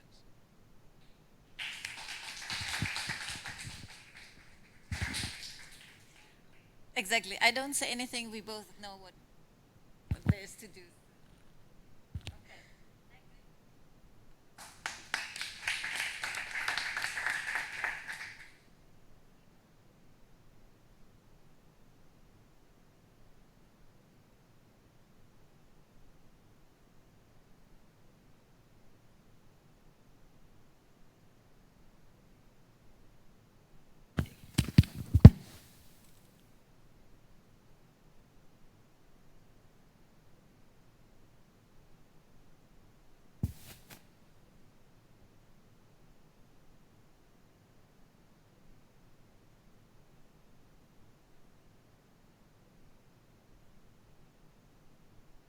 Hello, how are you? Can you hear me?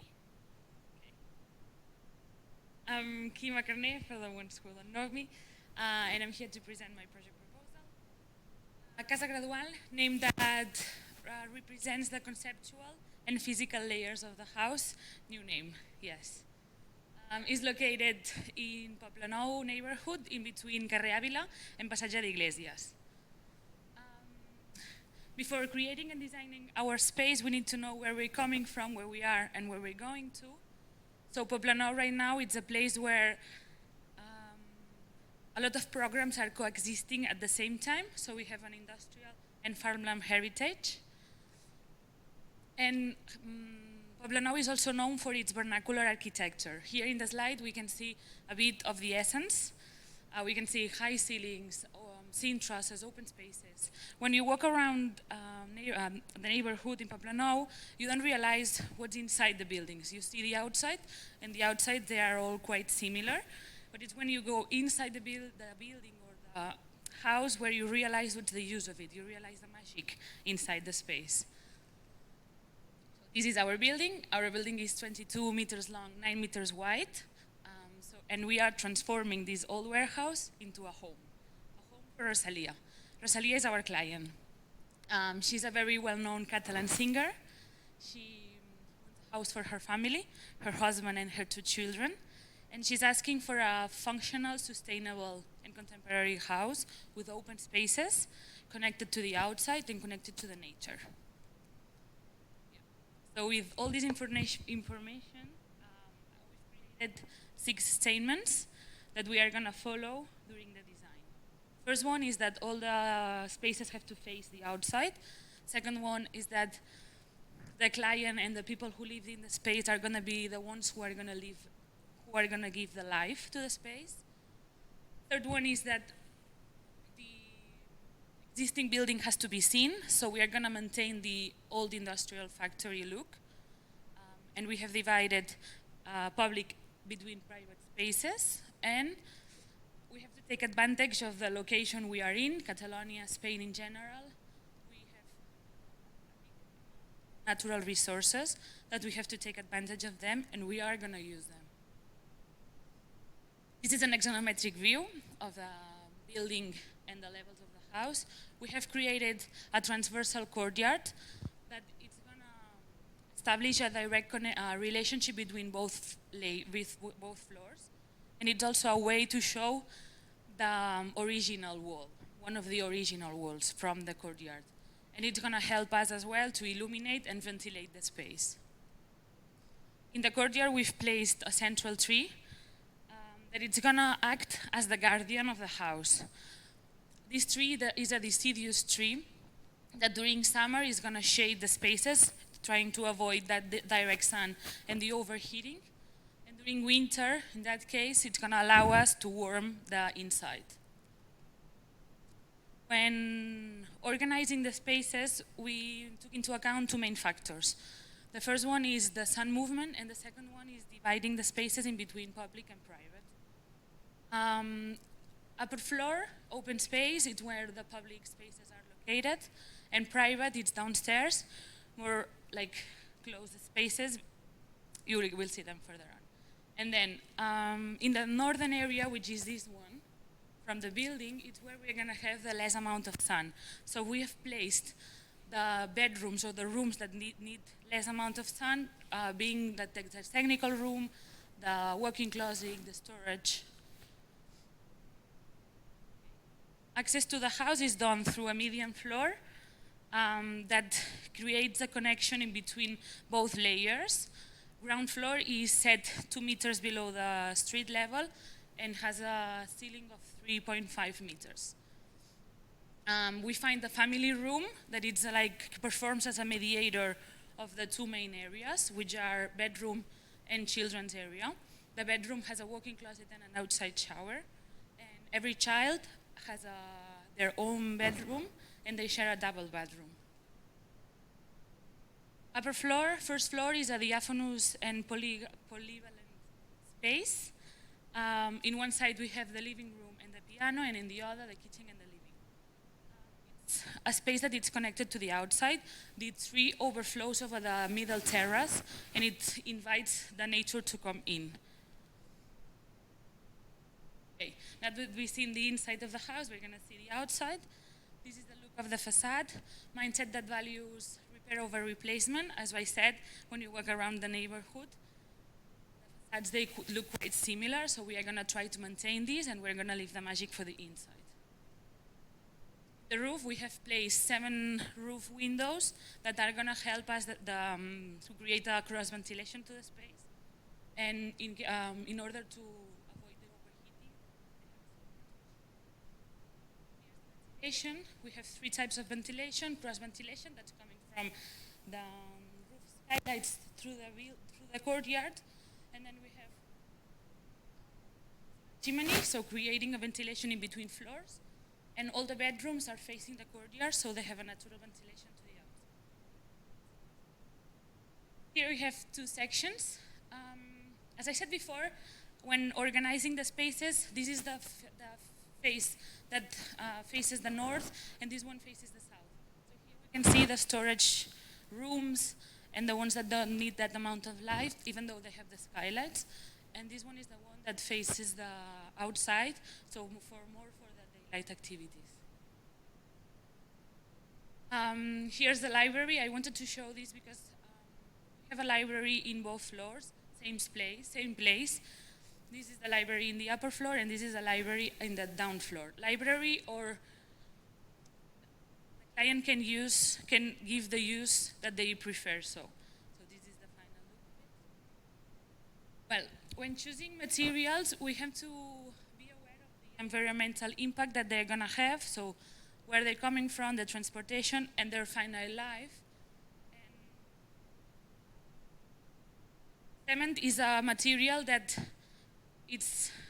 uses a very high temperature, and it's not non-recyclable. So in this house, we have avoided using cement in any place, and we have replaced it with hempcrete, hemline, and limestone, and as well timber frames for the structure. This limestone is going to help us with the insulation for the walls, and it's a good material that helps the building to breathe. So it has a high breathability aspect.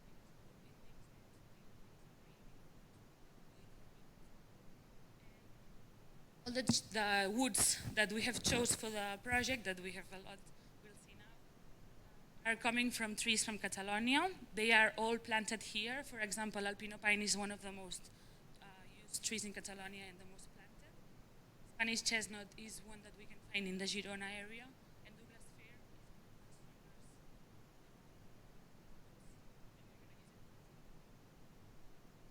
the strongest. With using the good insulation, we're going to create a thermal envelope inside the building envelope. Here's the natural illumination that we're going to get from the courtyard and from the skylights. Illumination, when choosing the illumination, we thought about illuminating the objects instead of the spaces. Here we have illuminated the tree. This is one of the Children's rooms gonna have a stellar ceiling because they can open it during night.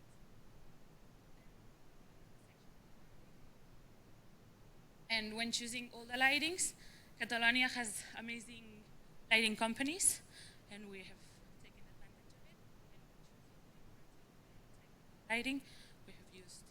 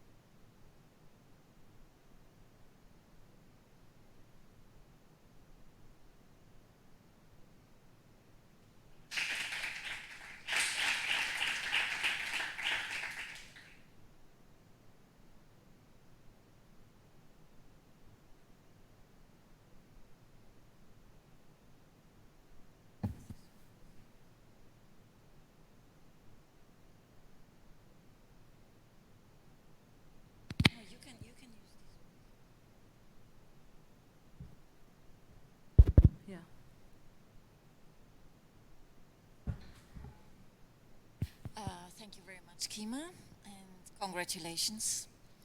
That was a project that grew slowly, kind of, no? That grew, added, you changed, you modified, and it was a growth that I appreciate very much because that shows that you are very autocritical, that you can, that you're able, let's say, to see what is working, what is not working, and the process you were always searching for, obviously, the best solution, and when you came to an end in a way that it didn't really accomplish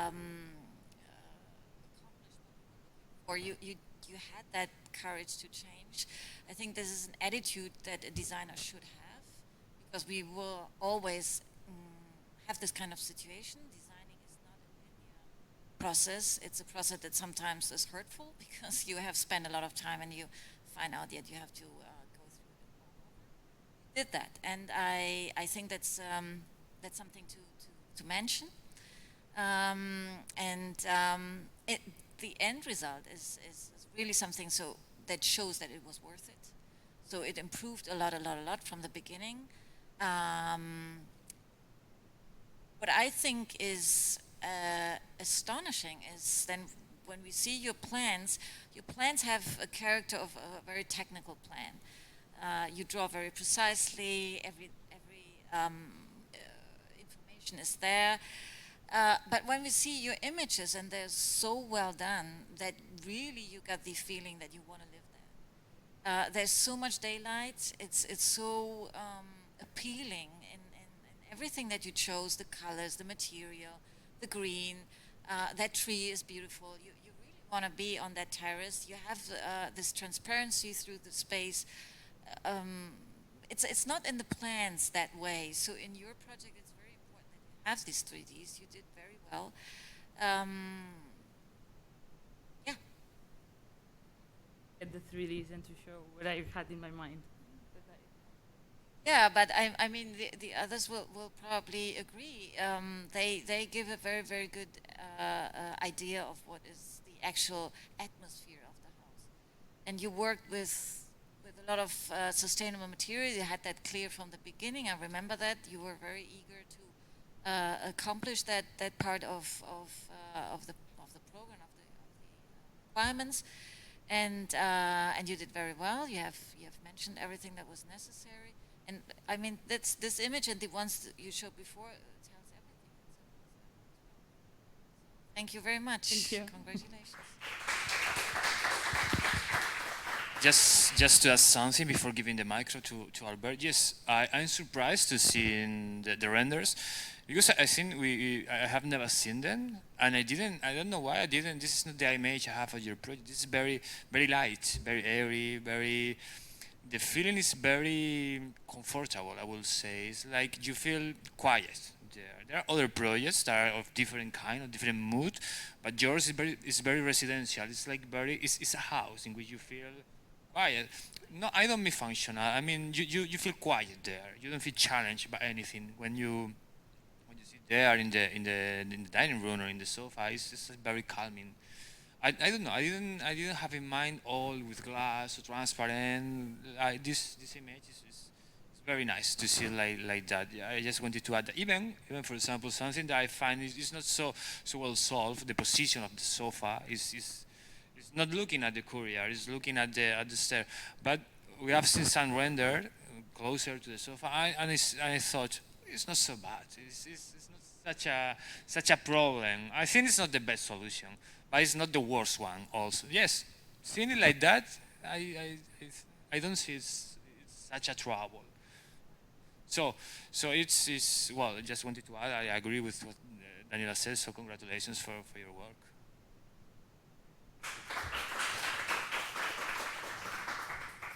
Well, I won't add anything. Maybe choosing another kind of sofa would be better, but the rest I completely agree with.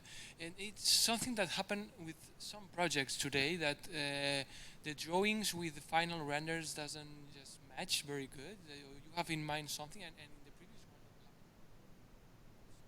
that the drawings or the explanation doesn't express or the things that you have in mind, or maybe the things you want to express or to show. When you just explain a project, you have to be very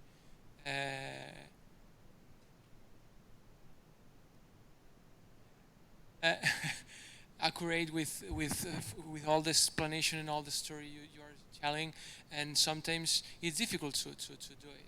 But I think it's better the result than final images expresses what you had in mind, better than the plans and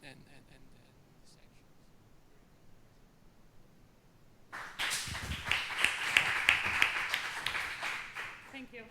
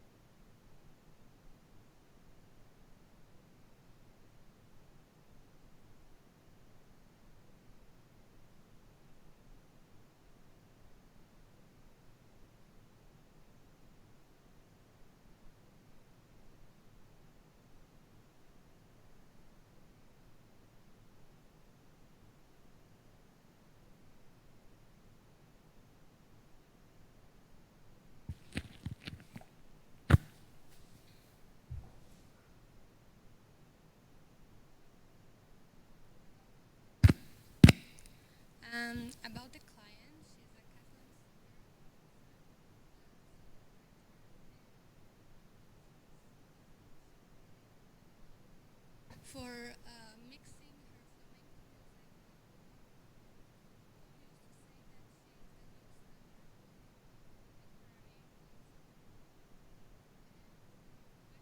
5, she wants to live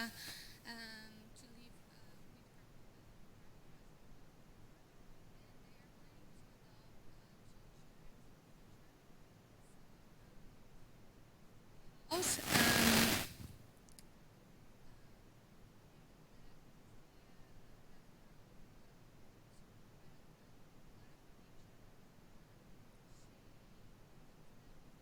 Being the main concept of the project.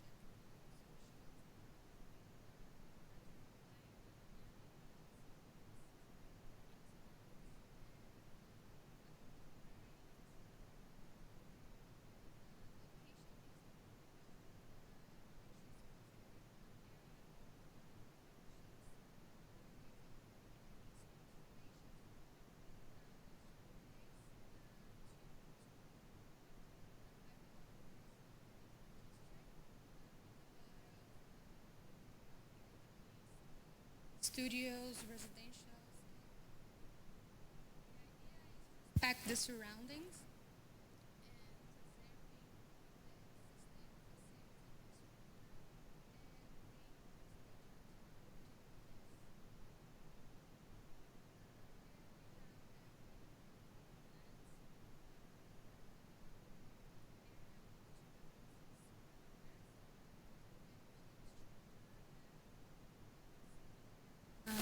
In the roof.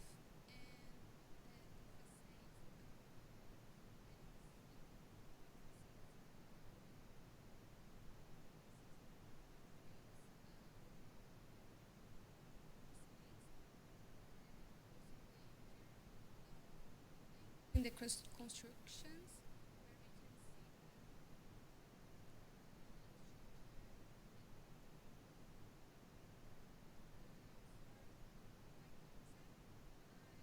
I want to bring this idea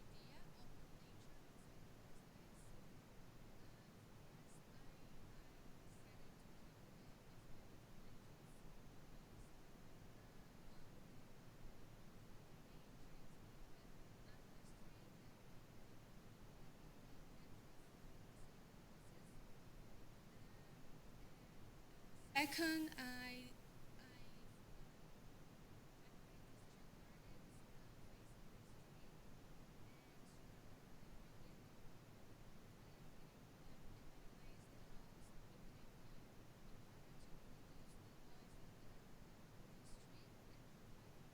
light and ventilation to all the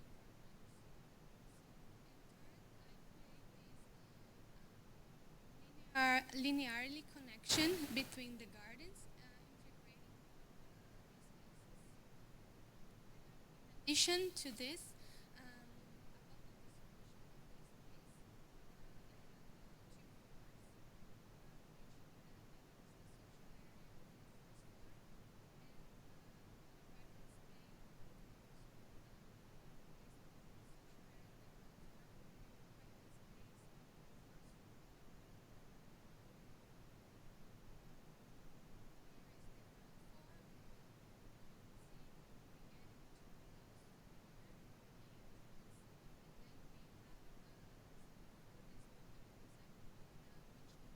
integrated dining room, and then we have this look at the back courtyard, which I have placed transparency timber buttons.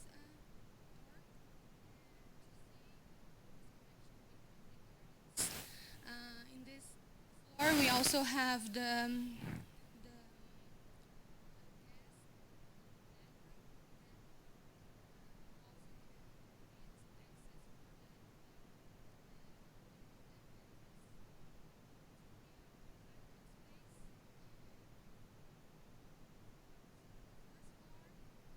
I have the children's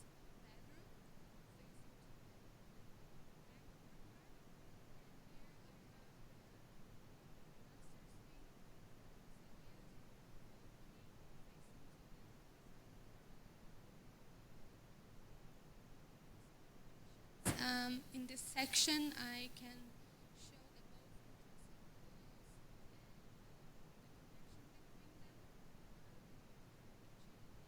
both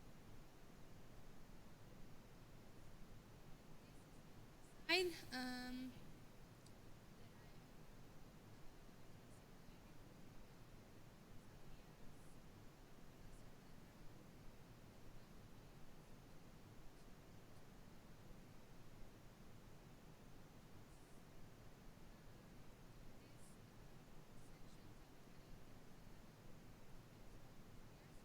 My new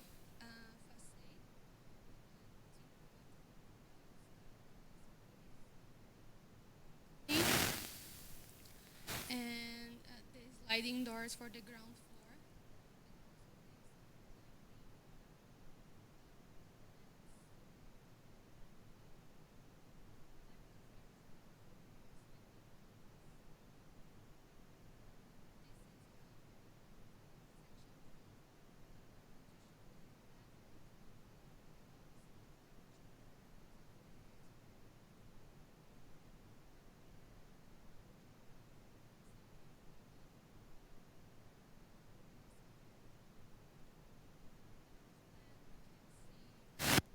Even that I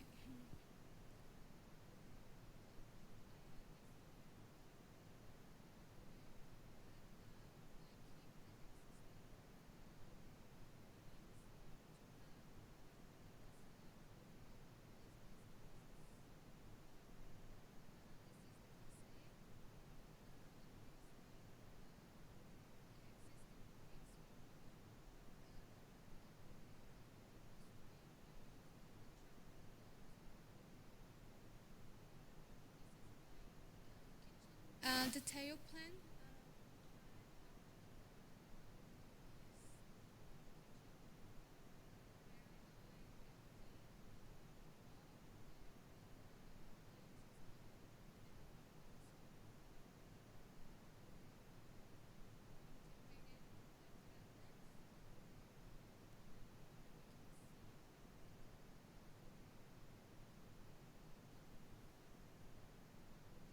Views of this kitchen.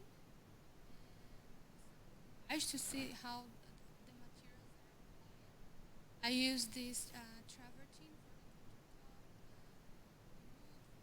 the countertop,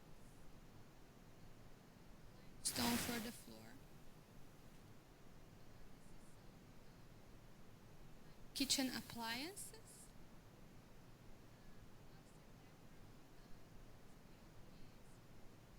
I separate the bath tube from the bedroom to have more connection with the courtyard as well. Here I place a green wall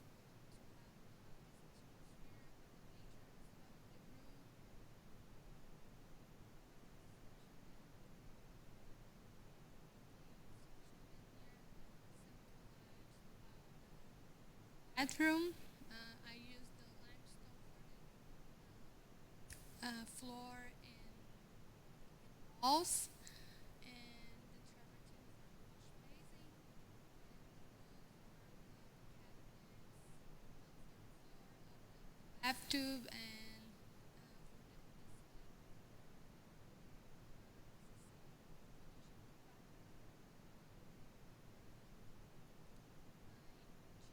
bedroom detail.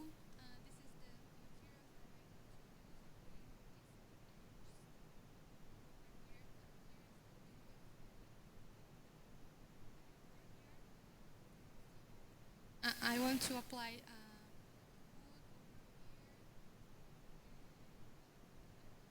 have the headboard in the green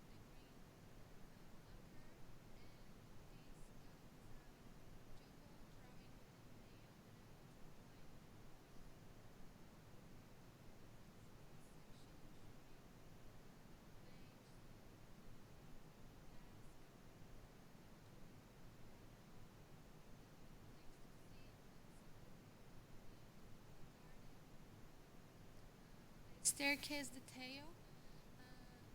It's a wooden staircase.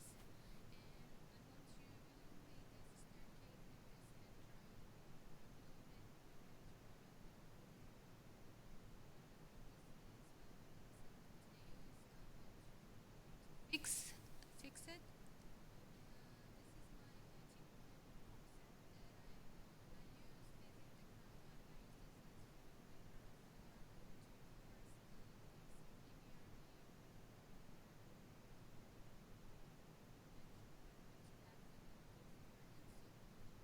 I'm illuminating the trees and also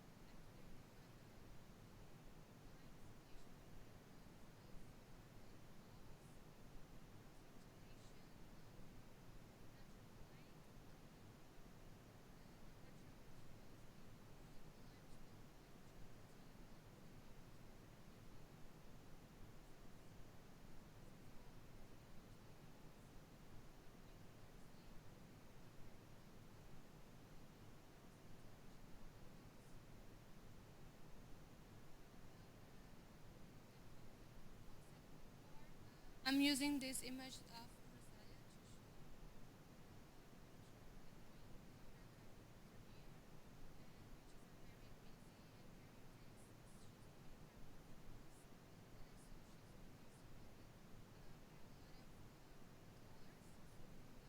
I'm proposing to have a apartment that was inspired by nature with soft colors and raw materials. After like a long day.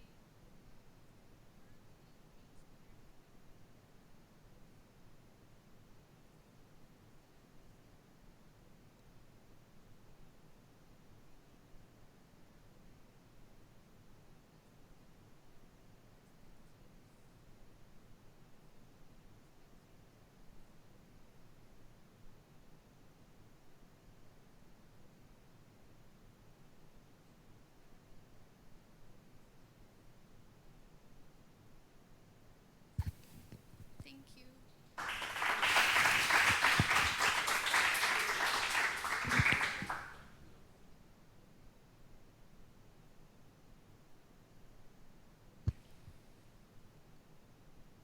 I will start with, well, thank you and congrats. I will start with a critic, and it's a very complete project. You have a lot of drawings and details, but you have to learn to summarize, because see, you spend a lot of time explaining with the first pages that is really not so important.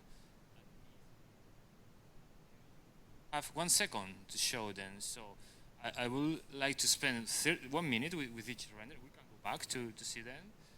They're beautiful, and this is look what it is, and even there's no clue of these images in the previous drawings you've been showing. So you have to learn where is the stronger point in your project and go for that. And all the rest is important. And go for it. So let's go back. We will come back here later. They're beautiful images. Let's go back later. Let's go to the floor plans. Because I think your project is you can explain very quick. You make a buffer couriers in front of both the streets, in the Passage and in Avila Street. And then you do your house in between. You create 2 new facades that are very well solved. I especially like these climbing plants in the Avila Street, and because it's a very, well, it's like a romantic garden with all walls covered with greenery. It's very appealing. And then you do your house in between these 2 new facades. That's your project.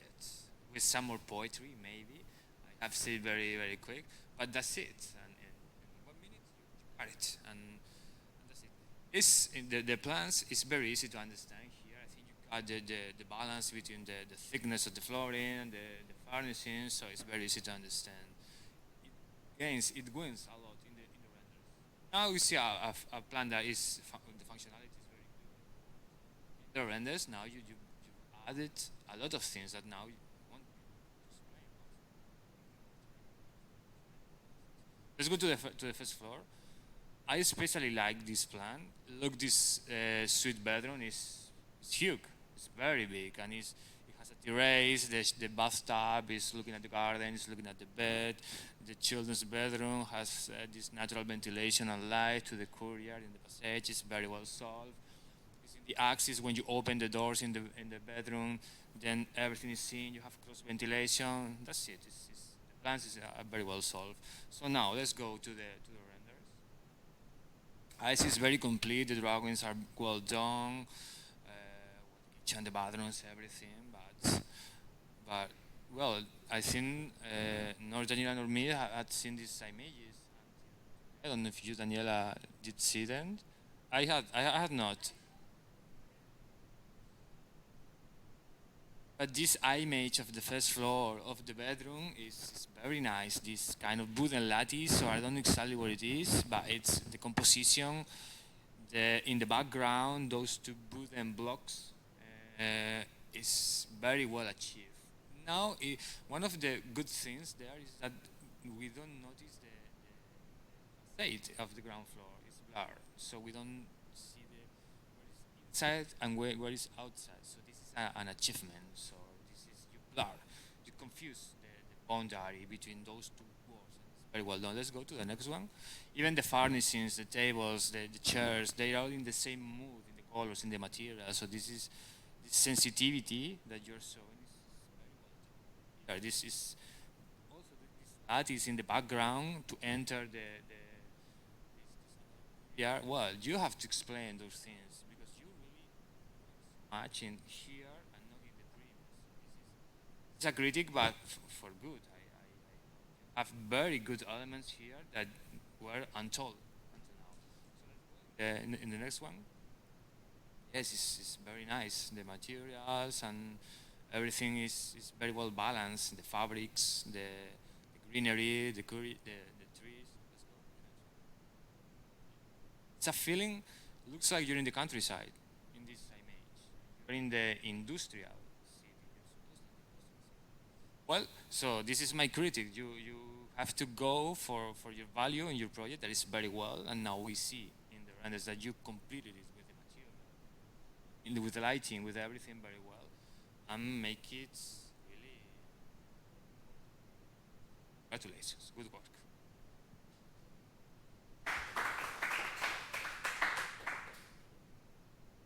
I also agree with Raul.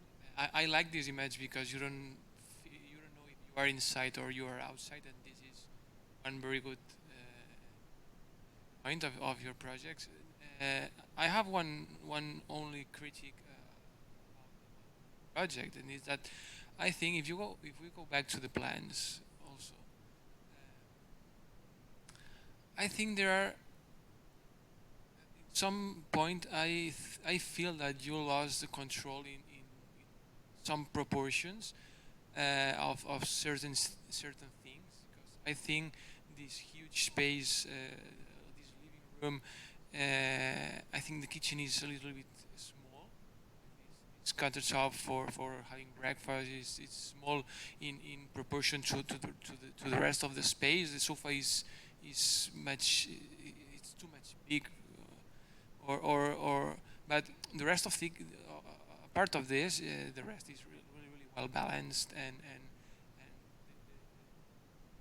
between the materials, colors, textures you chose.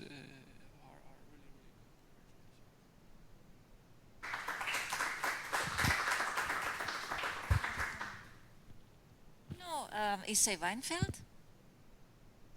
No? You're from Brazil, right? Yeah, he's Issei Weinfeld.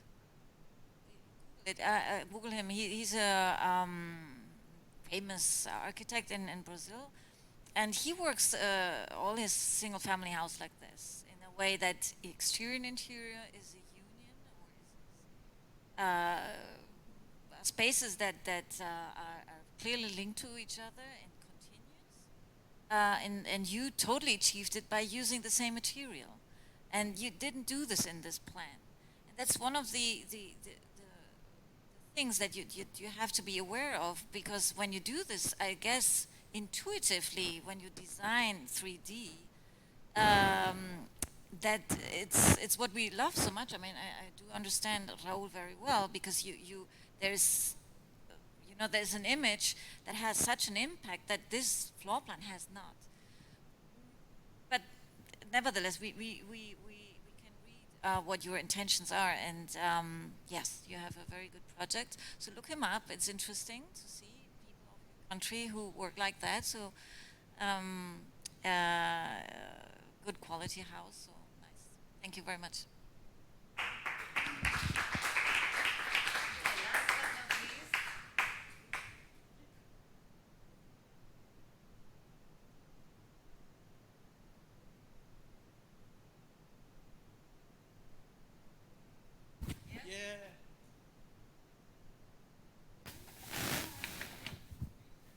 Only the last one. Oh, I'm the last one.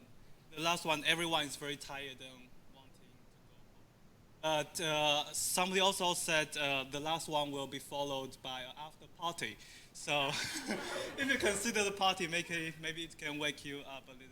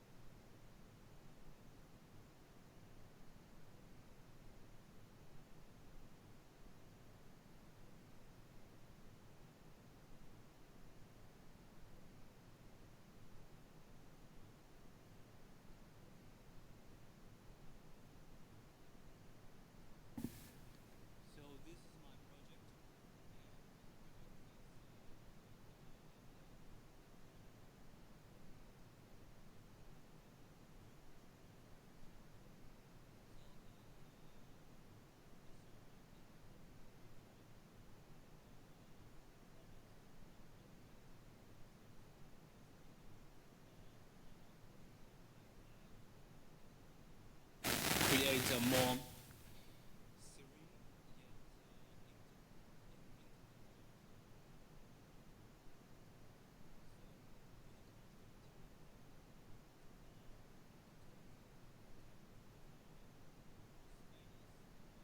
the house very clearly. Like this corridor, dining space.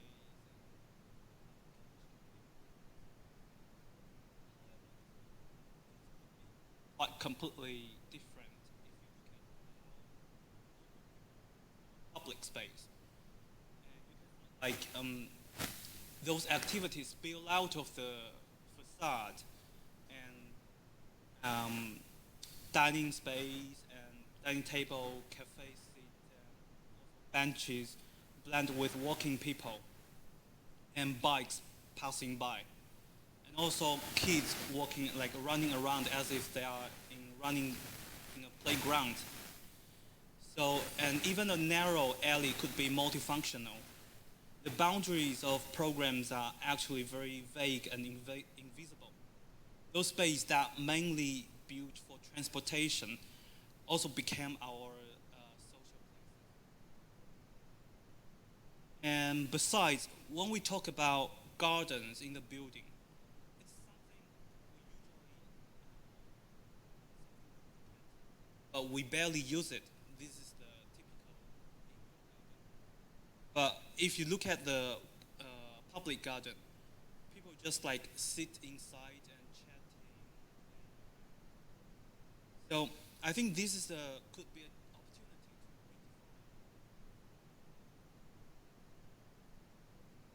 to redefine. So in this project, I try bringing exterior ambiances into the house, gardens and other essential programs, both in functionality and square meter. The main intervention to this industrial building is a long garden addressed in the center of the building. The rooms along the perimeters start negotiating with the garden in order to gain more.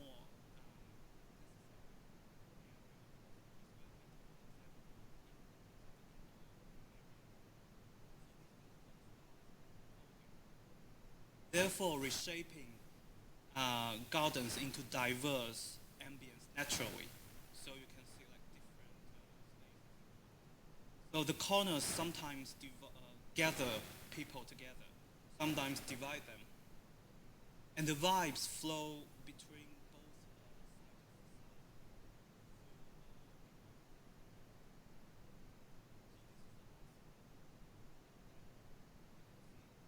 I try to keep the height of the inner facade.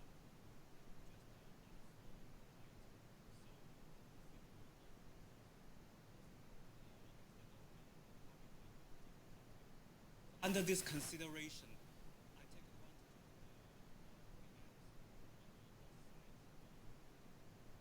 of the envelope to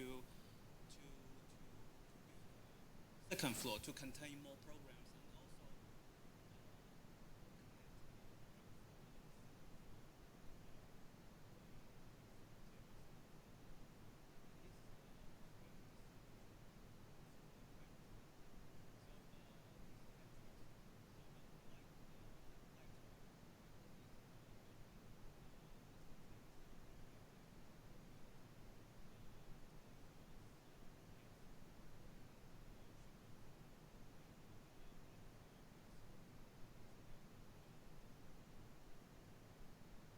and you can see it's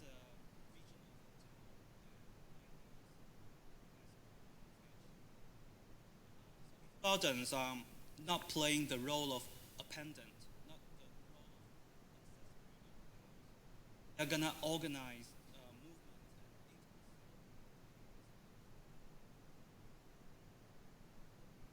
This project is also featured by a locally traditional material, Catalan tile.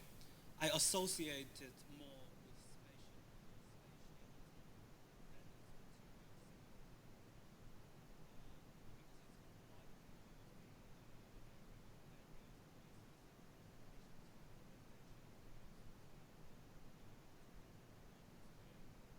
so it perfectly matches the scheme of merging inside and outside sense.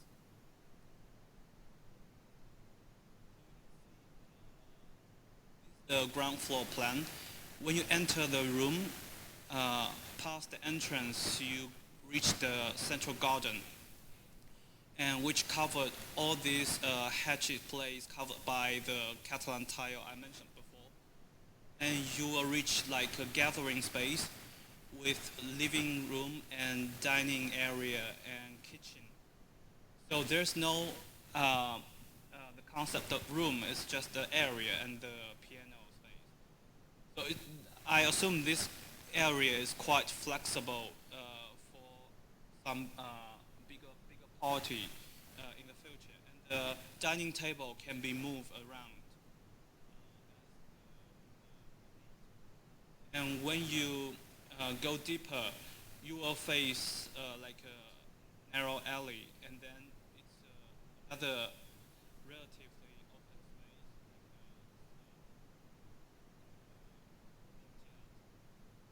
space. And you can see here, I placed a huge stack light sliding windows for each room, so it can be open and people can sit behind this window is 50 centimeter height shelves, so it will become like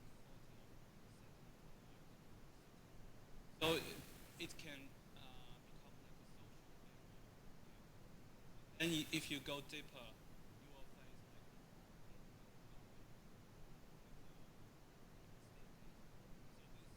like spiral staircase linked to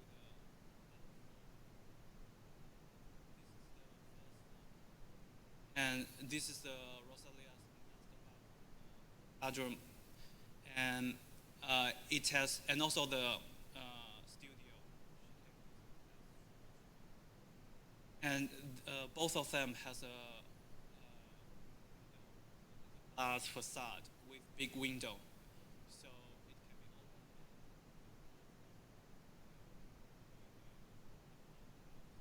Also, this terrace can be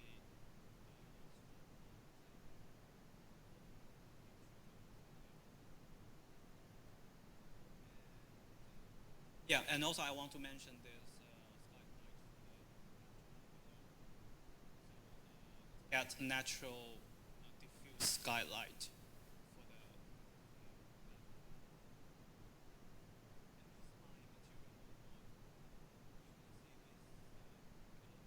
Tile for the pavement for the main space, and for the intersurface, which is the inner facade, and cladding.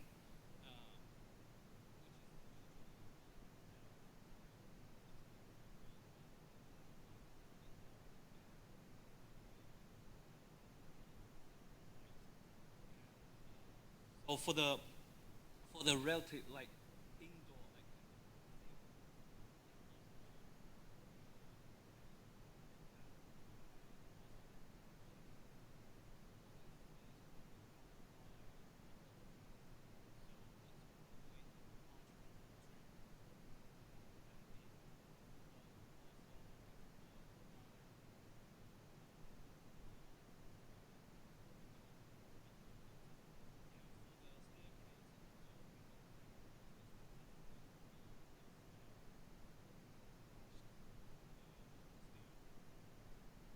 I keep the brick wall painted white. So from the first floor, the upper floor,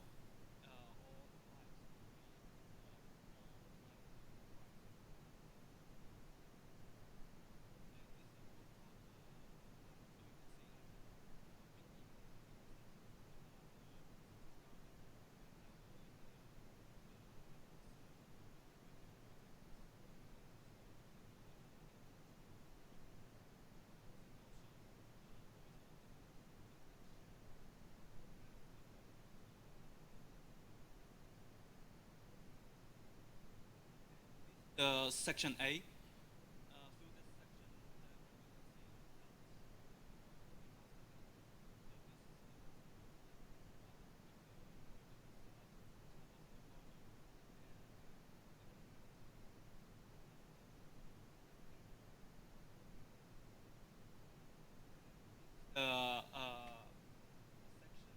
Through living area and the kitchen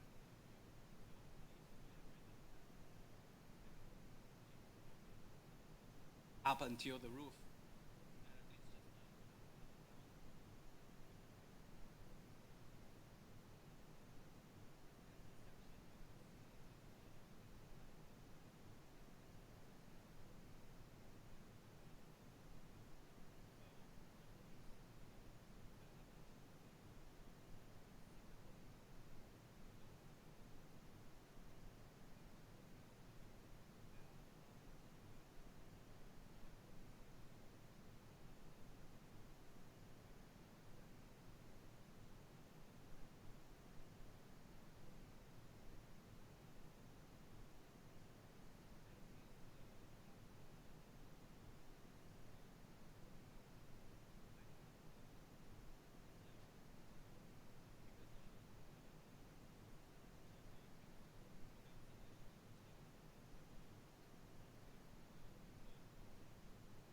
I take advantage of that and use it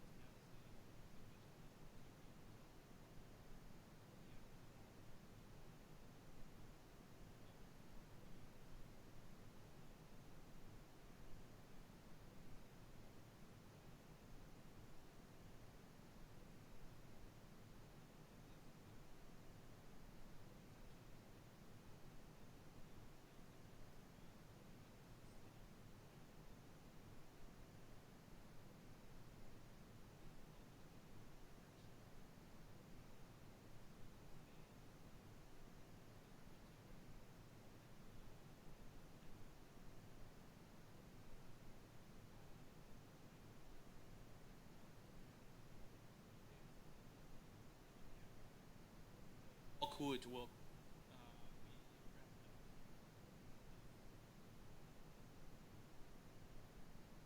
level of the top level.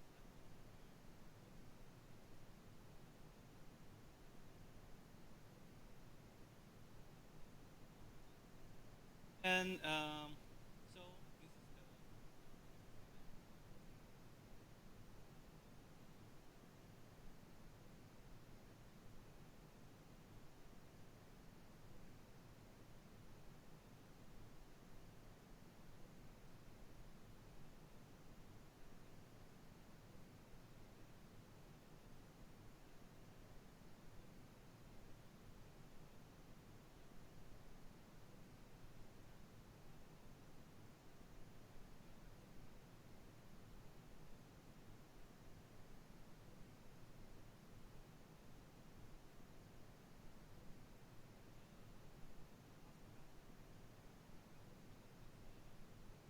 floor, so the total light will be more plain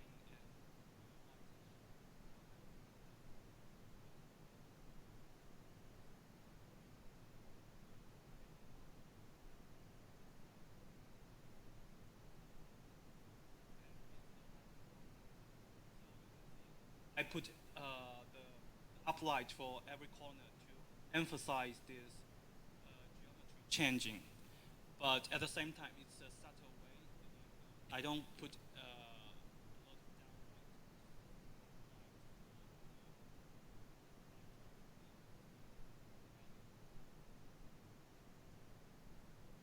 Also for the upper floor, I also use this upper light here, to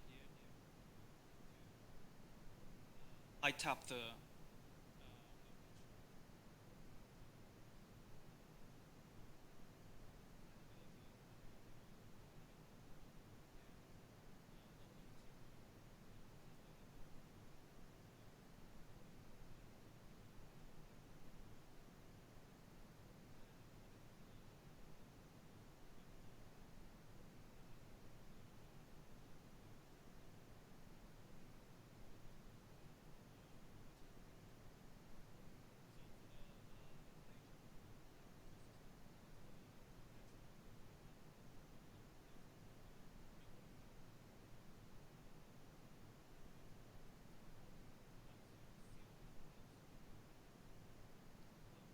mechanic air intake.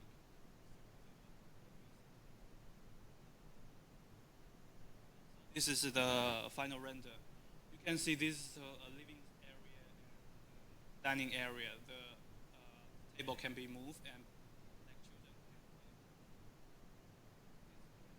like children can open feeling.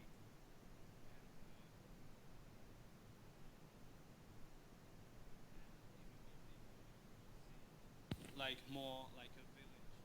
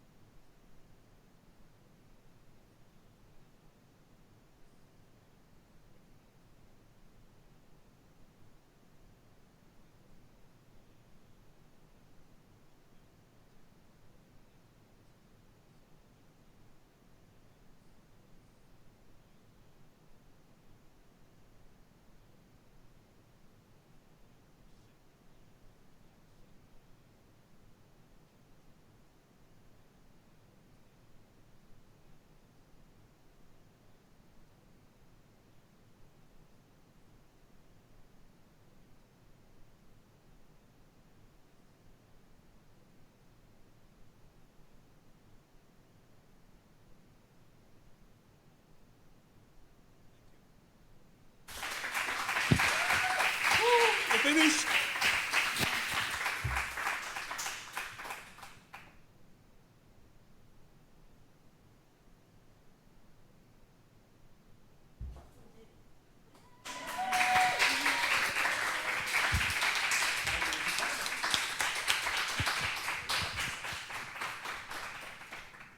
Well, I congratulate you again. You did really, really, really a good work. Hard work and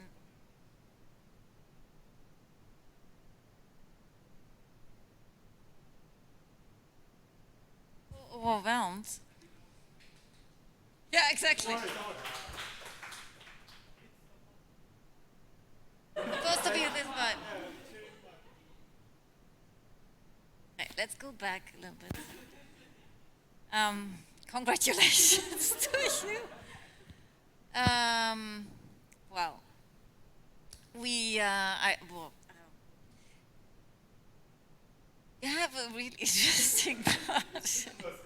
Yes, I'm speechless. No, I think what is the main point here that is outstanding is what we all have seen during these weeks is how you were able to transfer from existing spaces in the outdoor here in Spain and in Barcelona where you live into a single family home and make sure that this works, that this is an interesting approach. And when we see the 3Ds, I think we all agree that this is a space kind of especially made for children. You know, you can really play there. You can play hide and seek. You can play with this tricycle here running around. I think each room has a certain character that is very difficult to see that twice. It's a very unique approach that you use, and I think therefore it has this outstanding quality of architecture. You did that in the beginning. You were there already, so it was a search that was based on an analysis, a very good analysis of architectural features, not so much on the client. So you decided to go for that, and I think you really achieved a very successful project. So again, congratulations. Thank you, Jinsin. Let's go back to the axonometry, to the first one, because I think there's something very important in your project, and it's your approach. I think this is not a house design, but it's an urban design. This is you're bringing the concept of the square for the common areas, and those private rooms becomes houses. So what is important, what I think is very necessary in these approaches. These common areas, this square is a place with no functionality defined, so it can house anything, any function. So this complexity, I think, is much needed in all houses now. A place that you can use in different ways in different times.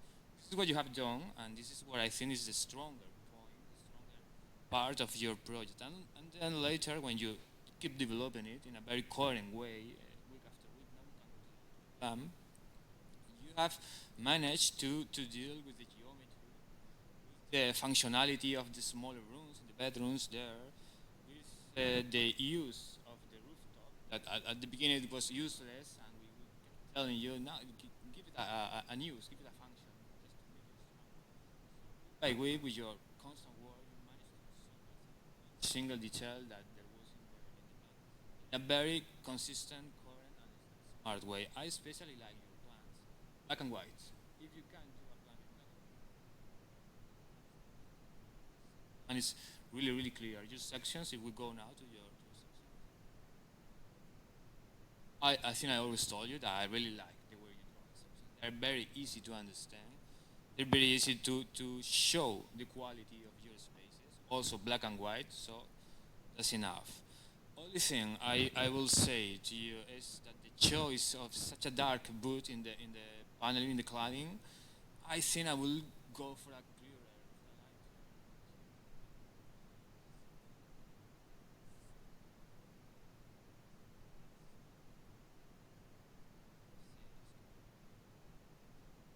so it's a very, very good work. Congratulations, really.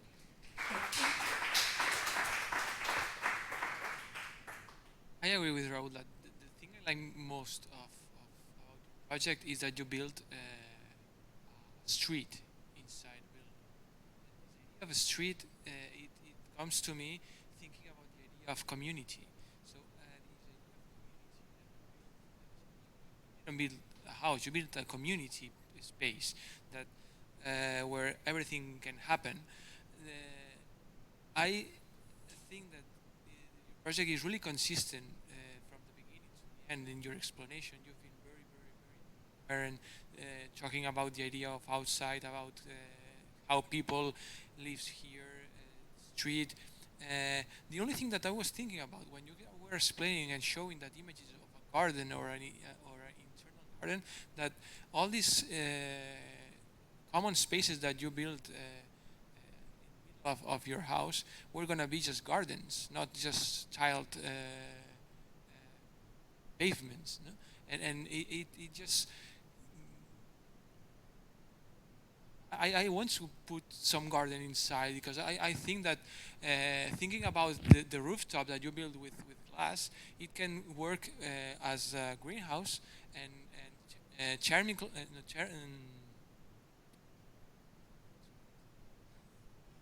and it will work like a greenhouse, so it would work more efficiently. It would be more when you can control the climate inside better, and you can just rise plants really quite well. So it's the only thing that I was confused at the beginning, and that when I saw this child pavement, that it just looked strange to me. But of course, I didn't know the process that you had, and I think it's a really, really good project. Congratulations.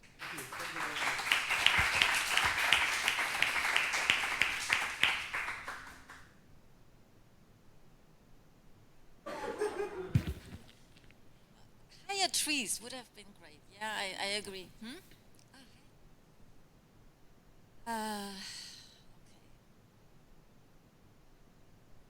I said it. I'm really happy. We are all really happy about how the course went in the end, against all the adversities I told you before. Now with the results, I mean, it's amazing. You can be really proud of yourself. You can leave this postgraduate course. Some of you will stay. Some of you will do the rest in September, October. It starts. So good luck, but you are prepared. Well prepared, and you can face now any challenge, I hope.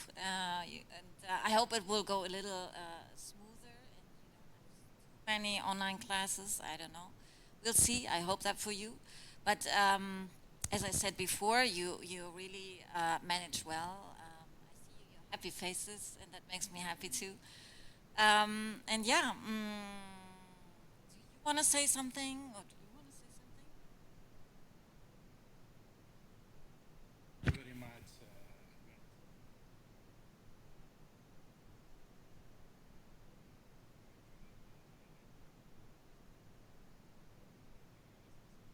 Lucky,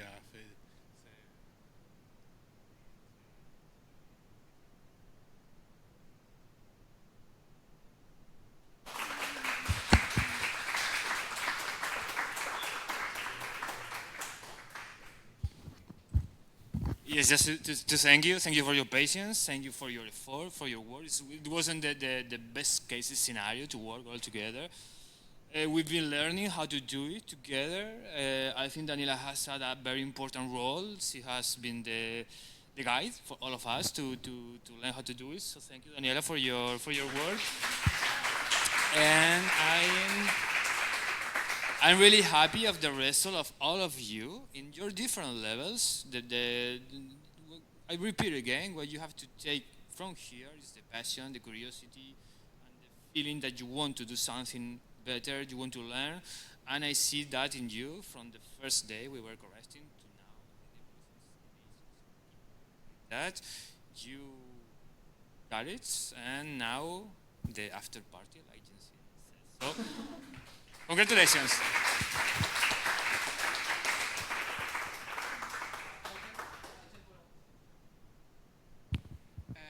I'm really surprised about.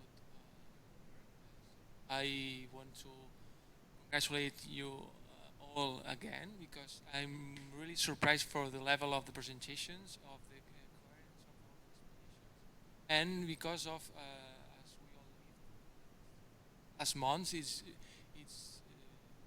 had to be really tough to work in these conditions for you.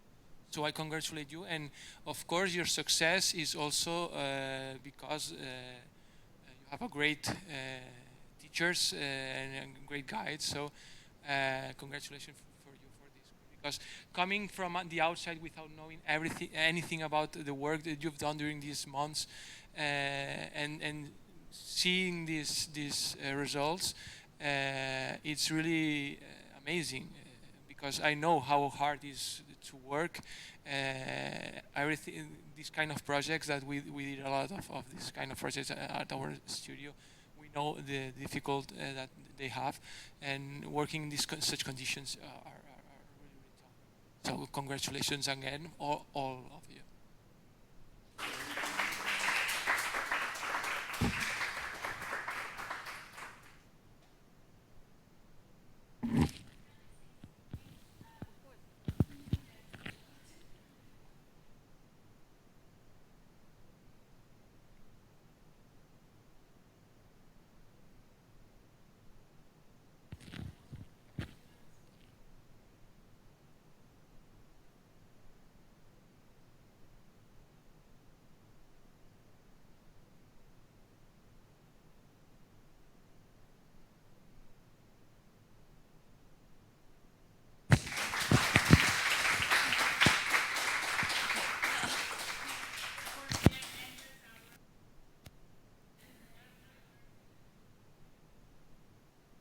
They were kind of endless, yeah.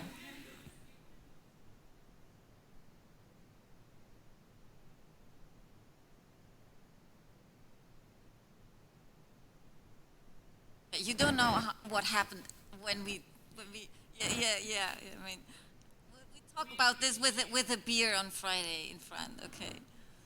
So just talking about Friday, we will meet once more online. Back to the old old way because we have that lecture at 4 o'clock. No, at 5 o'clock. At 5 o'clock. So we will meet at 4, and that hour we would use for a little bit feedback. I mean, this kind of feedback, but maybe a little bit more in detail how the whole course went, the different. Hi. They're still there. They're still there. Can you see me? Can you see me?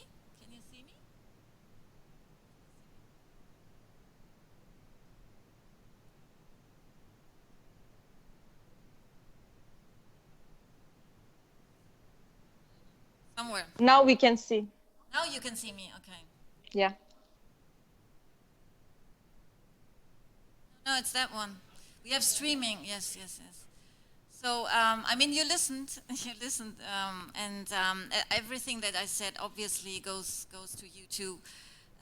So again, to Friday, so we meet again and maybe think a little bit about the whole course, how it started and the different assignments that you had, and if everything, or how it went for you, you know. I will just ask you a little, some questions, and I would really like to know, besides the fact that this was online, etc., but about the quality and how you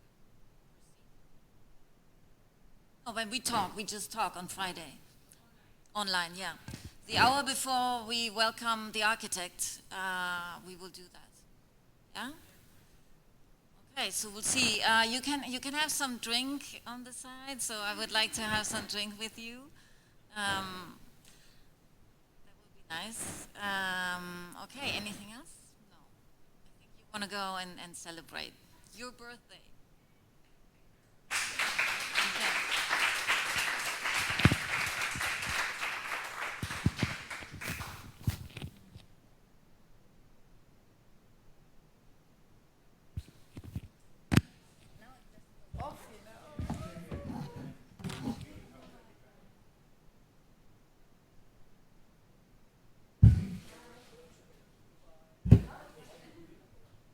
Bye-bye. Bye, everyone. Thank you. Enjoy.